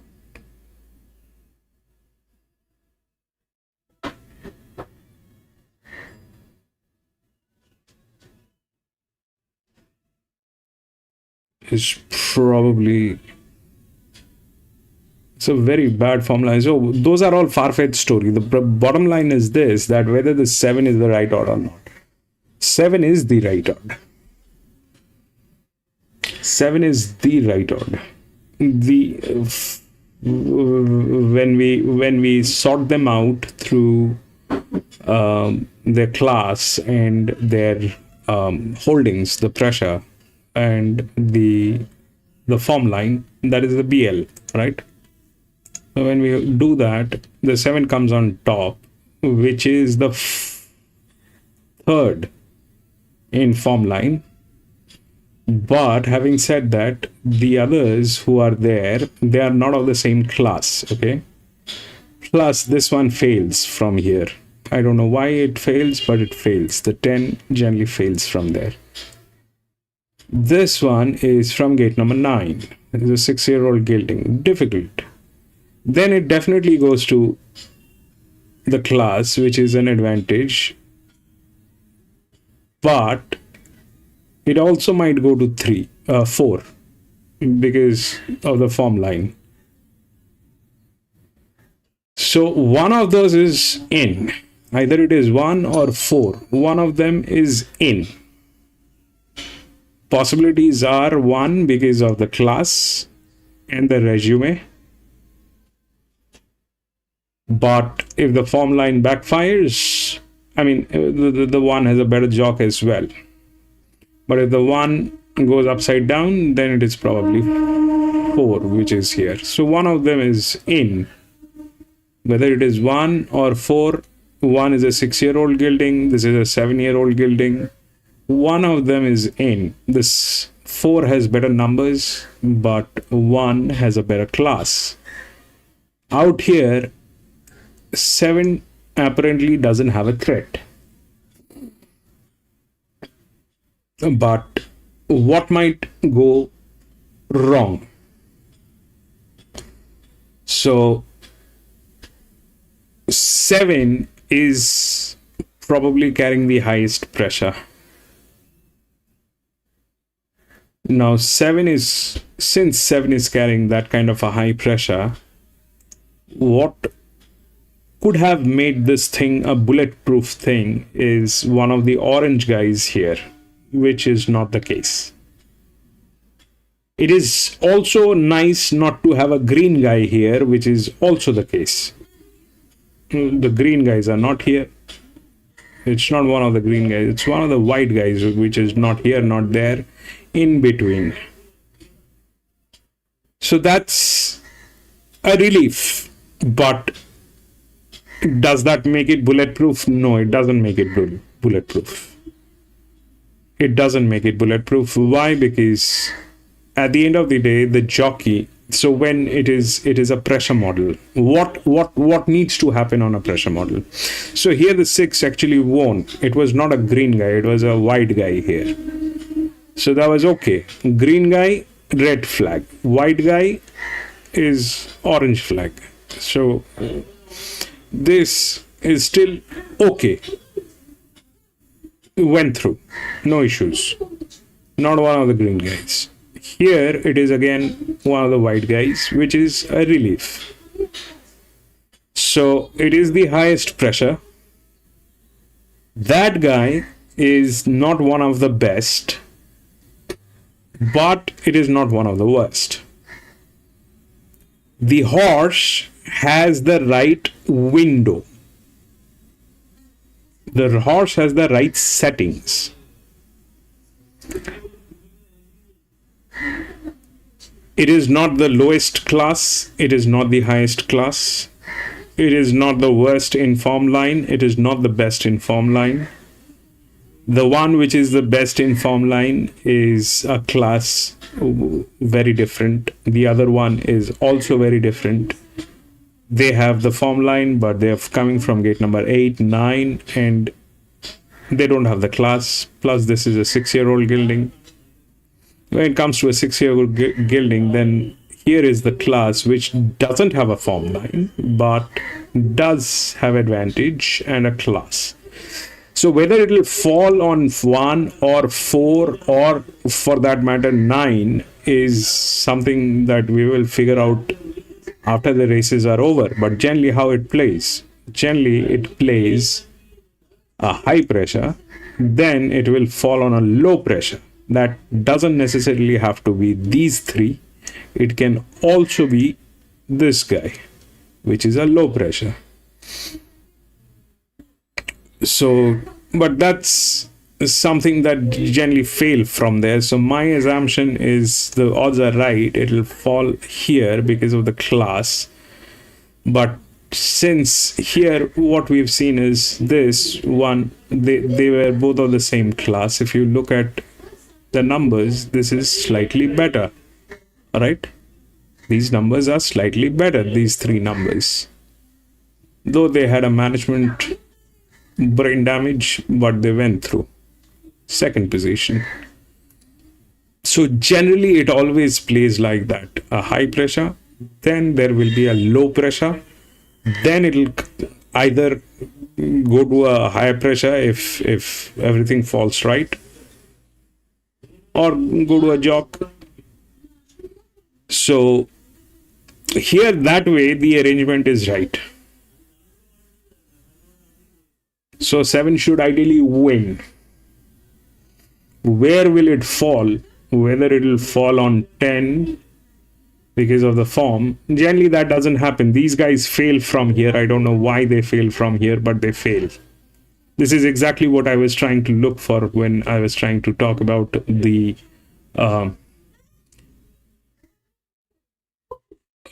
drifts. So the drifts, they fail from here. So 7 is in the right arrangement. Then it probably falls on 1 or 4. 1 has a better jog. 4 has a better form line. 1 is younger, 1 year younger. 4 is 1 year older. And then it can go to a pressure like 12, or it can fall on 2, which is a neutral with a class, doesn't have the form line but has the gate. So it can go here, then drop to any of these 3 or this one 4, and then climb up back here or here. Chances are the 7 will win this. The 7 will win this because the 7 has the right arrangement overall. So we'll see how that works. I like the 7. It's a linear. This one was also a linear, but this one was going negative. So whenever it is negative, I take my hands off because I still do not have a solution, and I still do not have a reasonable and logical way to explain what's going on here. With this, I know that it is beyond the capability. Can it win? It's a chance. Everything is a chance, but this is right on my face. That's why I stay out of all these things. Here it is not going on negative. It is okay. And that should work. It can fall on 10 because of the form line, but they fail from there. But chances are it will fall on 1 or 4 maybe, because they fail from there. Multiple times we have seen that, but the arrangement is right here as well. For that horse, it needs to drop below 10% or around 10%. So it is the right place, but that place is wrong. They fail. So we'll see how that works. I think it is 7. 7 should win. 8 is 10 is not the threat. 3 cannot win. It doesn't have the physics. That is not happening. Plus, it doesn't have a form line. 7 is clean. I think so. Let's see.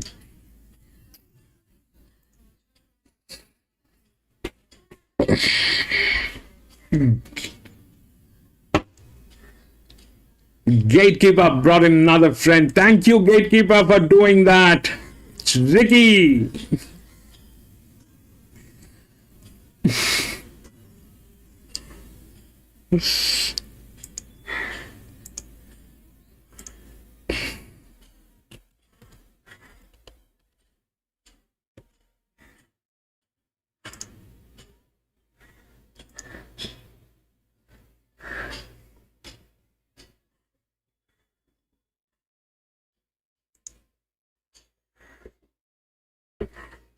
Thank you so much for doing that, gatekeeper.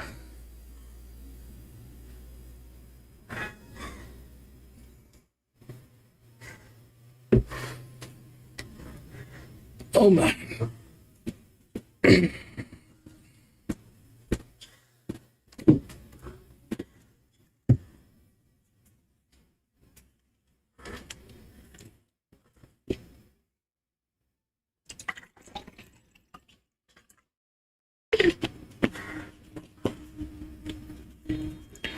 One, 3, 4, 10.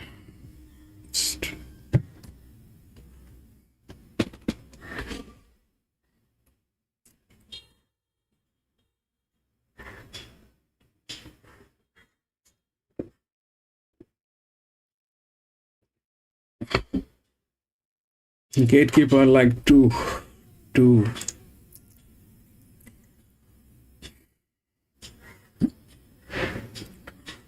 The 2 is there.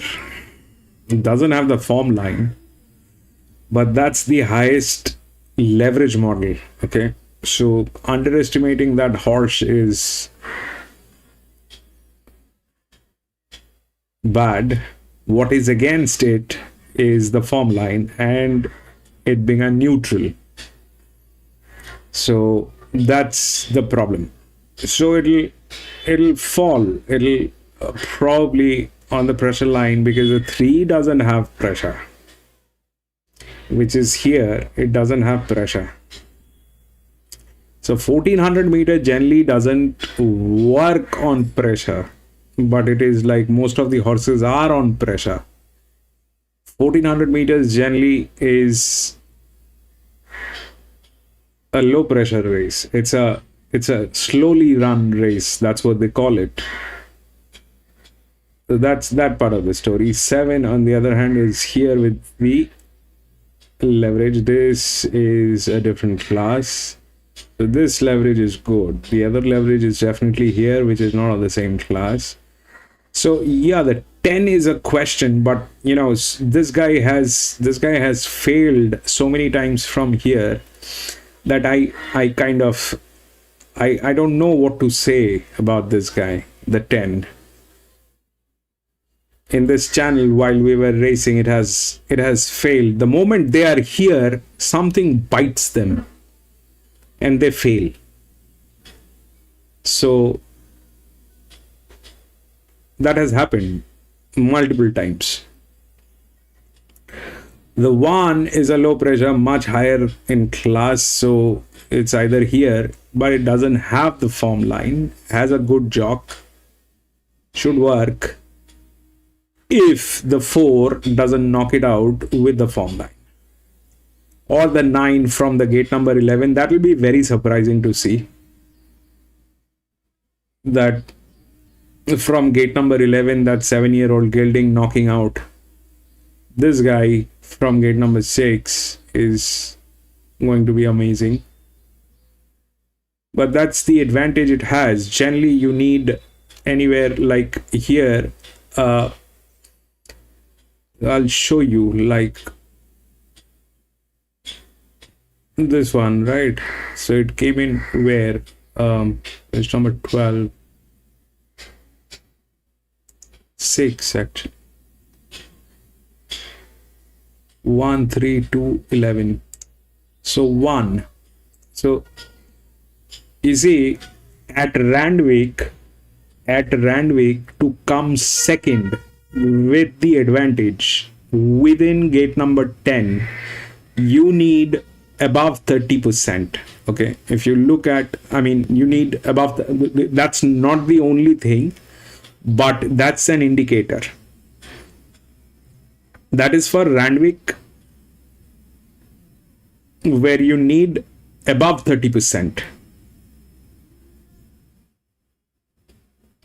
With that comes, the gate number cannot be beyond 10. The class has to match. There are other things that needs to match. So to come second with the advantage model, you need to have 30% plus. When that doesn't happen, then it becomes dicey. So this is 21 from gate number 11. That's the problem. Then these are there. Then you have to look at all those, and that is why the 10 is a tension which is there. But generally they fail, so that's a relief. And the 7 is okay. The 2 that you're talking about is definitely on a pressure line. It's a higher pressure than this one, which is at 15. So can it fall on this guy on 2? Yes, with the class, definitely.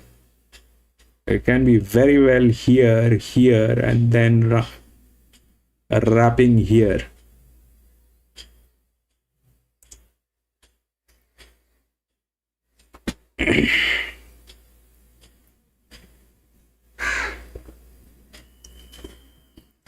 But the bottom line is, I mean, let's not be greedy. If the 7 goes home, that will be enough. Especially at Randwick. The way things have been playing at Randwick is beyond imagination.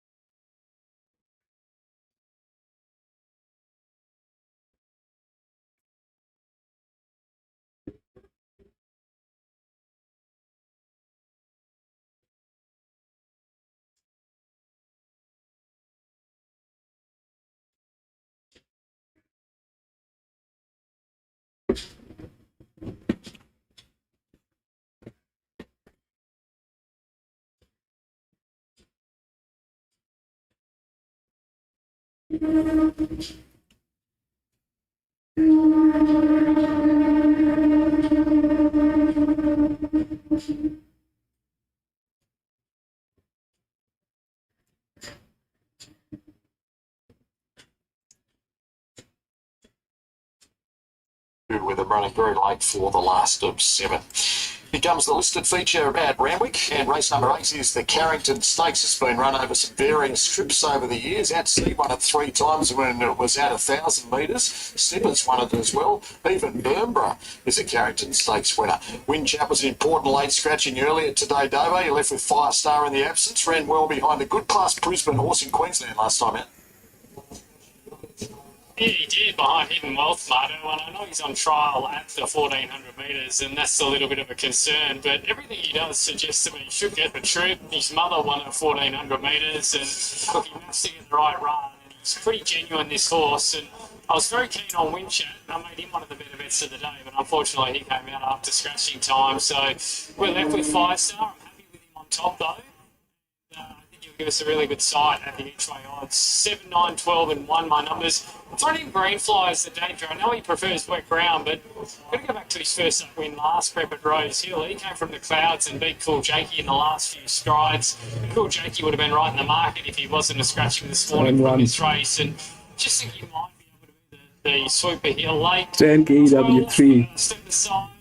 Pretty consistent prep. Thought the win two back was good, and the latest effort was solid again. And one Sandpaper, the effort two back was really good. It's a shade disappointing last time, but should be stand urgent by Nash early here and has been the big market mover. But I'm happy to go with the number 7, Firestar. I think he's a horse that we'll see at the trip today. Sandpaper is 380 into 280, and it's the big firm everywhere. Matchalante is 650 back to 6. 5 stars is ahead of it itself, 420 out to 550. Step aside is 7 into 650. Thunder Lips 11, 13 back to 12, and War Eternal 12 out to 16 back into $15. This is a decent go here for Sandpaper. It's been really well tried. Has won at the track and trip before. That's done, yeah, and the effort here at this track and distance behind Know Thyself, he only narrowly beaten with 60.5 kilos 2 starts ago, and then went to Eagle Farm into buffering. And thought he was a bit disappointing there, but he's going to find this easier. The market likes him. Nash has already ridden a couple of winners today, and you talk about that record here. He's had 6 career wins, and 3 of them have been at the 1,400 metres. Matchalante is the second pick, number 3, 650 back to $6. He's had 8 months off, 2 trials, close up second in the most recent at Newcastle. Now with Nassim Gilmy ex. Well, it started with Mark Newnham, then had a stint with Sarah Ryan.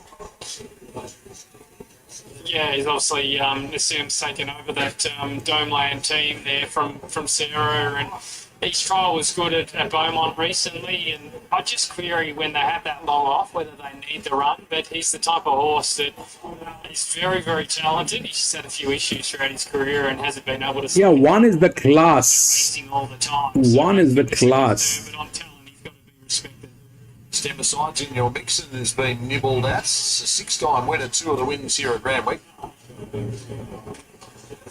Yeah, look, he's the type of horse that needs everything to go right, particularly at this level, but he gets in with 53 kilos, Zach Lloyd rides, and he's been in terrific form of late, and I thought he had excuses last time out when wide no cover, and he was a good winner here at the 1,300, beating Plundering prior to that with 58 kilos. So if he gets on the back of the right horse at a key stage, he can be really strong at the finish, and he is a 1,400 metre winner. Thunder Lips at double figure odds has been spec. Was a disgrace, weakening out behind Windshat at Wyong last time out. 6-time winner through 23, so not overly taxed as a 5-year-old. And man, 10 for a place. Yeah, that's a very dicey one which is there, Adaman. It's a very dicey one which is there. It matches. It gets a tick a lot of places, but it gets dicey when the drift is up there. They have disappointed so many times from there. 10 can, if that happens, it will be very bad. This is feature at Randwick, the Carrington Stakes is Luke. It will be very bad. The 10 wins. It's a low pressure sitting there. The same ownership. We're set to go.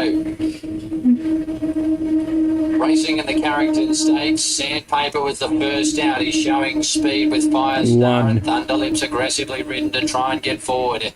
Matchalante is going to slot in nicely and behind. Okay, 7 is okay. War Eternal. Well back was Step Aside. See that 10? The last one is Catavan. Nice even tempo. The heavily backed Sandpaper holds the front though. It leads by 3/4 of a length on Thunderlips and Firestar racing third. Matchalante is fourth. Nelly Laylax next on the inside. Then came War Eternal, Step Aside, Green Fly and Catavar's last of all. Mid-race, Sandpaper bowling in front. He led by 1 on Thunderlips with 600 metres to go. Firestar is third. Nelly Laylax keeps railing. Matchalante in behind Firestar as they come to the turn. Then Step Aside and War Eternal. On the bend. Dude. 400 metres to run. Sandpaper held together. Come on, yes. Bring it in. Moving up on the outside. Matchalate. Bring it in, baby. Step aside. Firestar hits the lead from Sandpaper. Bring it in. Back. Still there. Thunderlift. Matchalate. Sandpaper. Oh no, come on. Just in front. Will he get there? Sandpaper. 110. It's a treble. Wins from Thunderlips and Matchalate. 110. The end was green. Then came Step Aside. Firestar just picked at the end. 110-3. Followed by Catavar. Further backwards, Nelly, Laylax and Warren Turtle. Big tough win to Sandpaper. Out of that. 110-3. Run back from a break under Bjorn Baker's training. Davo? Yep. Lovely 110-3. ride by Nash, wasn't it? He's in great form today. He took the race by the scruff of the neck early, and he looked under pressure at about the 300, but he had plenty in the tank, fought back and held off Thunderlips, the stablemate. Matchalate, lovely return, and Firestar just didn't run out of the 1400 here today. So it's 110, 3 and 9 on race number 8. 110, 3 and 9. The 7 got knocked out. Another feature from Ellis. 1, 10, 3, 9. So the pressure did not work actually. The pressure did not work. Generally, 1400 meter pressure doesn't work.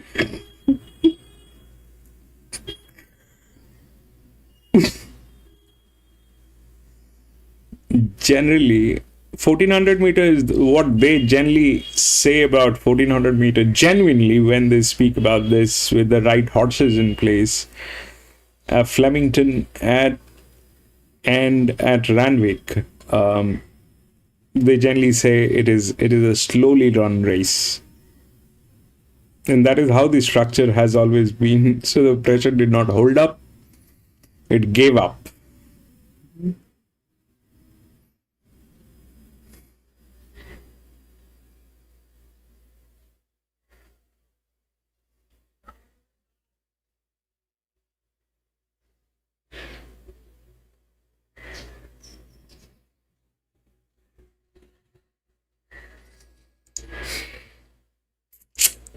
We'll go to the next. 9.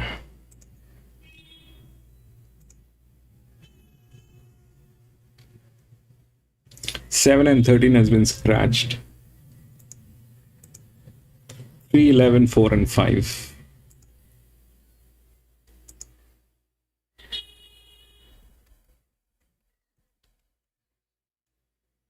3, 11, 4 and 5. 3, 11.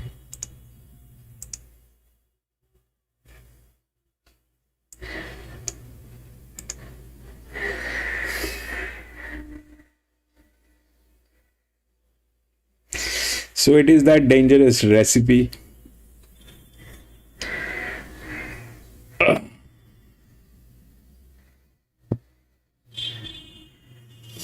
So the odds are right. That's one way of looking at it. This is, both of them are going on negative. This one is double negative. This is not. This is where the thing is, this is a lower class. This is a higher class. This is the first linear. This is the second linear. So the odds are right. Plus here is a jockey. Now that's one way of looking at it. The second way of looking at it is this, that they are all same sex, same age.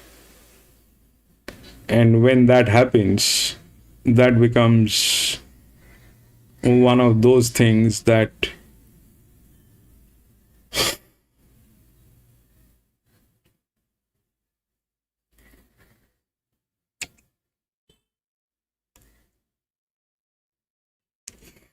so So what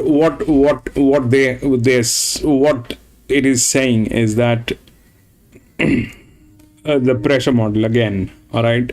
So this is the second linear. This is the first linear. This is a higher class. This is a lower class. This is double negative. This is still negative and positive here from gate number 2, which is good, and the highest on the CR. But that's one way of understanding what's going on. The second thing is this, that whenever a situation like this crops up,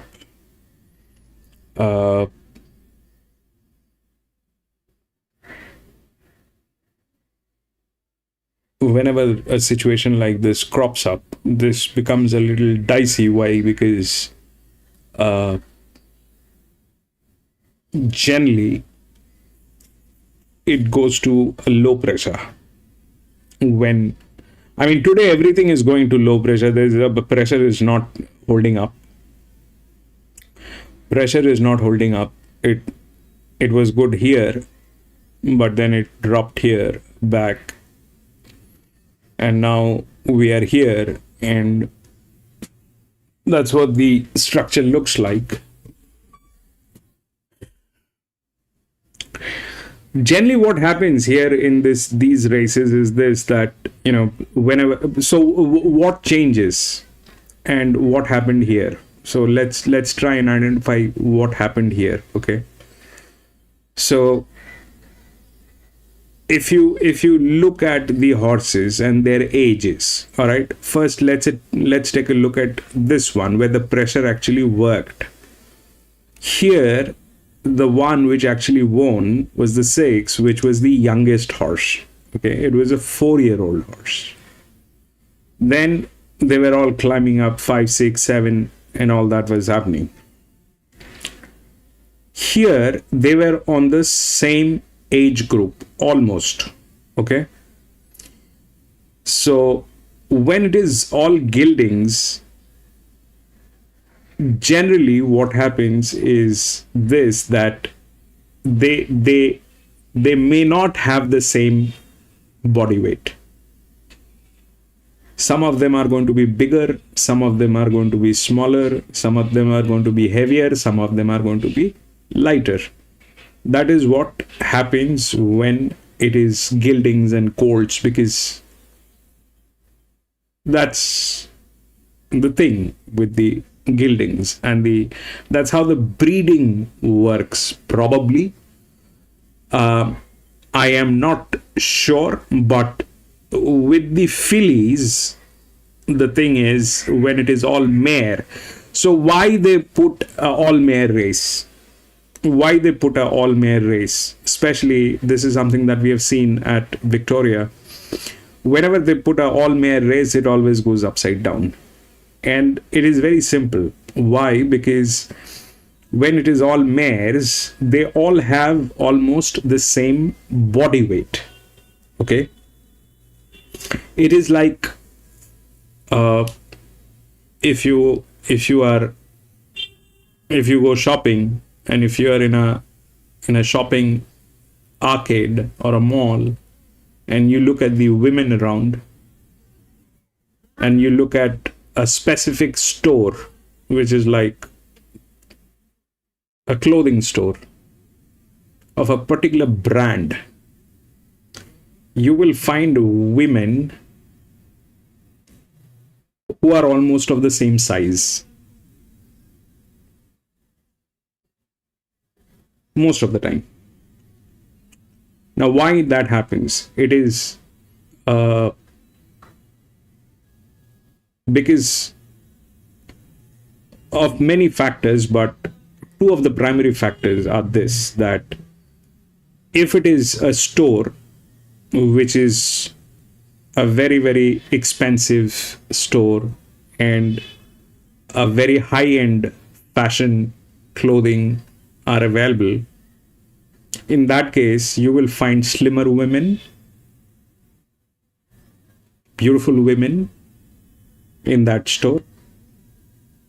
And if you go to a store that generally sells cheap clothing, you will find a mixed bag of overweight women, slim women, all that. But the point that I'm trying to make here is the filter. The filter is this, that what is the store? Is it an expensive store? If it is an expensive store and selling clothes that are of high end, then you are looking at younger women, slimmer and leaner women, women who are going to gym every day, stuff like that. So if we put that logic here, in that case, what happens basically is when there is a race, consider this as a store. And in this store, there are these women. So chances are they are all of the same size. 90% of the time that happens, and that is where things backfire. Chances are this, that they are all of the same size and same body weight, approximately. So what kind of a body weight? 50 on a benchmark 78, we are talking about 350 to 400. All right. So that is the kind of body weight that we are talking about. 350, 400, 420 max. So if that's the scene, that they all have the same body weight and they are all same age, in that case, anybody who's carrying a low pressure has the advantage. The class doesn't matter. If this was a mixed bag of gildings and colds and all that, then it's a different story. But when it is like same sex, same age, then anybody with a heavier body weight and a lower pressure has the advantage. So that we measure, okay? So the lower it is, the BB, the heavier the body weight is. But that's not exactly by kilograms. It's not as accurate as every kilogram. But more or less, this is something that we've been referring to for the last 2 years of racing and doing online streaming. This is something that we've been referring to, and this falls more or less right. It's a little here and there, but that we can't help because we do not have the body weights published by the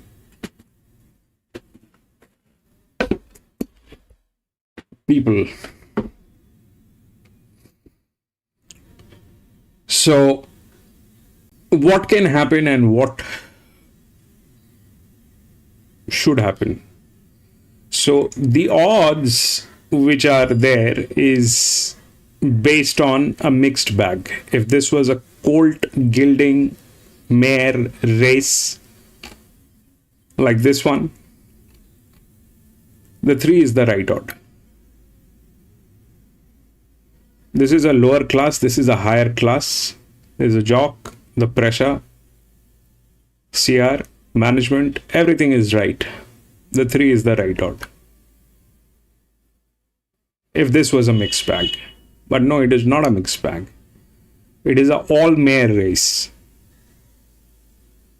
And in this case, anyone who has form line, a little advantage from the gate with a lower pressure will win. Generally, that has burnt, I think, all of us in Victoria. The thing is, I haven't seen that repeating here at New South Wales.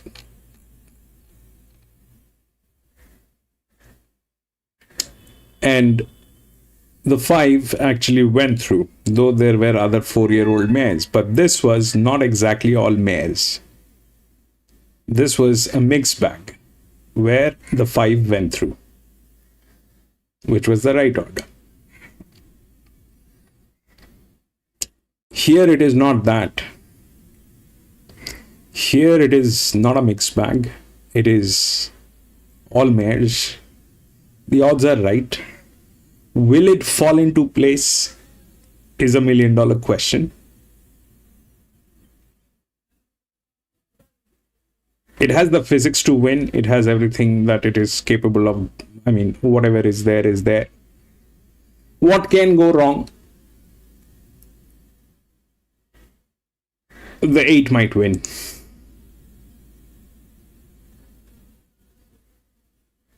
The 4 might win.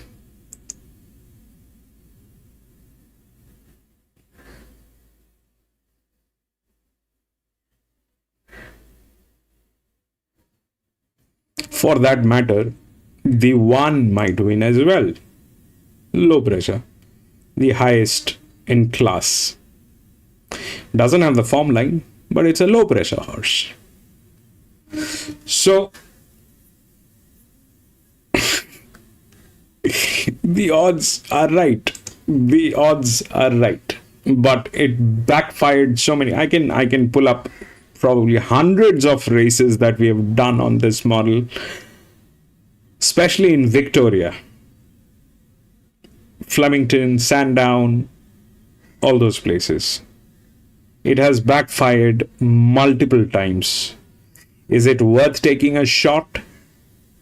Yes, but within the means. Is it worth getting into? Maybe. Is there a chance that the 3 might win? The odds are right. If it doesn't fall into the bracket of the same sex, same age, if it doesn't fall into the bracket, and it is very probable that it'll fall, because that's the physics. That is the physics of this. Same body weight. I mean, if you and I have the same body weight, and you are carrying a pressure which is like that, and I am carrying a pressure which is like that, who will win? If you and I have the same body weight. That's the physics, and we work on physics only, not how the market perceives. Everything is about physics here. There is only physics in science. Which gate, how much pressure, what is the character, what is the leverage on this horse, how the jockey is aligned. So that's what we look at. So if it falls on physics, it'll fall flat. If it doesn't fall on physics and we are lucky, the 3 will win. The 3 is the right odd. But the 3 is the right odd, keeping in mind that it's a mixed bag. 3 is not the right odd if this is an all-mare race. 3 is not the right odd if this is an all-mare race. And there is no right odds for all-mare race. If the question is, then what is the right odd for all mare races? That's an answer nobody has. That's an answer nobody has. Generally, what we have seen is a low pressure. Multiple times, back to back, multiple times is a low pressure. The question is, what is the right odd for all mare? Nobody has a clue.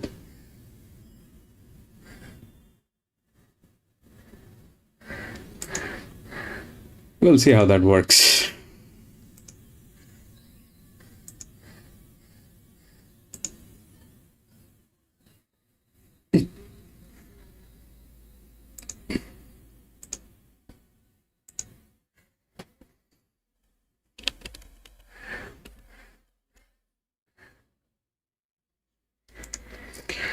Bro, the day we have the key the day we have the key to the all mares, one of the biggest bottleneck will be solved. The day we have the key to the all mares, the biggest bottleneck will be solved. Right now, when we don't have it, we don't have it. I mean, I know that it is a dangerous proposition. It's a lethal recipe, and it falls flat on its face. You can go and check all the races that we have done in Victoria. Pick any, all the live racing feed, all the live racing recordings are available in this channel. Go pick any of the races, Flemington, Sandown, any of these tracks. You will see what I am talking about. And I don't think there's a single person who in this channel, in this chat, who has not gotten burned with the all mares.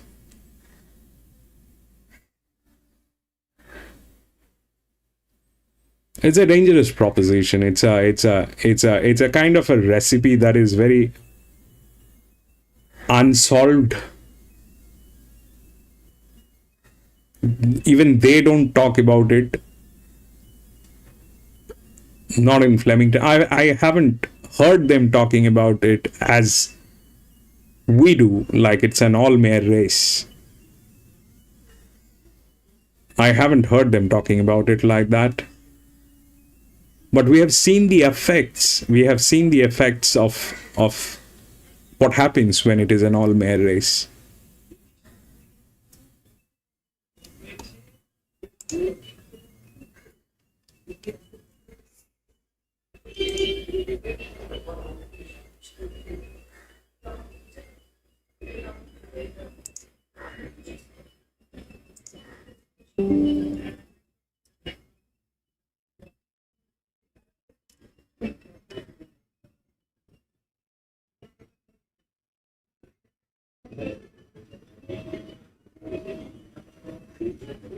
For a mixed bag, that is the right odd.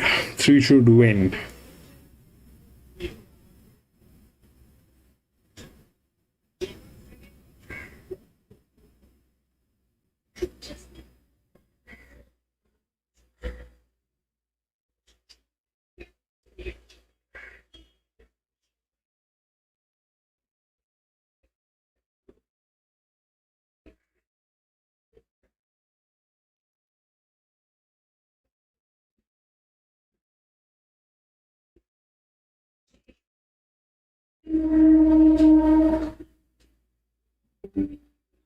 Eight. Who's riding 8? J-Mac, I think. Looks like J-Mac is riding 8. Yes.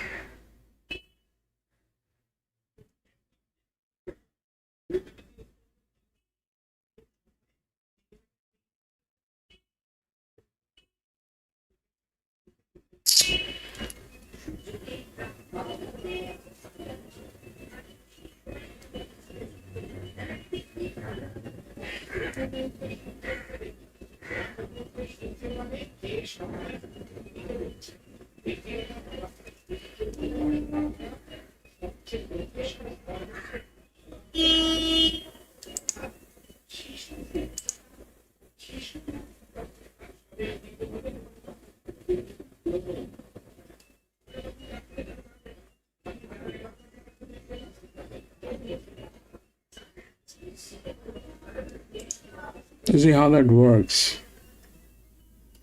Did J-Mac do anything good with the advantages?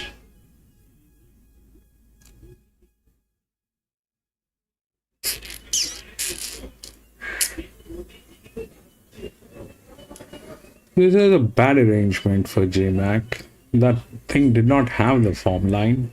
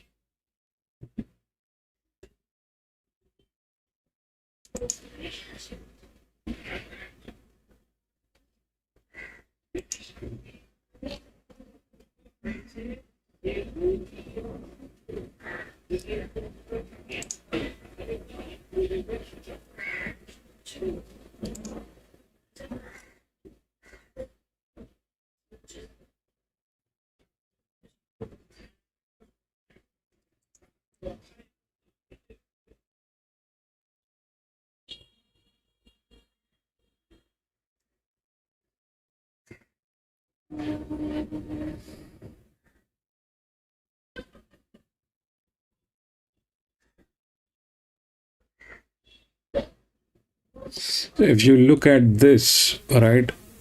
If you look at this, so the 4-year-old mares here, there, everywhere. Okay, this 4-year-old mare was on pressure. It won. Okay, but when it comes to the others, here, here, here, then this was the lowest class, but with the advantage. A 3-year-old filly, this got to the second position. J-Mac couldn't help it. This was the second position, 10. I mean, that's generally how it works, but that is for a mixed bag. When you have gildings and courts and all that. But when it is like this, that you have all mares, then it becomes very dicey. 358. Araman trying to get piece in Newcastle. They're showing Newcastle, but it went offline.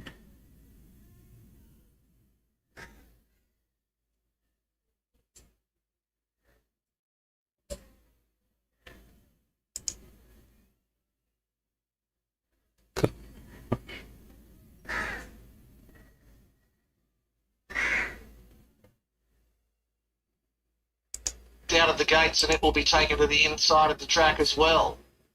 No, that's Townsville. Blue light flashing, started back in position. So both Broadway Bouncer and Sea Strand, late scratchings out of the 7th event. And That's Townsville.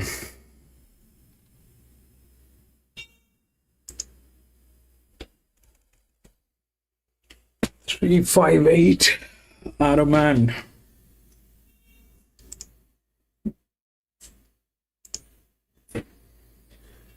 Three, 5.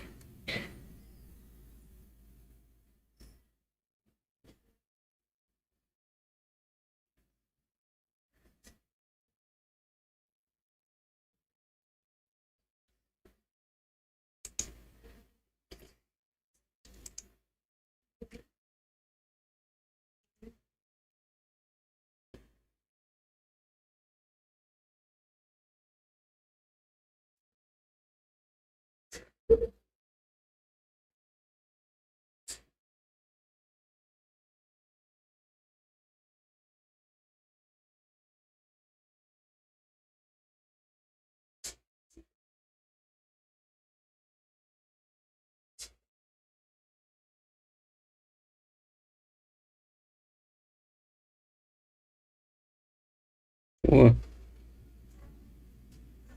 11 won. Like nobody's business. PC. Boom. That is not even a win. That is like winning by length. It was like 6 length, yes.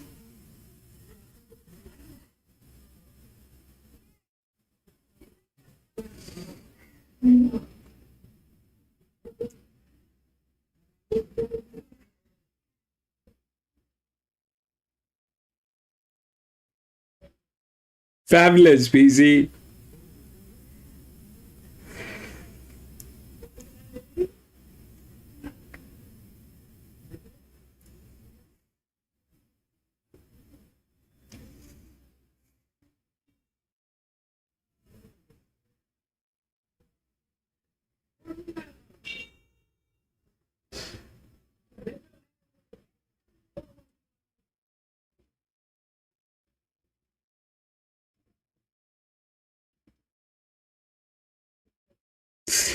True, but it is also the fact that you have the nerve to do this, PC. Not everybody has the nerve to do that.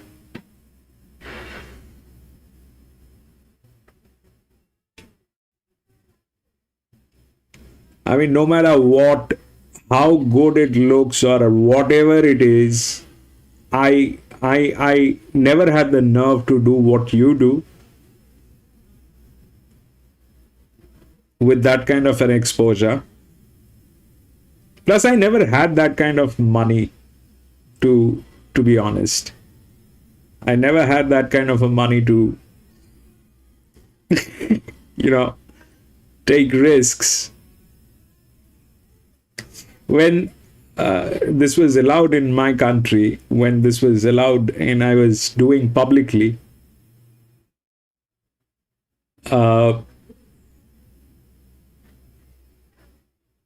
I used to go with the tote. I never crossed tote.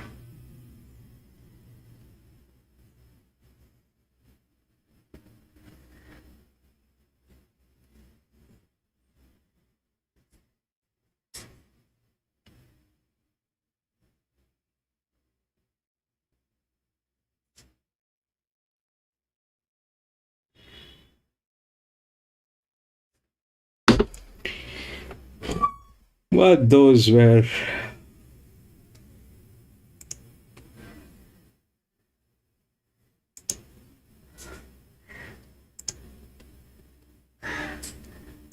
John Thompson, Josh Parr is 41 into 26 and covered ground first up at Wild.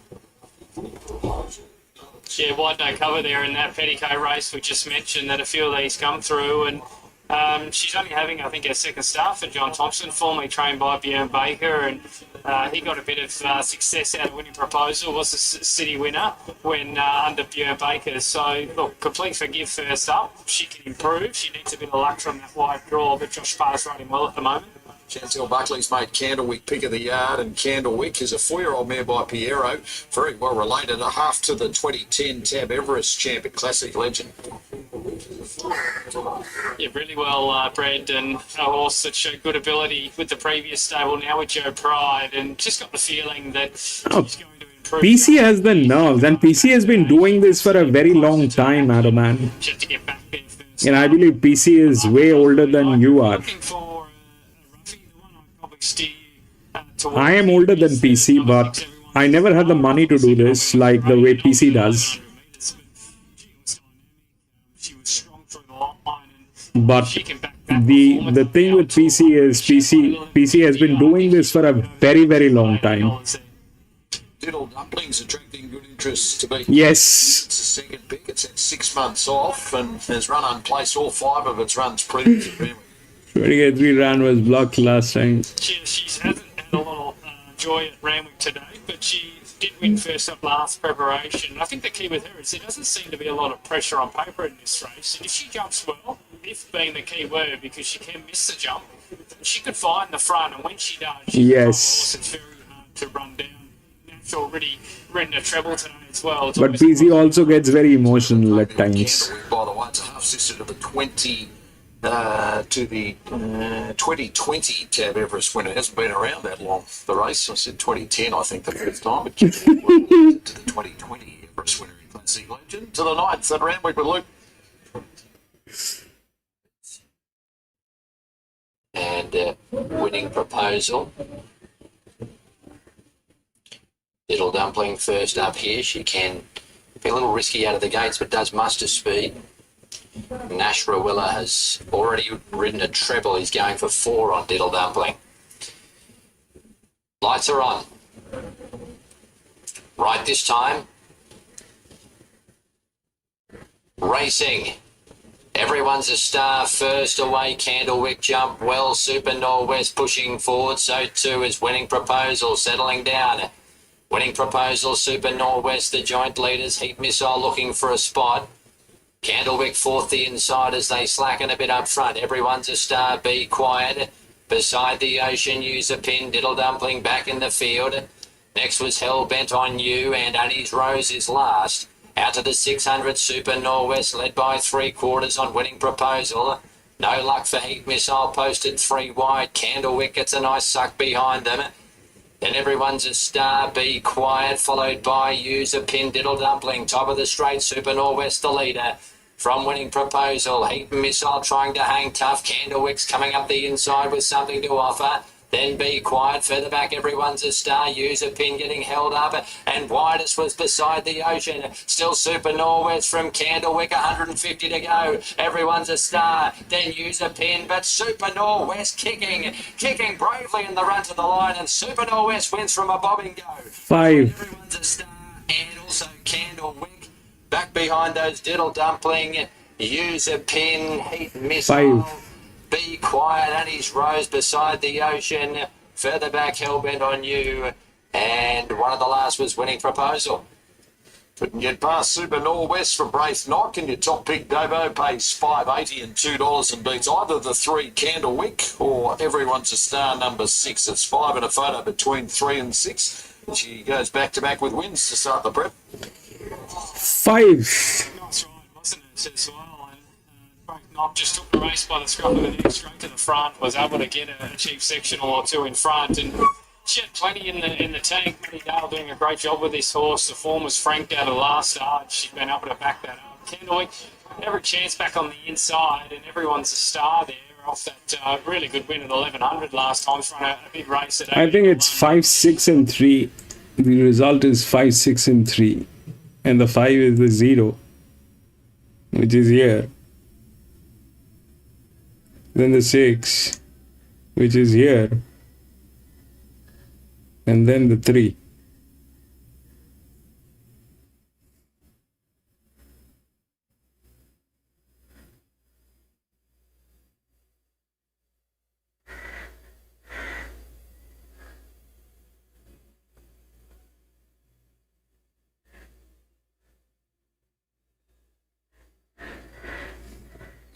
So this is what happens. I mean, this was the right odd if this was a mixed bag of gildings and all that. But generally it falls flat whenever it is all mares. Generally it will fall flat. You can't help it. You can't help it.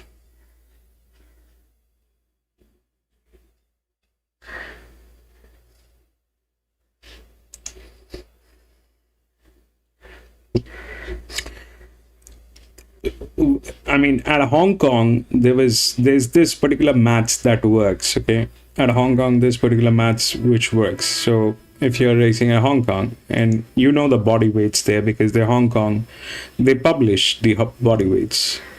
So if you have a horse that is like 450 kilograms, and this is the favorite. The second favorite, if is 400 kilograms, then the second favorite needs 60 kilograms on it, 10 kilograms more than the difference. 450, 400, 50, 60. So this one needs 460 kilograms. This is on track C, Hong Kong, 1200, 1400.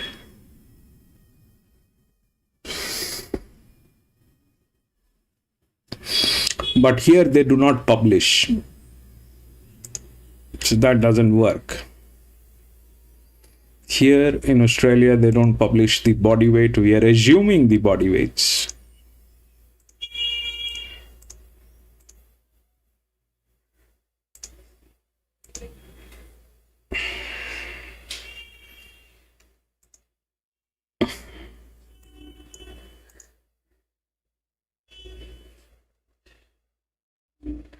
Six, 12, 14, all scratched.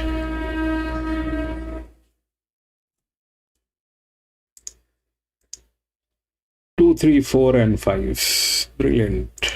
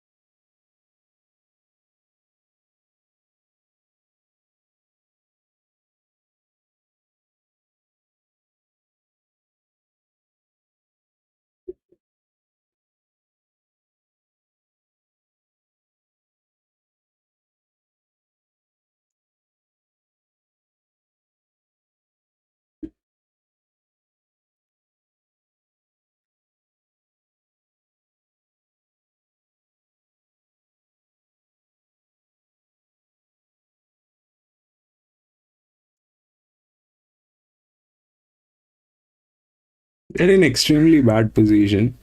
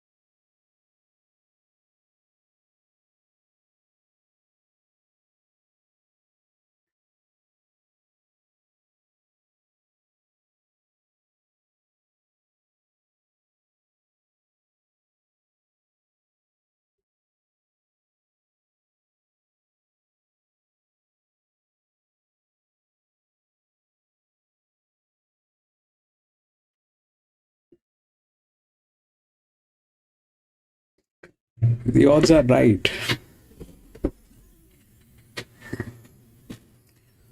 The odds are right. You see, so I mean, I'm liking what the odds are suggesting. Okay, this one was a bummer. This probably is something that we also need to work. It's just not them. So what is happening here is this, that I so let's understand what the 3 is all about. The 3 is a linear, okay? It's a benchmark 78. It is coming from gate number 10 with the highest pressure model. That's the linear. It doesn't have the right jock. It's a green guy on an orange horse, which is a bad idea. Plus, it is going on negative. So that's the thing. And it has the highest leverage model, which is there. So this horse is not bad. It is a good horse, but in a bad arrangement today. So that has the physics going on negative. Jockey is not rightly calibrated. So that's the problem with 3. So the linear cannot destroy this. The second linear is a challenger class, which is from gate number 9. Is in a good form, but that's not of the same class. So that's not what it is. It also has the physics, but that is not the thing. Okay. So in that case, this is right. Now, if the linear is not the thing, then the other thing is the drifts, especially the larger drifts. So the larger drift is here.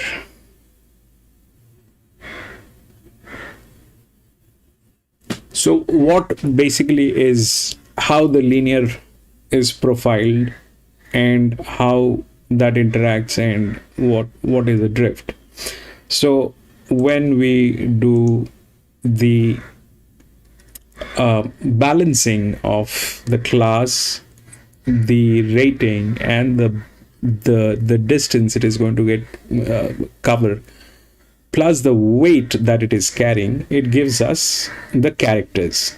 Okay, now the characters are like this. The 3, the lowest negative is the linear. That means it is the highest handicapped, which is going to be here. VH is going to show which is the highest handicapped. Smallest is the highest handicapped. Then it goes to 13, which is the second highest handicapped. Then it is like that. Okay. Now that's the character part of it. Then comes pressure, leverage, class, jockey alignment, all that. So when the linear cannot win, all right, or is in a dicey position. So generally how this is like this. So 3 is the linear, 11 as an EW will always come right after it. Okay, right below this, the EW will always come right below this, and the drifts will be here at the bottom. When we click through this, the drifts should be here and not come up here. This one actually got through, but they fail from there. That's a separate issue. Now about the drift, we need to have the lower the pressure, the better it is. Lower the pressure, the better it is. So, but the higher, the bigger drift also is good. Now, if we try to understand what and how the drifts work.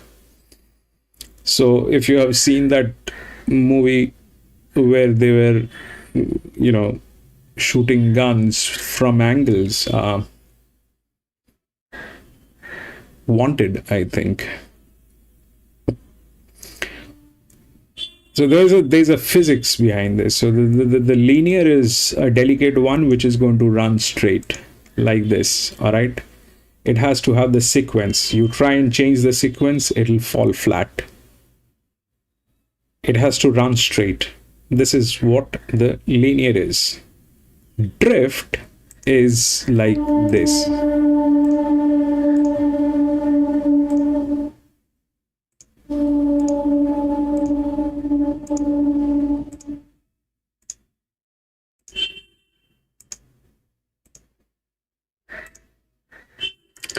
So what I'm trying to say is the linear cannot change the lane. All right, the linear cannot change the lane. If the jockey is not rightly handicapped or not rightly calibrated and they try to change the lane, it'll be a distraction. But for a drift, that drift can do that. All right, it doesn't have to go straight. It doesn't need physics, mathematics, anything. It'll just do the job. So that's what drifts are. Now,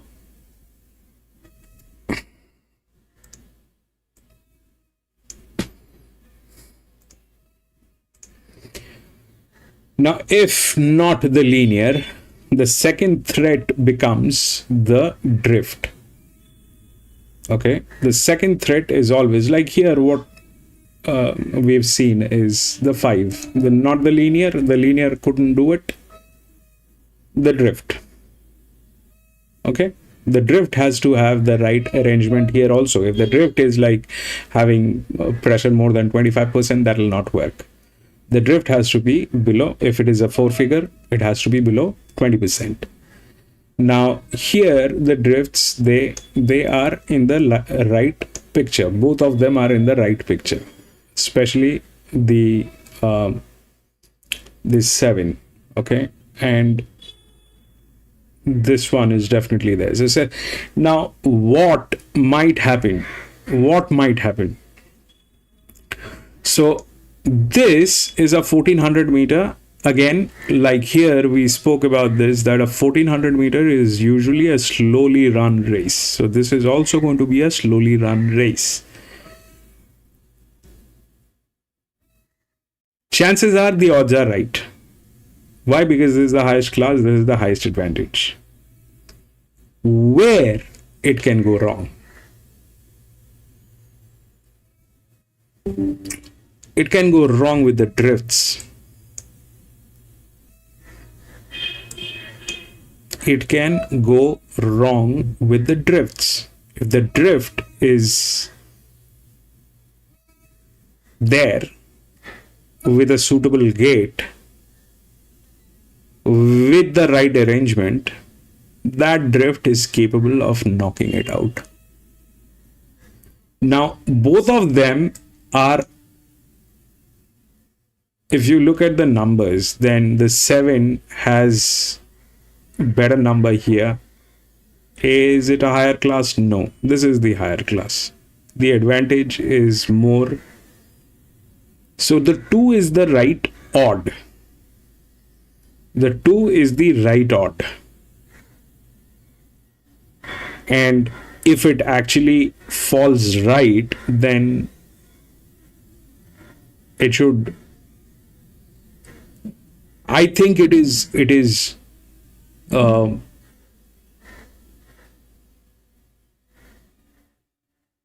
going to be, a low pressure race.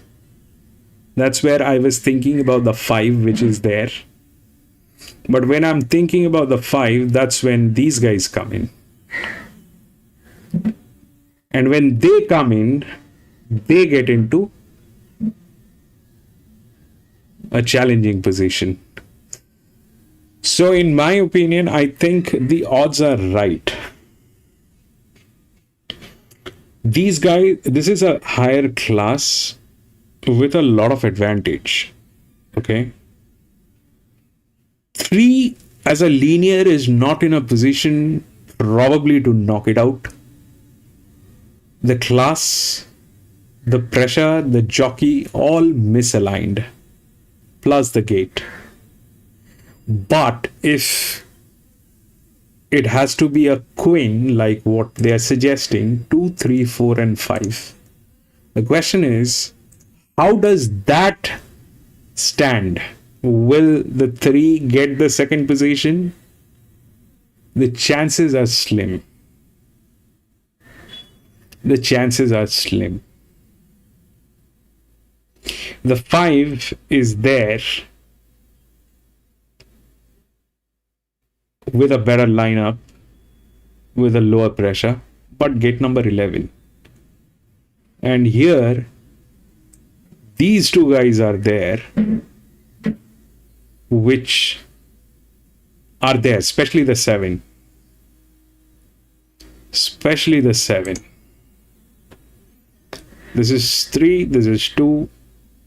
This is a little higher class, but comes from gate number 11. This is gate number 8.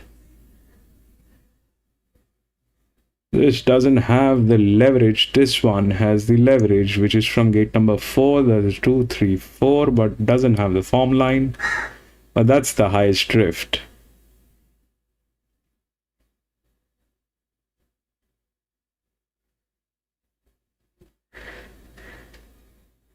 Then it is here, which is a neutral with a jock. And this one too. So yes, I don't think the 3 is going to be able to knock it out. Multiple reasons: no form line, lack of jock, huge pressure, gate number 10, benchmark 78, negative marking.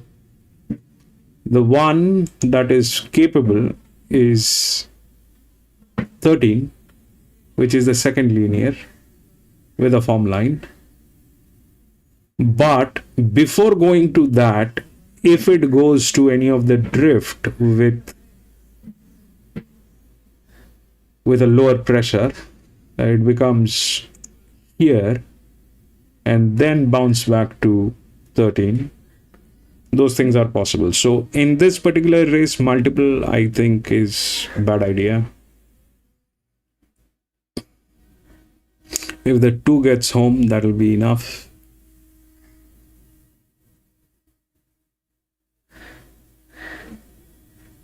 On the 2, we don't need a jock. It's on a advantage model.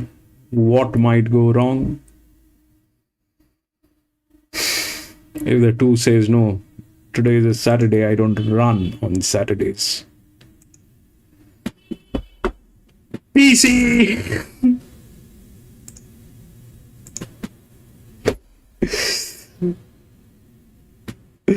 Thank you for doing that, PC. That's a lot of help, PC. And thank you so much. I mean, without PC, this thing would have been very difficult. If you don't know about PC, there's a lot of new IDs and people who are watching this. If you do not know PC, for the last 2 years, we've been racing and doing live streams. PC has been like a shield, an iron shield to this channel. It's not that PC and I did not have differences in opinion. We've had fights, arguments, but it's because of PC that we were able to do a lot of stuff. Thank you, PC. Stay blessed. Thank you for doing this.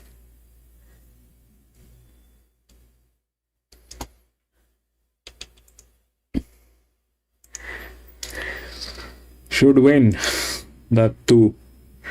Hope it does. Can the 3 knock it out?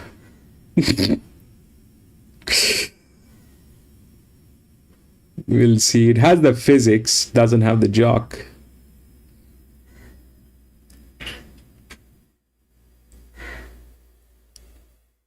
And that is here. This is a strong advantage. This is anyway the highest class.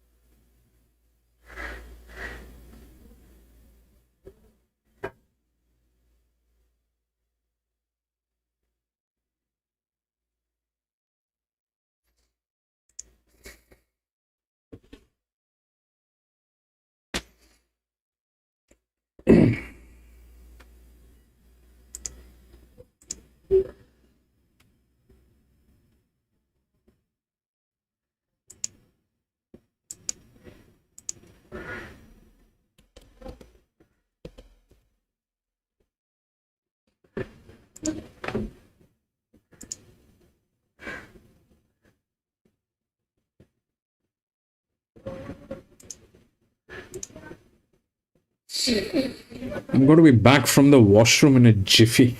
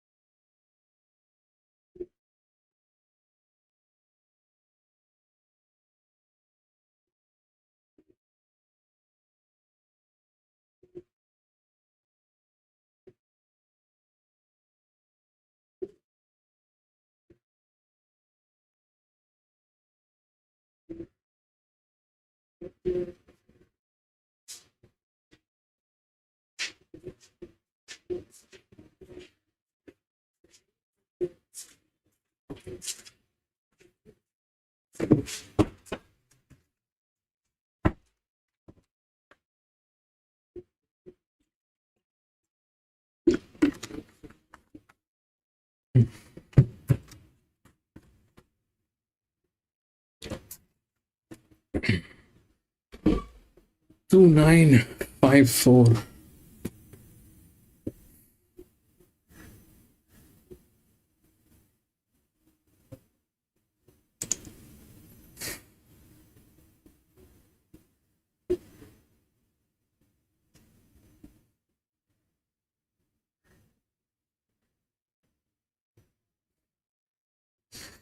Yours is also right.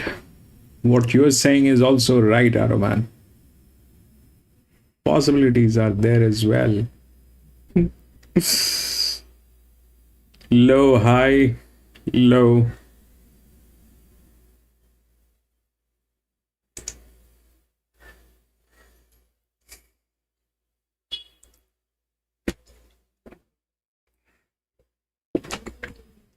And you can't say that. Can't do any further analysis. You are in the ocean with sharks, and then you say that I don't want to swim. I can't swim anymore. Nah, Aroman.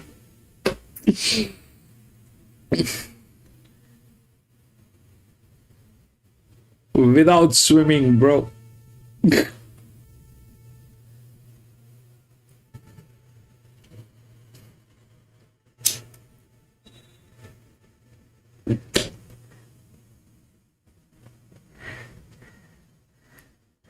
This is a lower to live.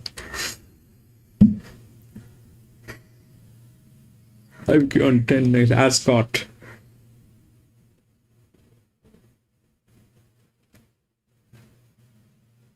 Ascot is not now. After Randwick.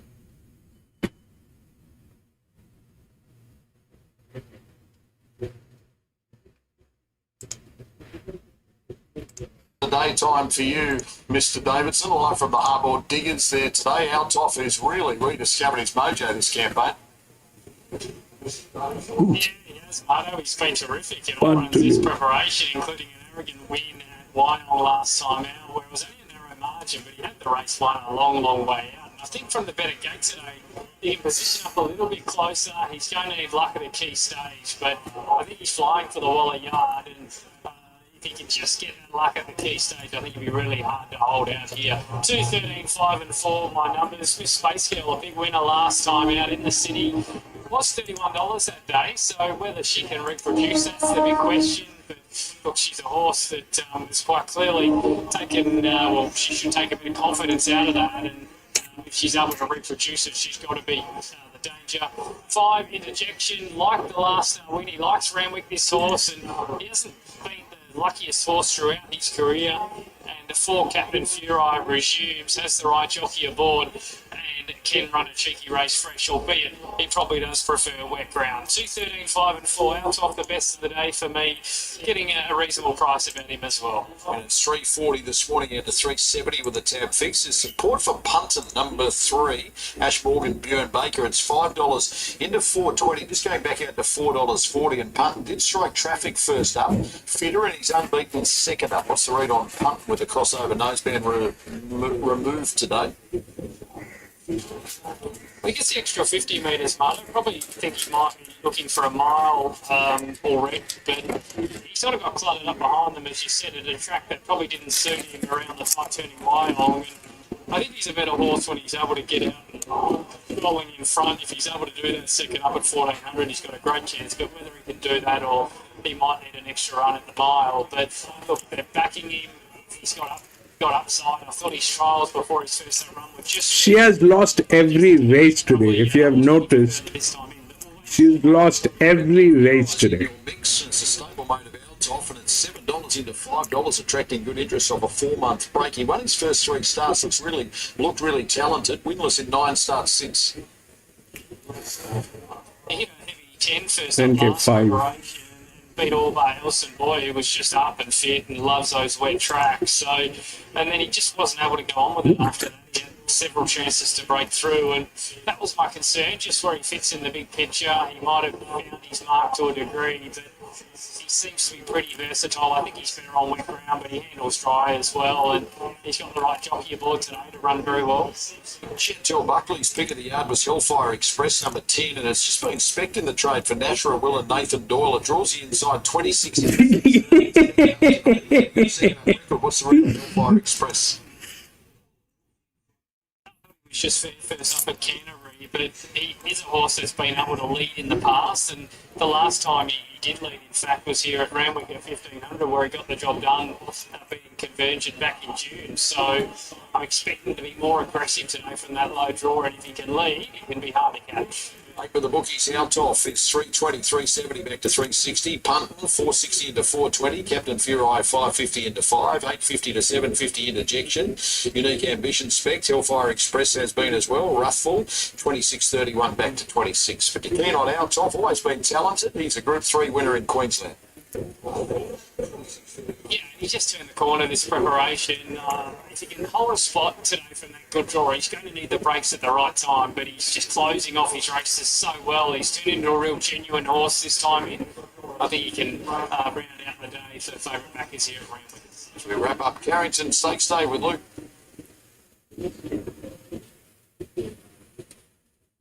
Two finally gets decent bar, yes. In my top 5 hours since race 7, I got all the horses in there. We're ready to go. Arranging them was the problem.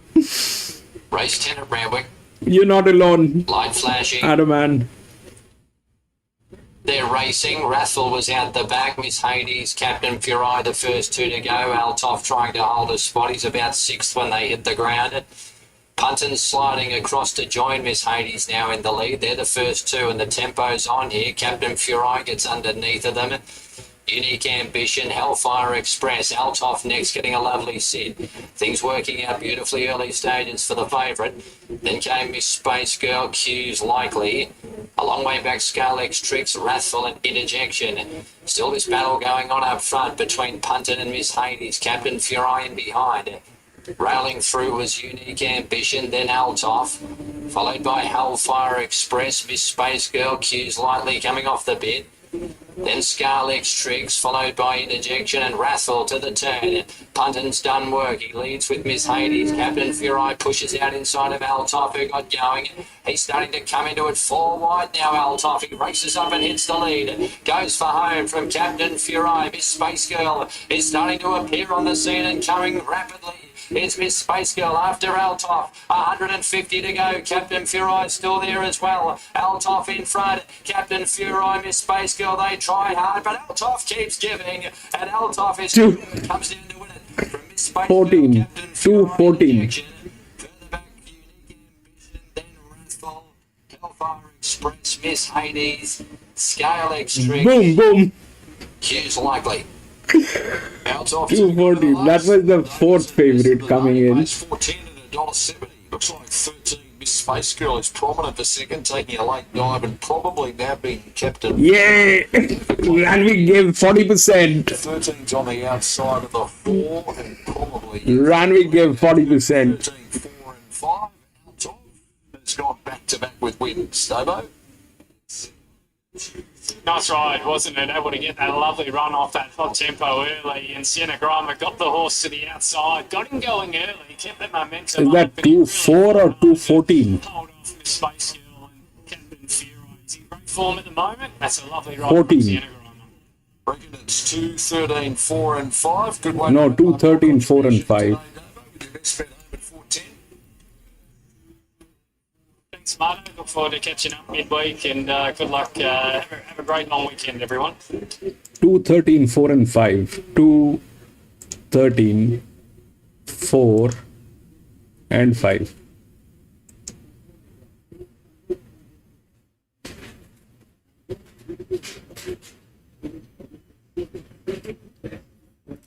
So the drifts were useless today because of their form line.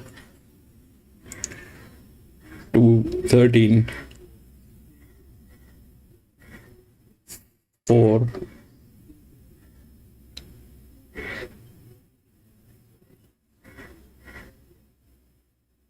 and 5.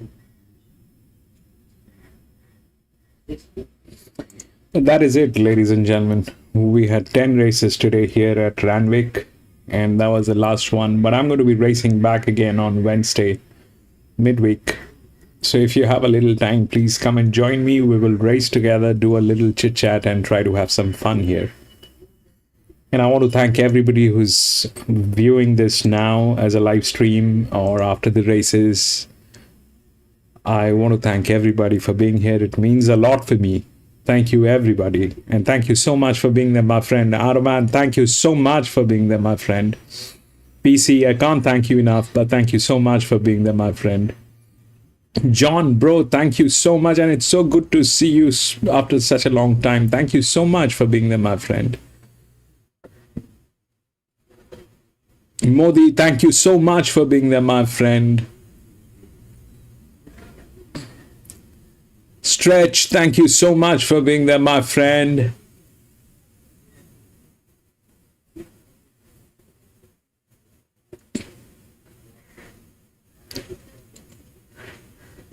Gatekeeper, thank you so much for doing that and bringing in your friends. And thank you so much for being there, my friend. Tuna, thank you so much for being there, my friend.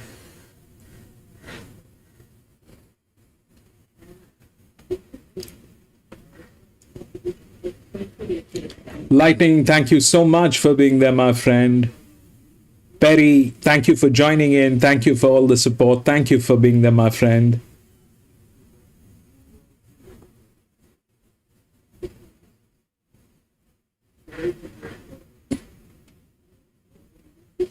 Dows, thank you so much for being there, my friend.